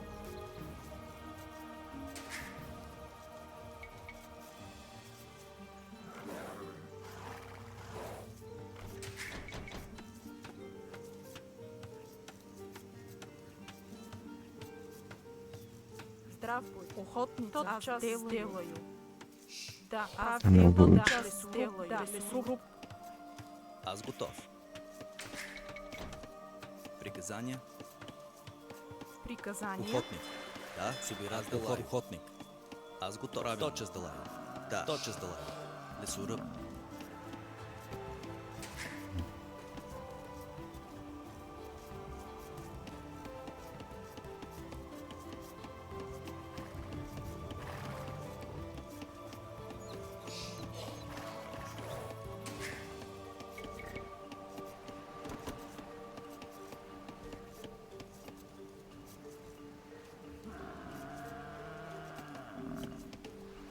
Здрав.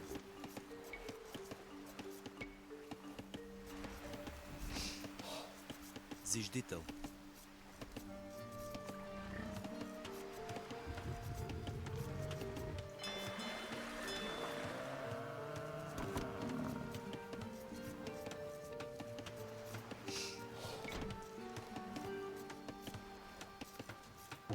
$75 for bolts. Да, аз да правим лесоръб.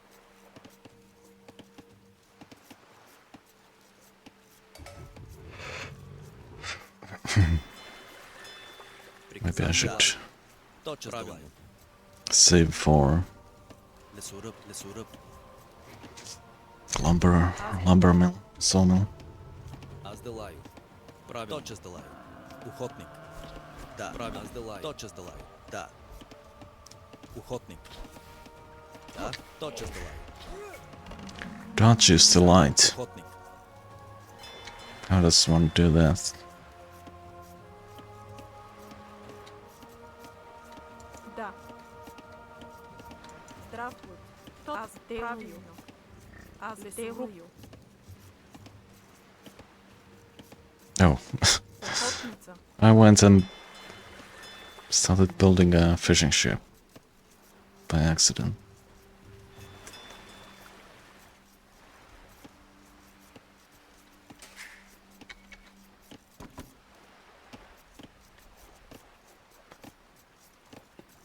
Здрав, охотник. Лесоръб, да. Охотник. Аз да лаю. Точно да лаю. Правилно. Да. Аз да лаю. Аз готова. Собирател. Охотник. Охотник. Да. Охотник. Аз готов. Собирател. Приказания. Охотник. Приказания. Тотчас сделаю. Лесоруб.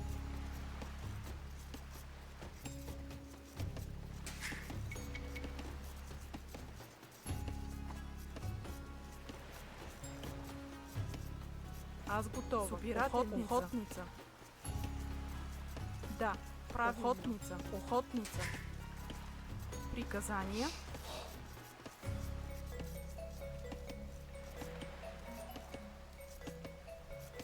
Здрав будь. Охотник. Аз готов. Здрав, да. Приказания. Час сделаю. Здрав, аз делаю. Да, аз делаю. Зиждительница.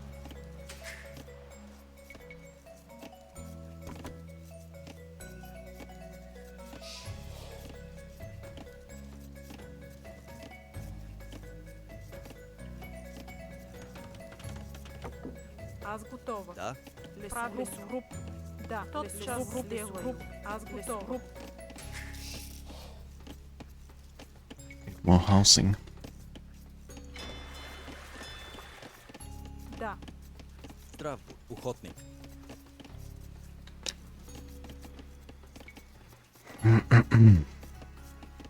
Охотник. Аз да лаю. Да лаю. Зиждител. Аз готов. Аз делаю. Лесоруб.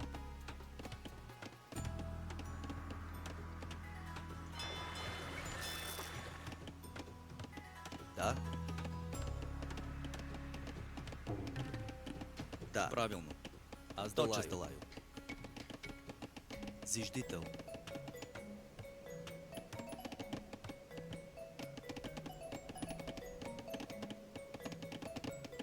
Здрав будь.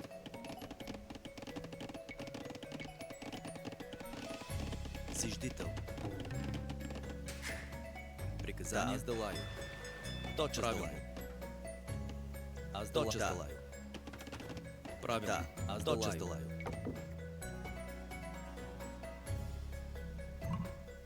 Правилно. Да. Зиждител.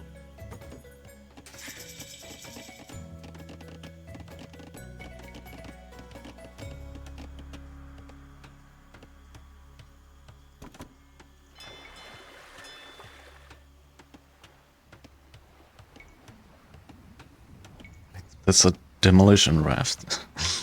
Not that one. Приказания сделаю.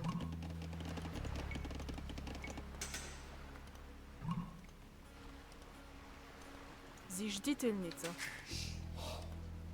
Аз готов. Аз делаю. Тотчас делаю. Да. Тотчас делаю. Зиждител.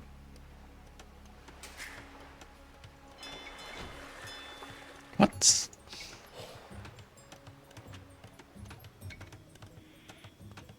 How does Q make a demolition raft? Oh, it's the same hotkey. Oh. Damn.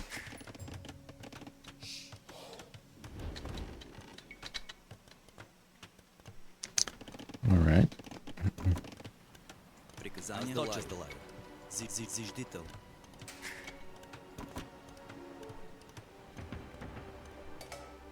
Navy got completely overhauled. Well, that would explain the new hotkey. Yeah. That makes sense. Зиждительница.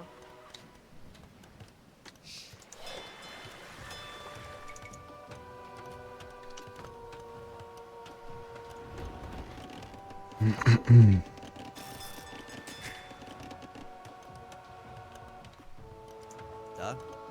Да. Правильно. Аз делаю. Зиждител.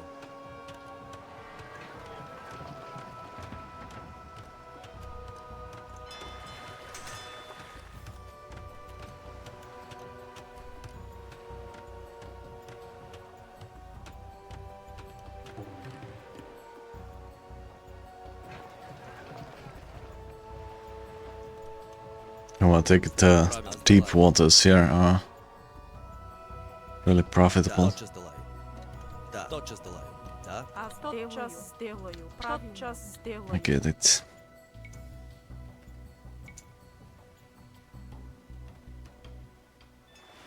Зиждительница.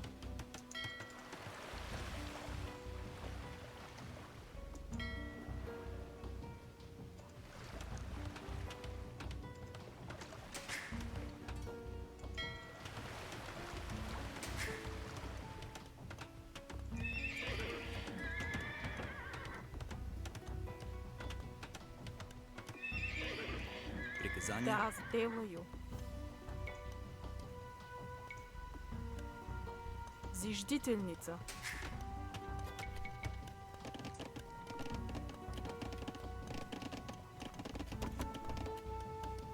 Приказание. Да, сделаю.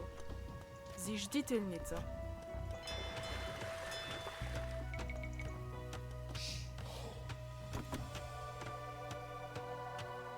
Здрав. Здрав.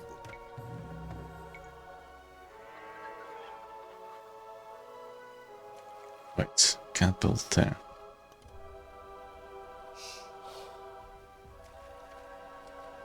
Okay.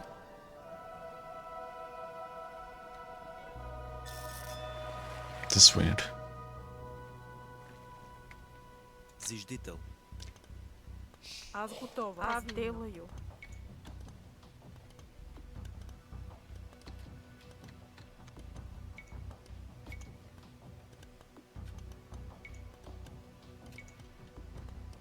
Зиждительница.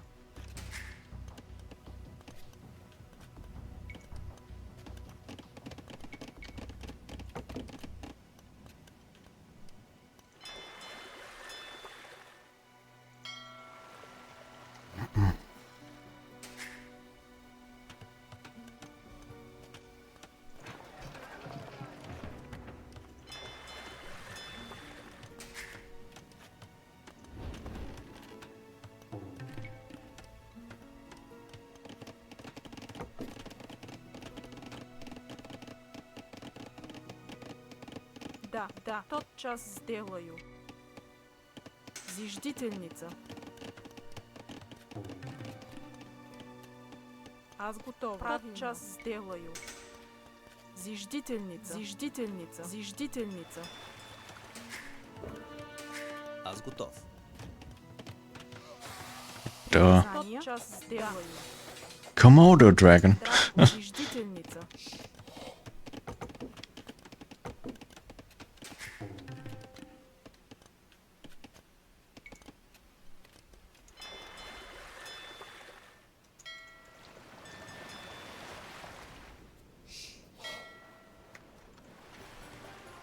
Приказания правилно.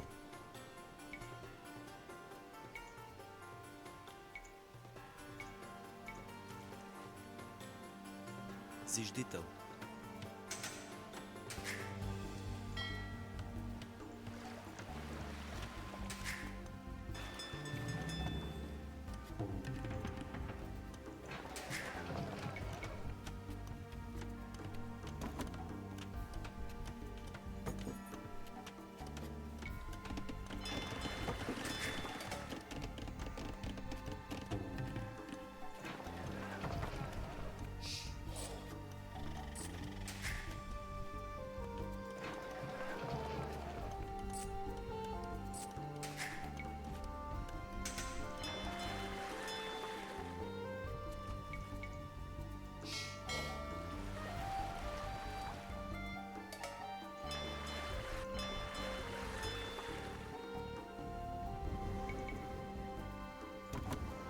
Здрав, здравей.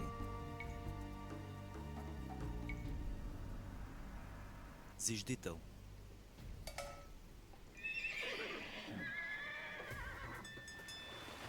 Right, this is a military civ.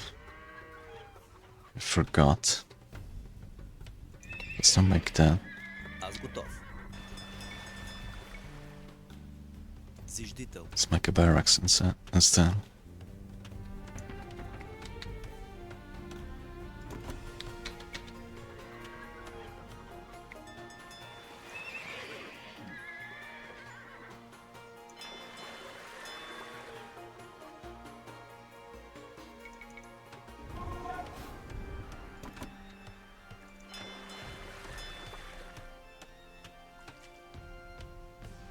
Приказания, аз делаю. Ятака. Да. К оръжию. Да.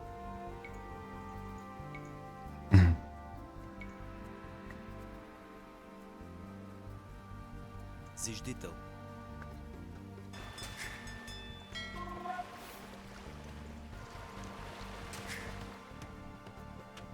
К вашим услугам. В бой!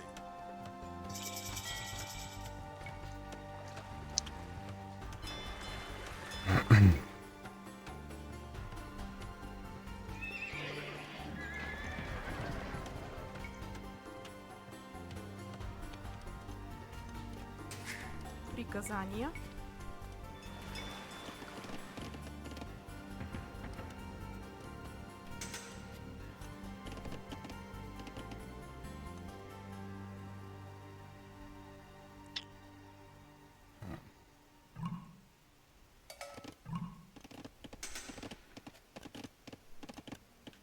Зиждител.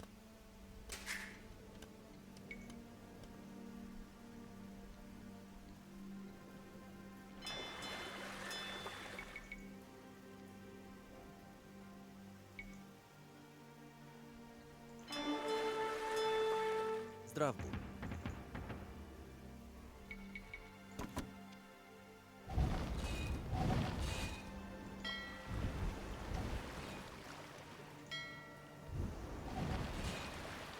Да. Приказания. К оръжию. Да. Ятака. Бой. Приказания. Да. Тотчас делаю.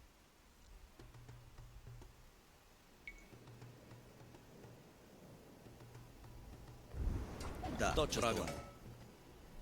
That doesn't seem to have very many rocks.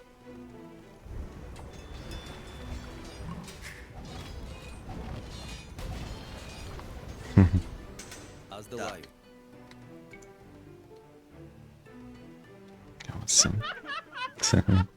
Зиждител.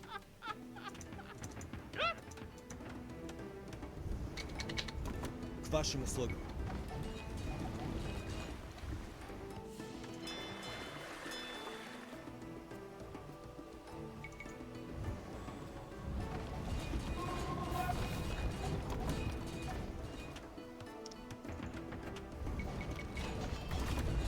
Да, так аз делаю.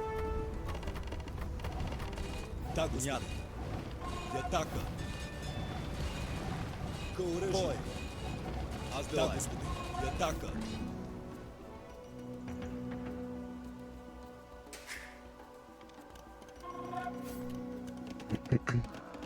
Аз готов. Зиждителница. Да, правилно. Тотчас Делайо. Лесоръб.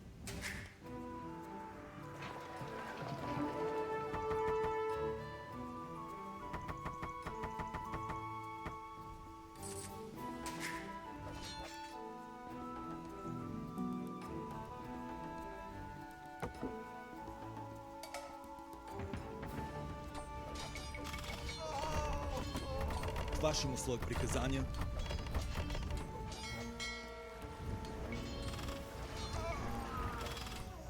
No. They upgraded the range.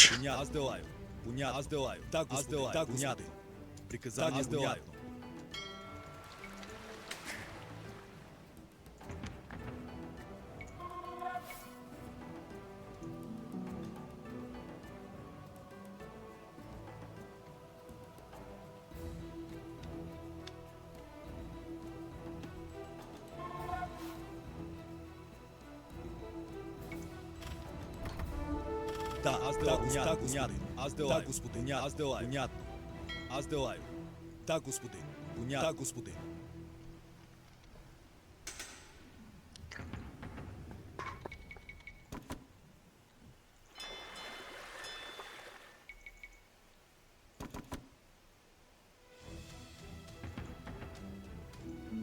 Аз готов. Приказания.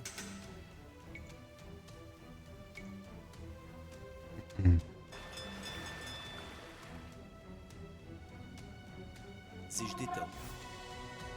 Приказания.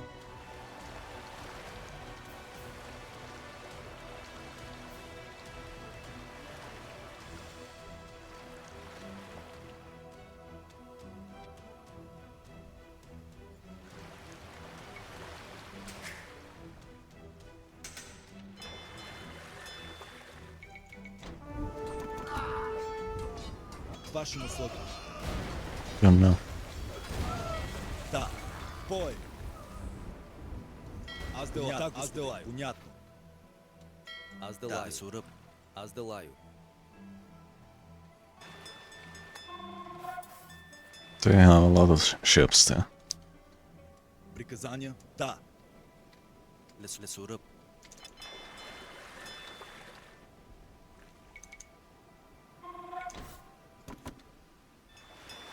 К вашим услугам. Да, да, аз делаю. Да, понятно. Аз делаю. Да, господин, аз делаю. Oh no. I'm in trouble. Да, господин. К оръжию. К вашим услугам. Бой!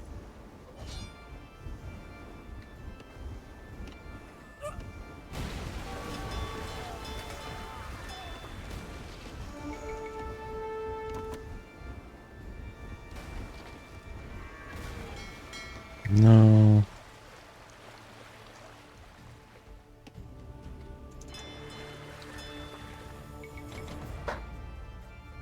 Здраво.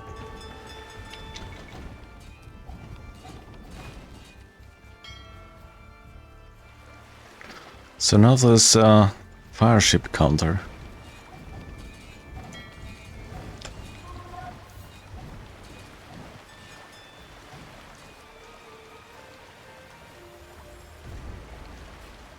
I don't think there was one before.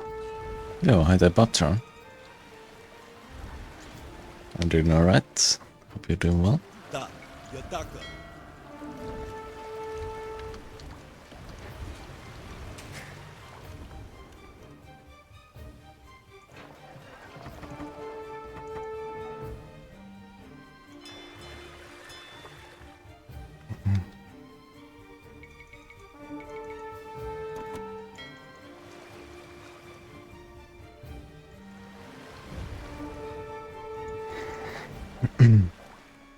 Not sure what this water buffalo is doing here in the sea. It sure is a water buffalo.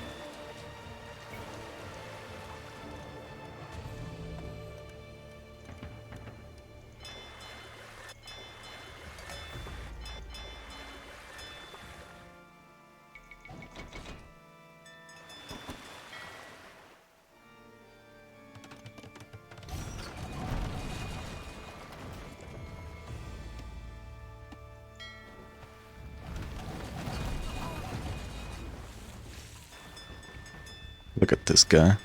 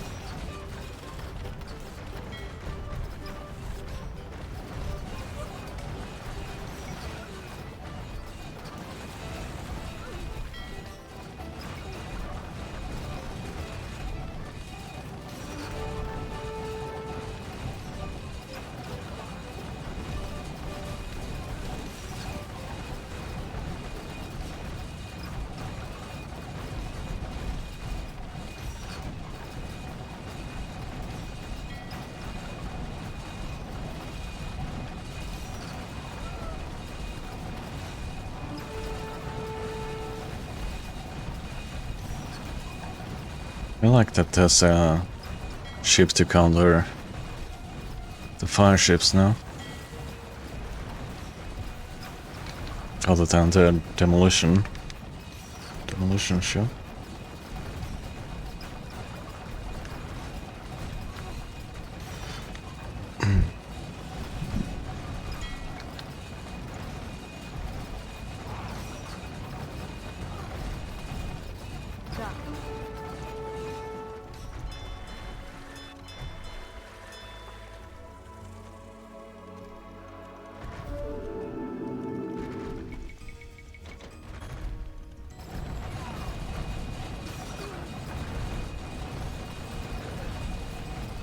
Not sure what they're shooting. Ninja ropes.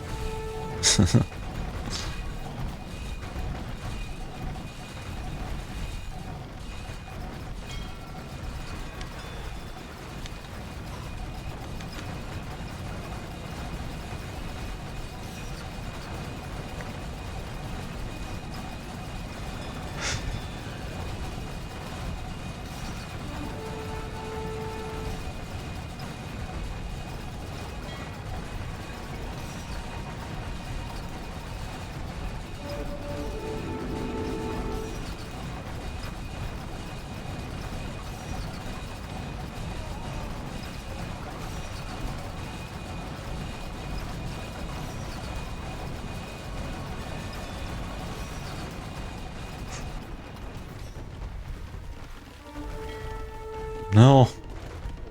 Oh, it's your monk.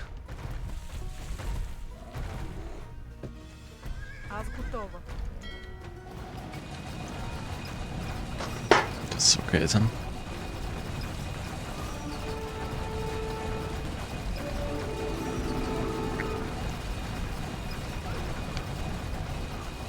Oof.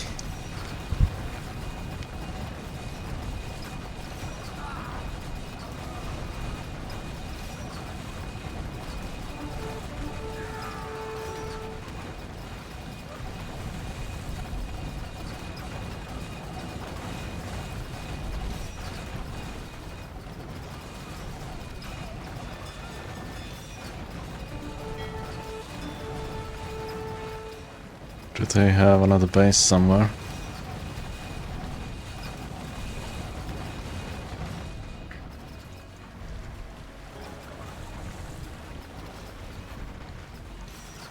What's the deal here?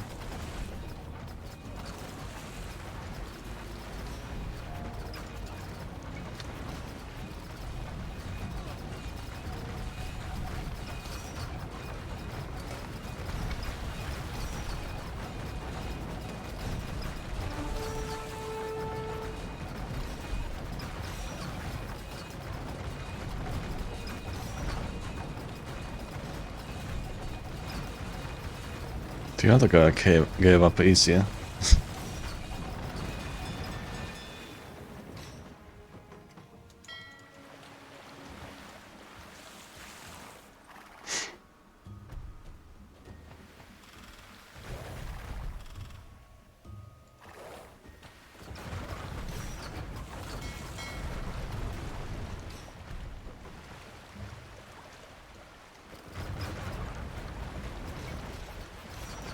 No. On his base.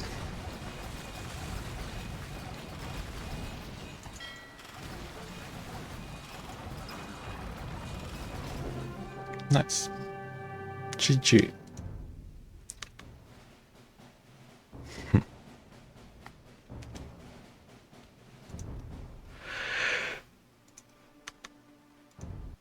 Ugh. Right.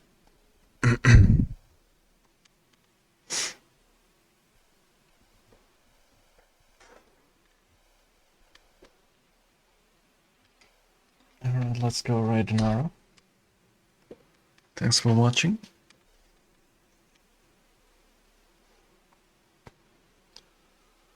Have a good start to your week. Thanks for watching and playing.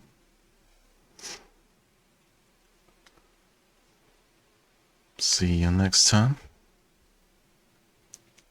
Bye bye.